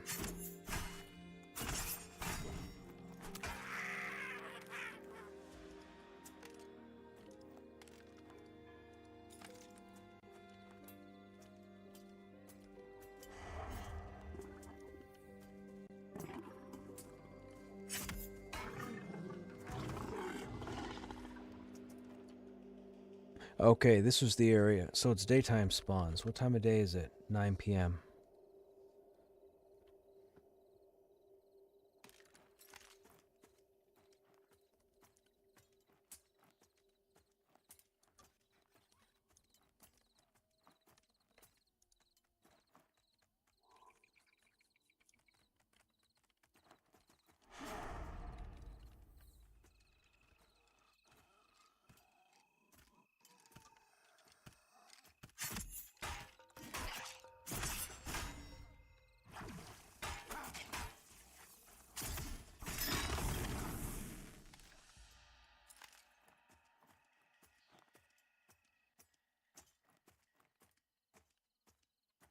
Alright, let's go back to town. We're starting to get encumbered.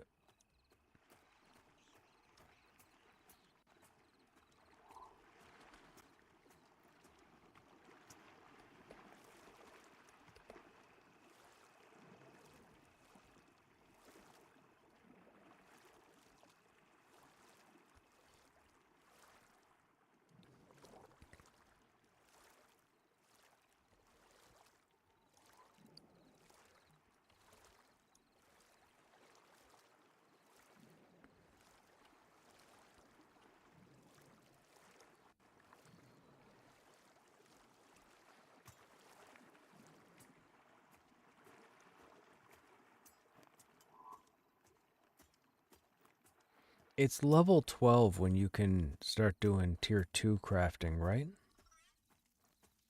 I think it's level 12.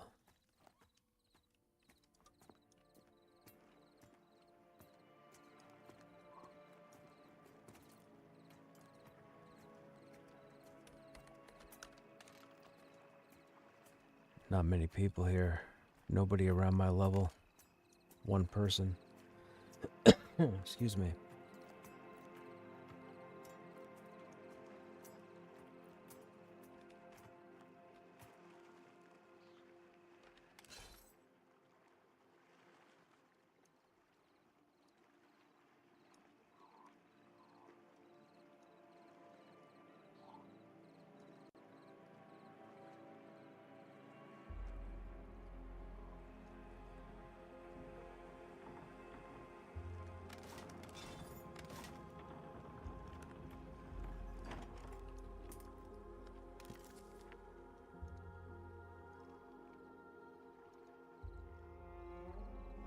Hey, I'm still here, yep, for the time being. What's going on? Ah, gotcha.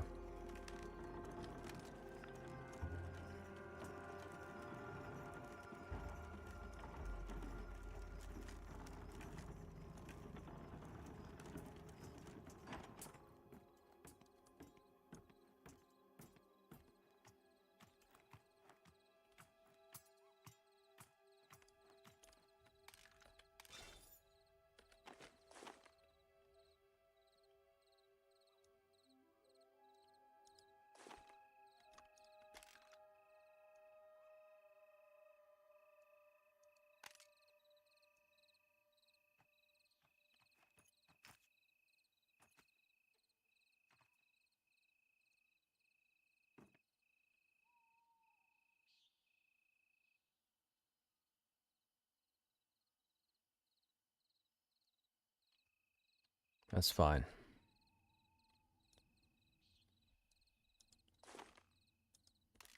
Oh, the elevator's shaking the ground again.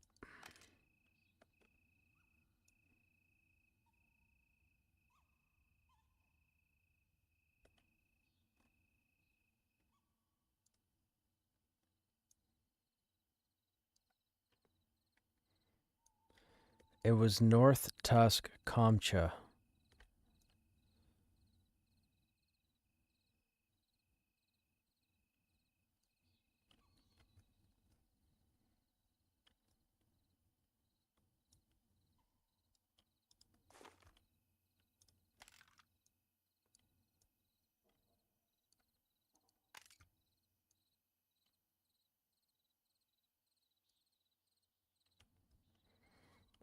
Do we want to? I guess we could use these. Oh, hang on.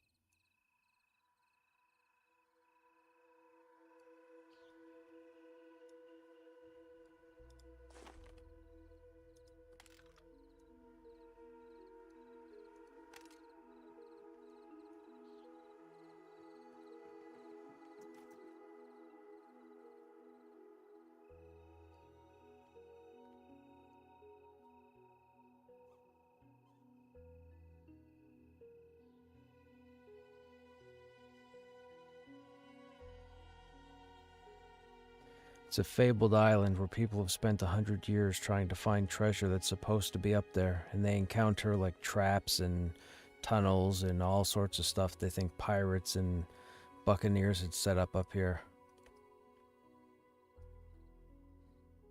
Yeah. It's real life.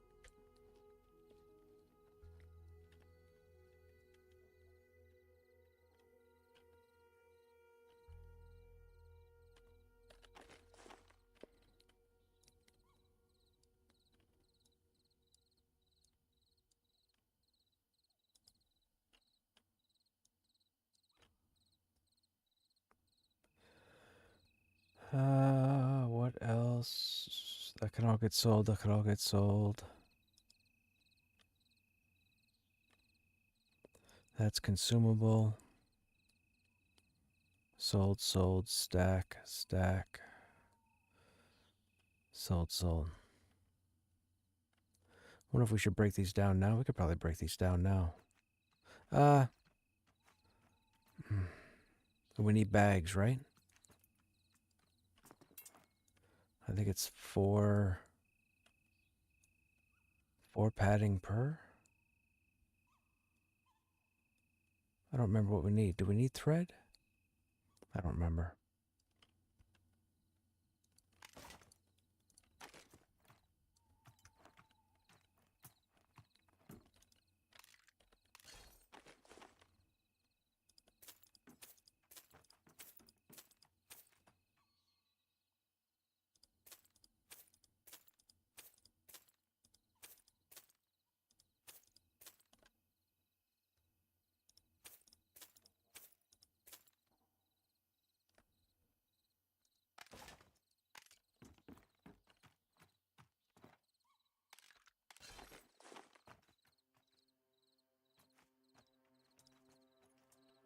Okay, inventory's good.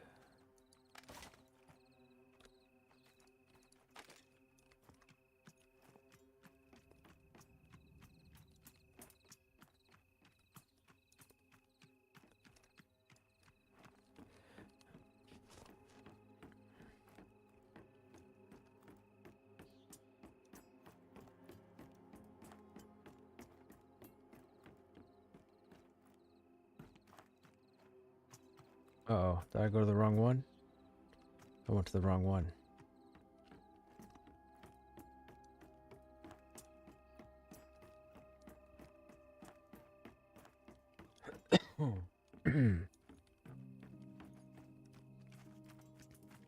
Oh, I thought I went this way. I was looking for that thing.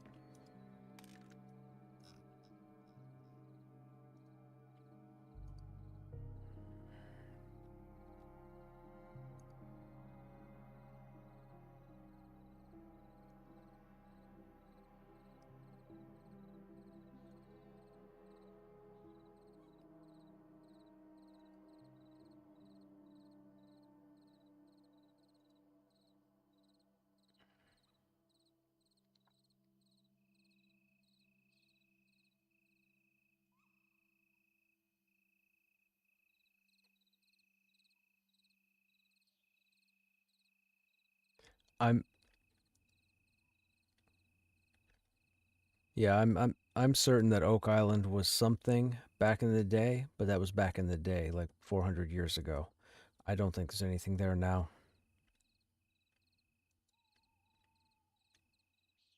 It's no different than when they go to the bottom of the English Channel and they find a Spanish galleon with a whole bunch of stuff in it. The stuff existed. Whether or not you can find it, good luck.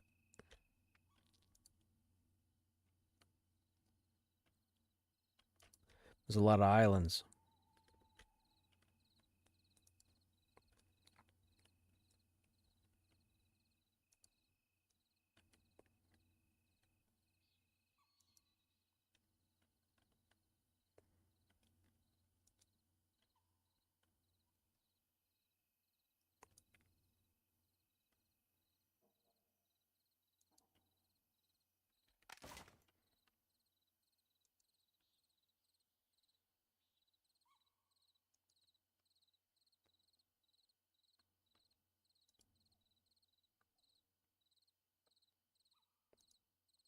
Yeah, with international waters, it's nobody's jurisdiction. It's just the biggest countries, talk the biggest talk. It's like in the news, not to get too political, but it's like those drug boats that are getting blown up in international waters. Everybody's saying, "Hey, what are you doing?" It's like international waters. Nobody runs it.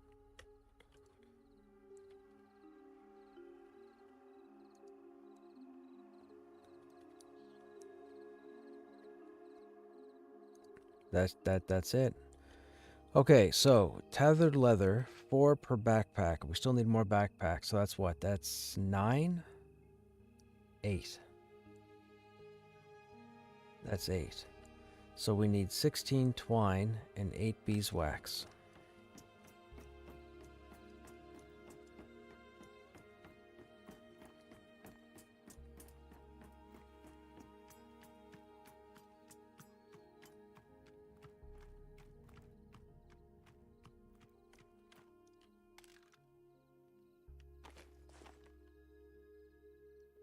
$16 twine.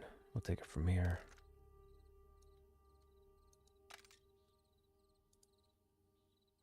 And 8 beeswax, which we have to buy. Where's the general merchant? Right here, I think. 1, 2, 3, 4, 8.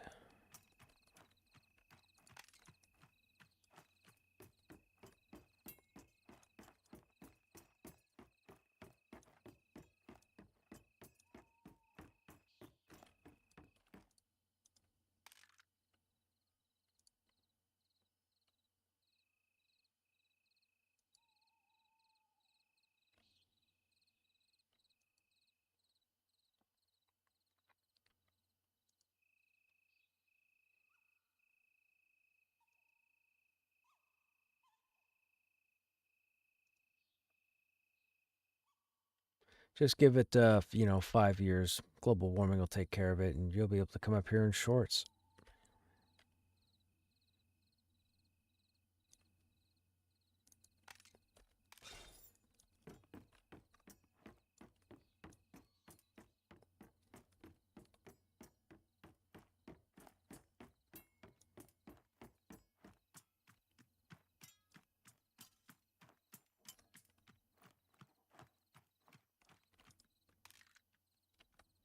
Okay, we don't need those.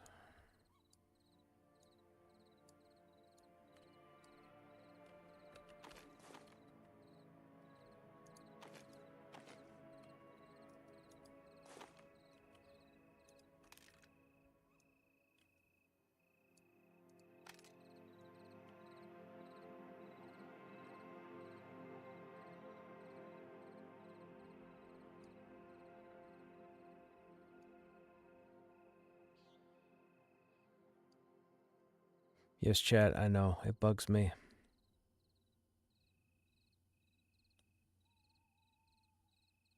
There.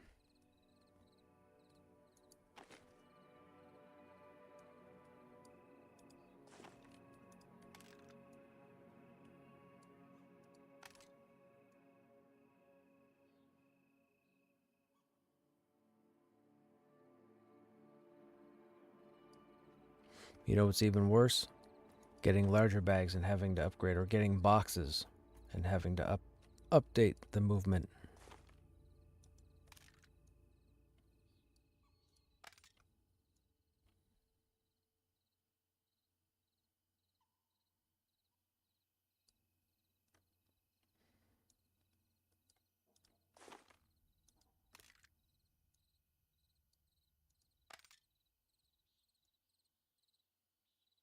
Oh shoot, see? I gotta readjust it. I wasn't paying attention.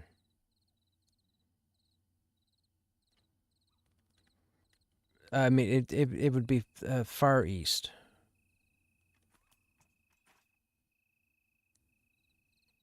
Yes.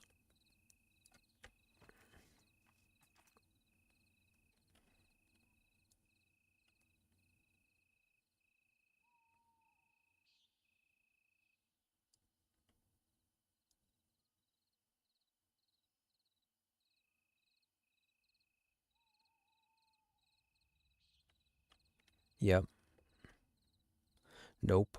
Well, now it is because of global warming. It didn't used to be. Uh, so spring, even though spring is in March, spring would start for us around the end of April. That's when we would typically see the last of the snow go away, would be the end of April. And then the snow would come in November and then would really hit us from December straight through until the end of February. And then March was pretty much like a thawing stage, but the temperature would drop in November. So you'd have Halloween, October 31st. And then going into November, typically after the first week, the temperature would drop and you'd start to feel it outside. So you'd want to make sure you have a sweater on or what have you. However, a lot of us can, I can go till the middle of January in 3 feet of snow wearing shorts and I'm fine. However, the last 6-7 years, it's been a lot warmer up here. And just to give you an idea, for the last 2 years, we've had less than 3 snowfalls of significance within a 4-month period each year. So 8 months. Within 8 months, we've had 3 snowfalls of significance. And it wasn't here for very long. It still gets really cold. The middle of January, it'll plummet to the point where it'll go 0, -2, -5, -15, -20. But as far as the stereotypes that you guys might be familiar with, those don't exist anymore here. Everything's moved to the middle of the country now. Hey, Arius, what's happening?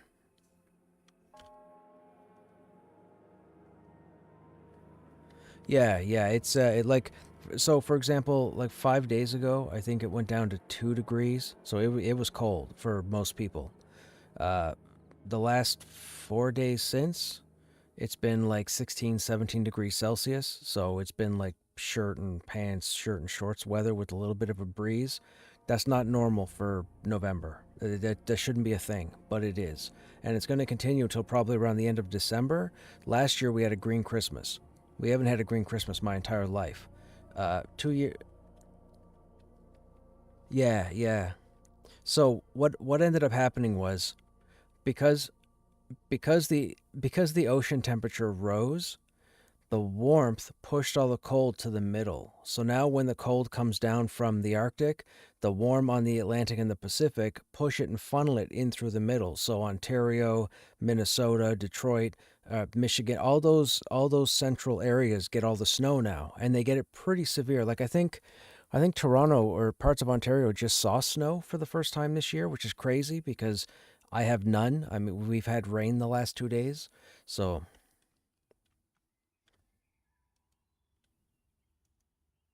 Right, yeah. Nope, haven't even seen it. Not even close. It's crazy. It's crazy. It used to be that way.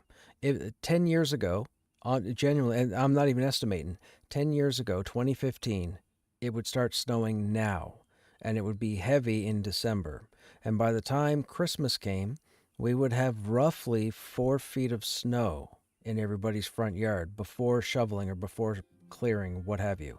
Then by the time the first week or 2 of January would come around, we'd have 6 to 6.5 feet of snow in everybody's yard with cleared driveways. It was It was a time. And the thing is, a lot of people here, as far as I'm concerned, a lot of people here are ignorant of the weather. They're all happy. They love the fact that there's no snow. My problem is different because I don't like mosquitoes, but mosquitoes have a hard-on for me. And the issue with this is, with not having snow in November like we're supposed to, these loungeabouts tend to be here a whole lot longer. So we end up getting more rain, we get more water, it settles and turns into what we call gray water, and I have mosquitoes everywhere. And the problem is it's messing up the environment because now all the birds are staying and they're not leaving. So what'll happen is in February, we'll get hit with flash freezes, or not flash freezes, temperature bombs where the temperature will go from like 10 degrees positive to 25 degrees negative for 2 or 3 days, and there's dead birds everywhere because they're all getting blasted because they all didn't leave because it was too, like, people don't understand that we needed the ecosystem and we don't have it anymore. So yeah, it's weird times. Just chilling, hanging out, playing some M&M in the final hours. When does the playtest end, Arius? Okay.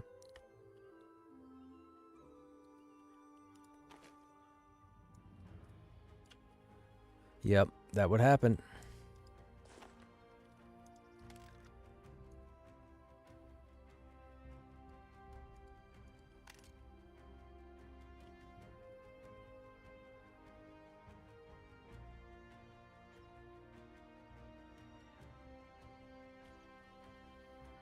Two hours and 25 minutes. How you liking it? How far did you get a character? Did you focus on one character? I know a couple of people. I think I don't know if you're familiar with Primus. I think Primus got his character to 30 something, didn't he? Close to 40, I think, during the playtest. I couldn't bring myself to give it a go. I had a lot of viewers ask me if I was going to play during this playtest, and I thought I was. But I watched a few hours towards the beginning of the playtest, and my addiction right now is with Pantheon. I tried. It just couldn't pull me away.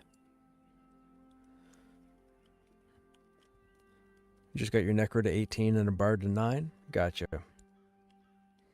Okay, where are these? These are 6 slots, so we can take these. We have, what, 2 bags left?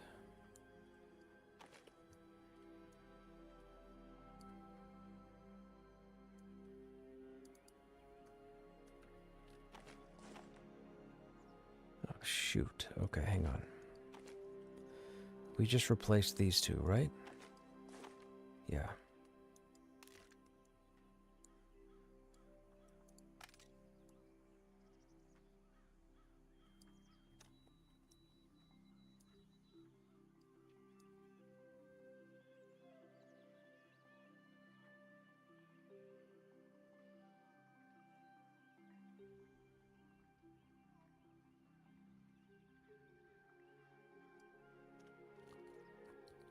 You played every single day of the playtest? Were you focused on finding groups? Were you doing a lot of soloing, like running around the initial courtyard?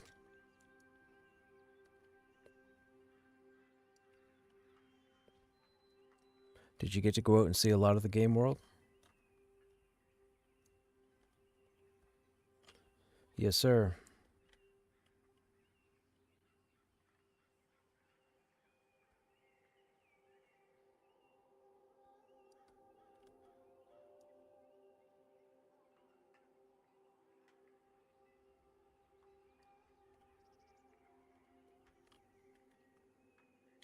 I don't... No.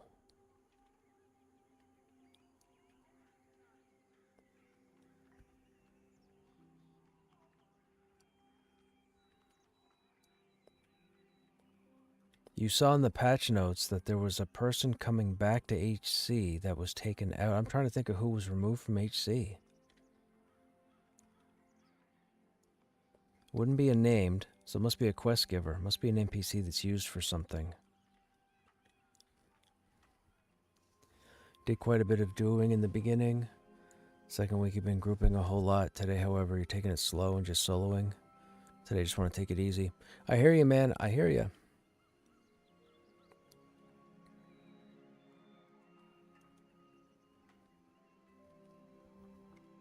Will you be playing... I'm guessing you'll be playing in future playtests as well?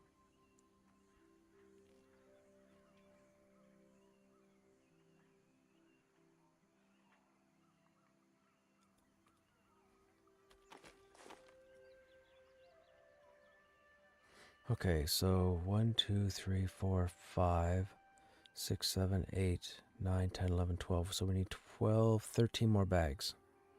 Okay.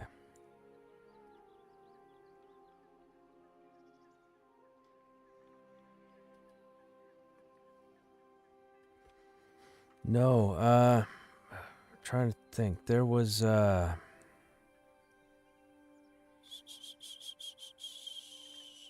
there's the merchant at the campfire. He is. I think there's a hailable ratkin in HC. I think they were below. Yeah, I think they were below, like under the bridge. I mean, maybe that's the individual who's coming back. It's strange that they're making a note of it because I can't picture anybody of significance unless they're doing an update to the dragon at the very bottom. I don't know offhand.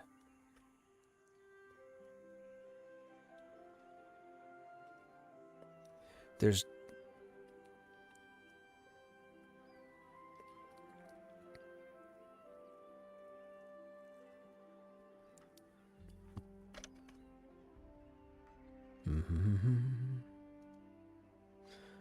Okay, inventory is good. These are 6 slots.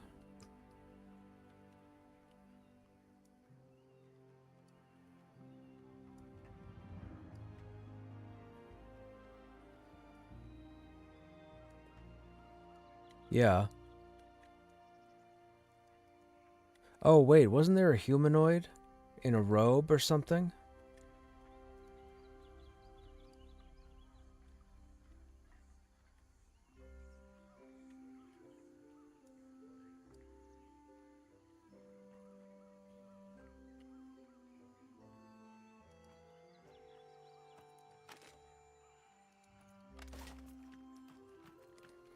You could be right. I just don't know what the significance would be because I don't know of any quest lines down there.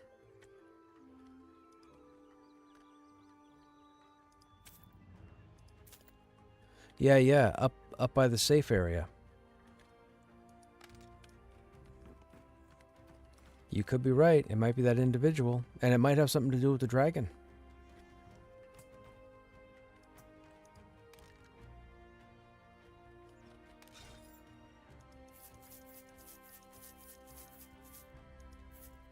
Well, keep in mind, they are doing the redo of Demeth. They're going over Demeth again. It's going to be different.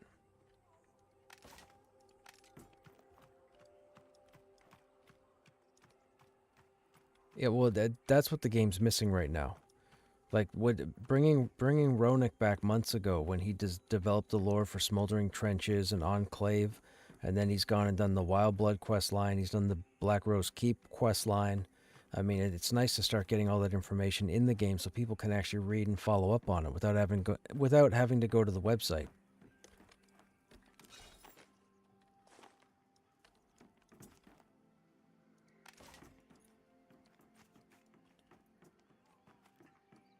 Back down we go, chat. Back down we go.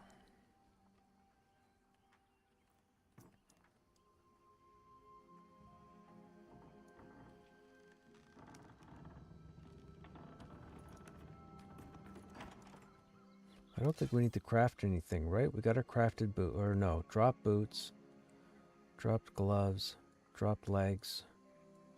Can't make belt.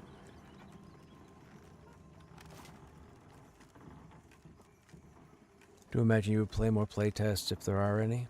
You're enjoying the game, did a decent amount of crafting. Not bad for finding a game suddenly being in playtest a week later. Yeah, for sure.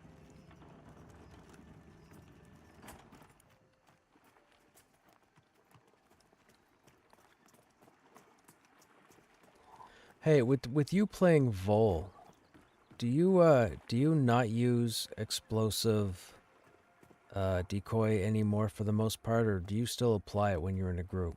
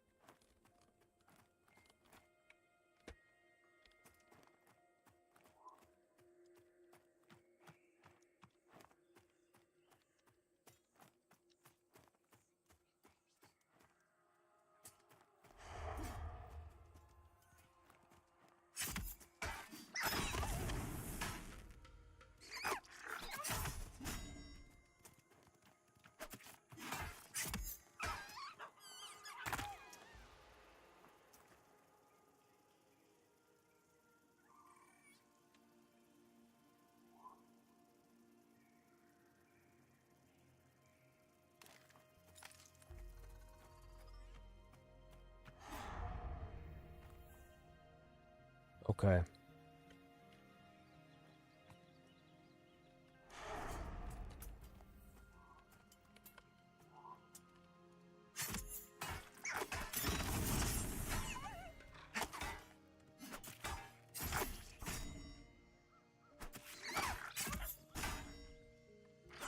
Yeah, that's what I've been messing around with this evening.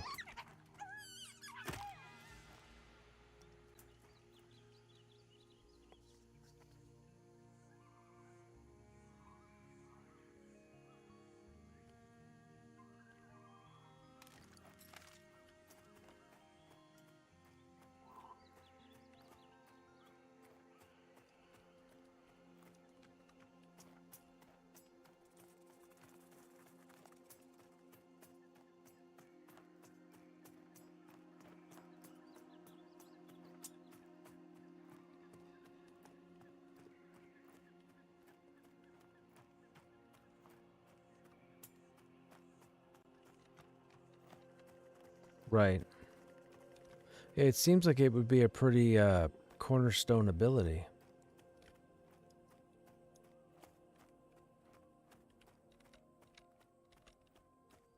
I have no idea where I'm going, chat.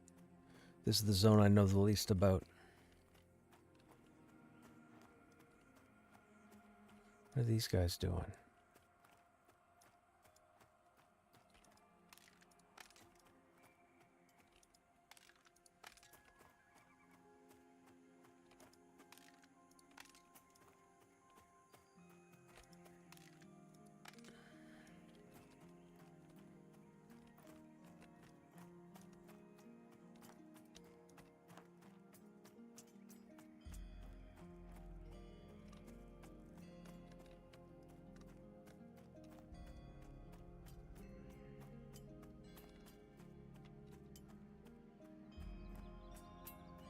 Man, where are all the level 9 mobs?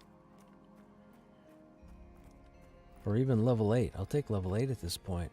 Everything is gray. Oh, that's orange. Wait, how do we go from gray to orange?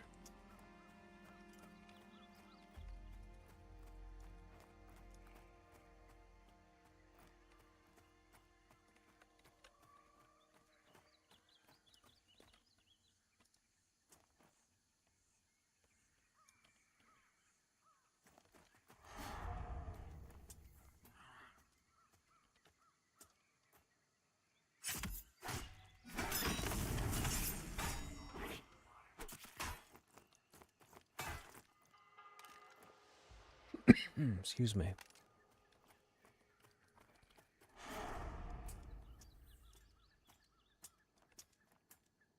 I don't think we can do orange, right? Oh, that's yellow. I think we could do... Do you think I could take out a yellow glider at level 10 if I'm level 9? Rogue.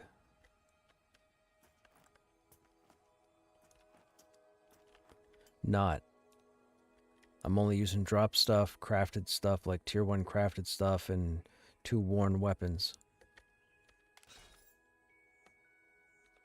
I didn't think so either.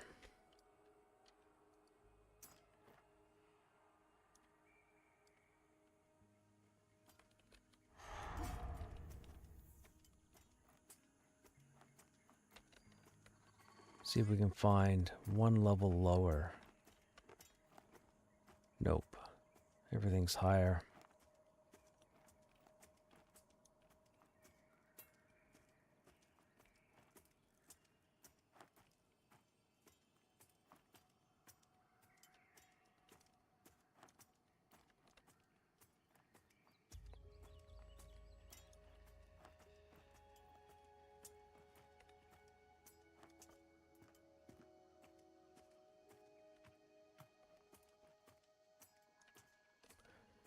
I can't find any area around level 8 around here to kill stuff. Close... What? No. Wild's End. Closest thing I found are geckos, but a lot of them are too close together, so I end up getting more than one. It's no bueno for a rogue. Why is my lighting changing? Yeah.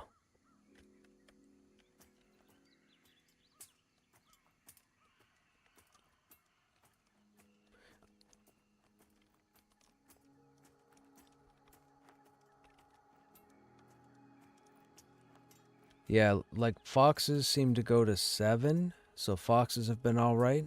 But then it jumps to the gliders, and the gliders are between level 10 and 11.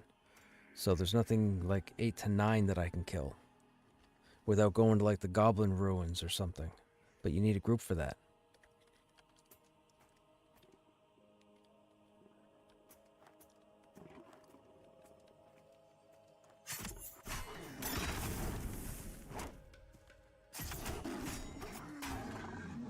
Yeah, I was trying to see how long I could make it over on this side of the continent, but I feel like I'm going to have to go to Thronefast.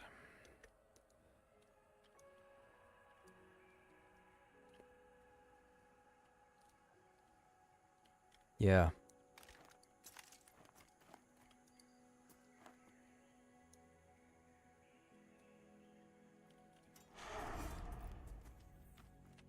Yep, everybody goes to Thronefast.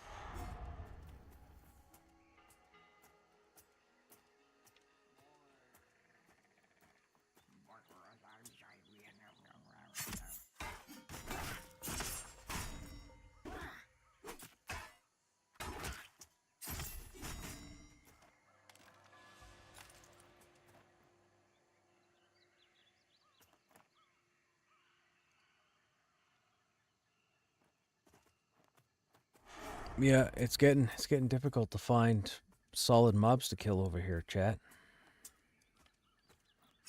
I don't want to leave here. I want to try and justify being over here to level, but unless you have a group over here to go into the Goblin Ruins, I'm stuck until level 10. Like, these guys are all orange and yellow.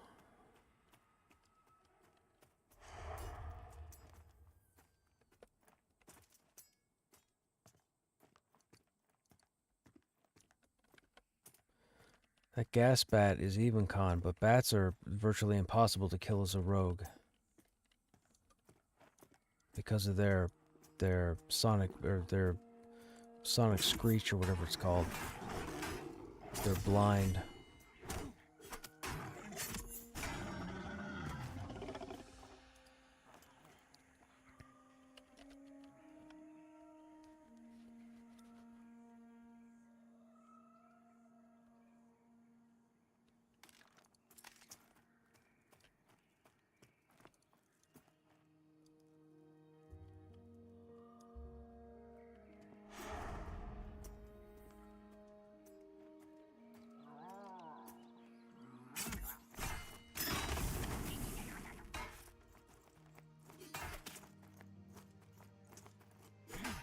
No, blood is only dropped. Pelt and meat comes from skinning.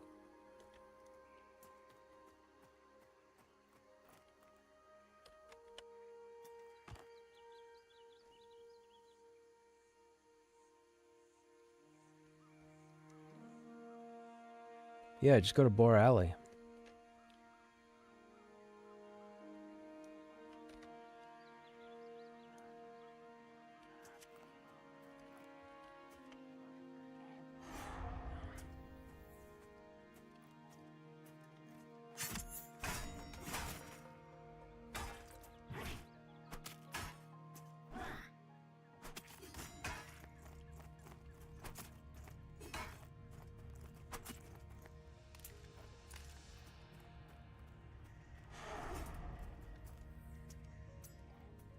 A lot of runts out here. We must be near the elite goblins.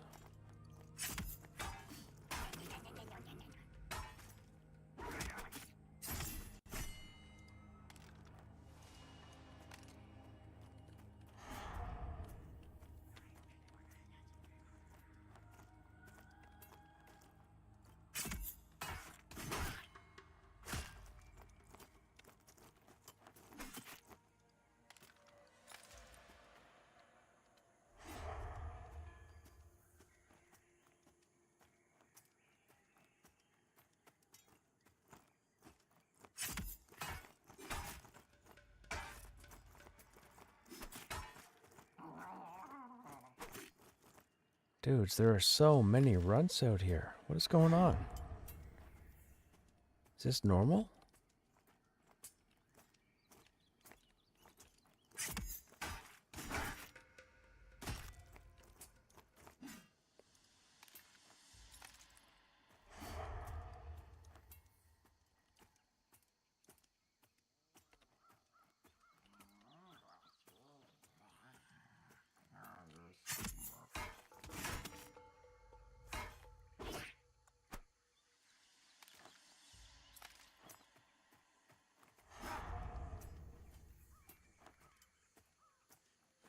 I found this place out here, and there's like 15 goblin runts.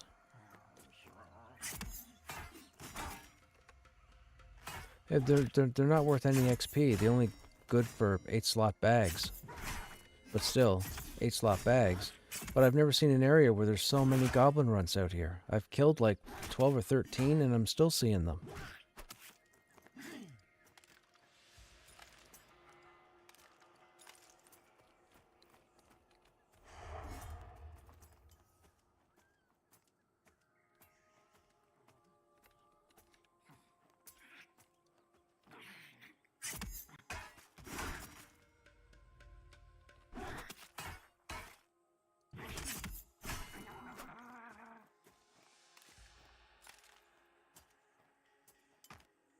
Look, runt there, runt there.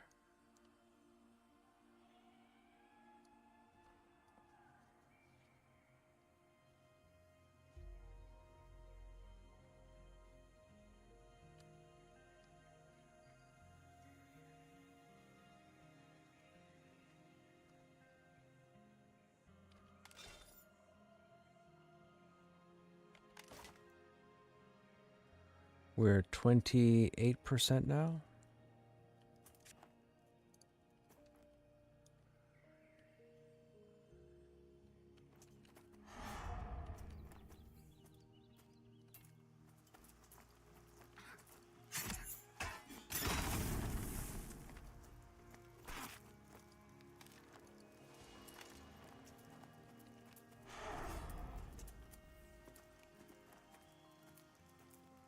Okay. Ah, there's the epics. Okay.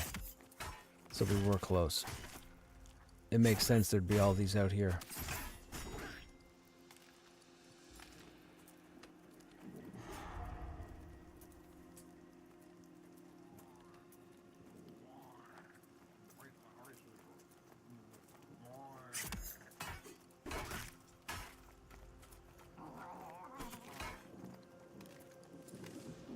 Ooh, a bow. Can we wear that? We can wear that.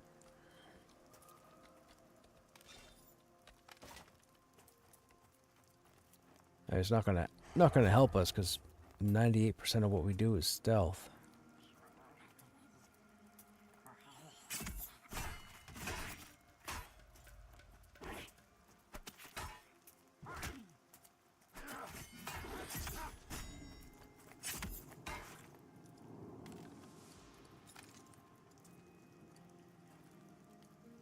Those guys will melt us, so we're going to stay away from them.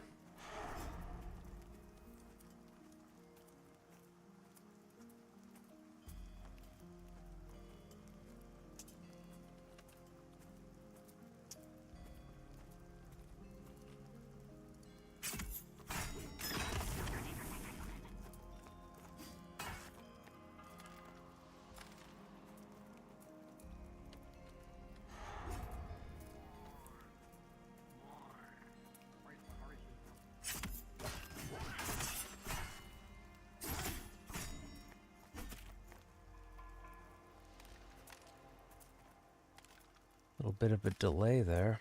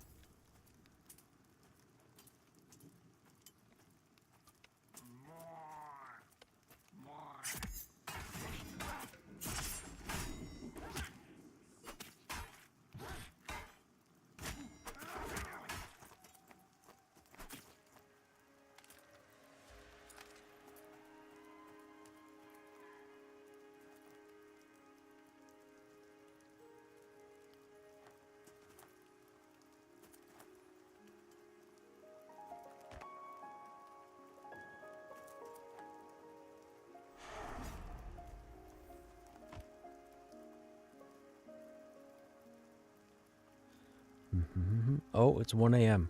Okay, chat. We got to go ahead and end the stream here for the evening. I got to get to work. I got to get to work. I got to get to bed. I have work in the morning. Anyhow, to those of you that are still here, as always, I hope you guys enjoyed your time here. We should be live tomorrow around the usual time. Not sure what the game plan is. We'll play it by ear. But regardless, you guys have yourselves a good evening or a good day, and I hope to see you on the next stream. Take care.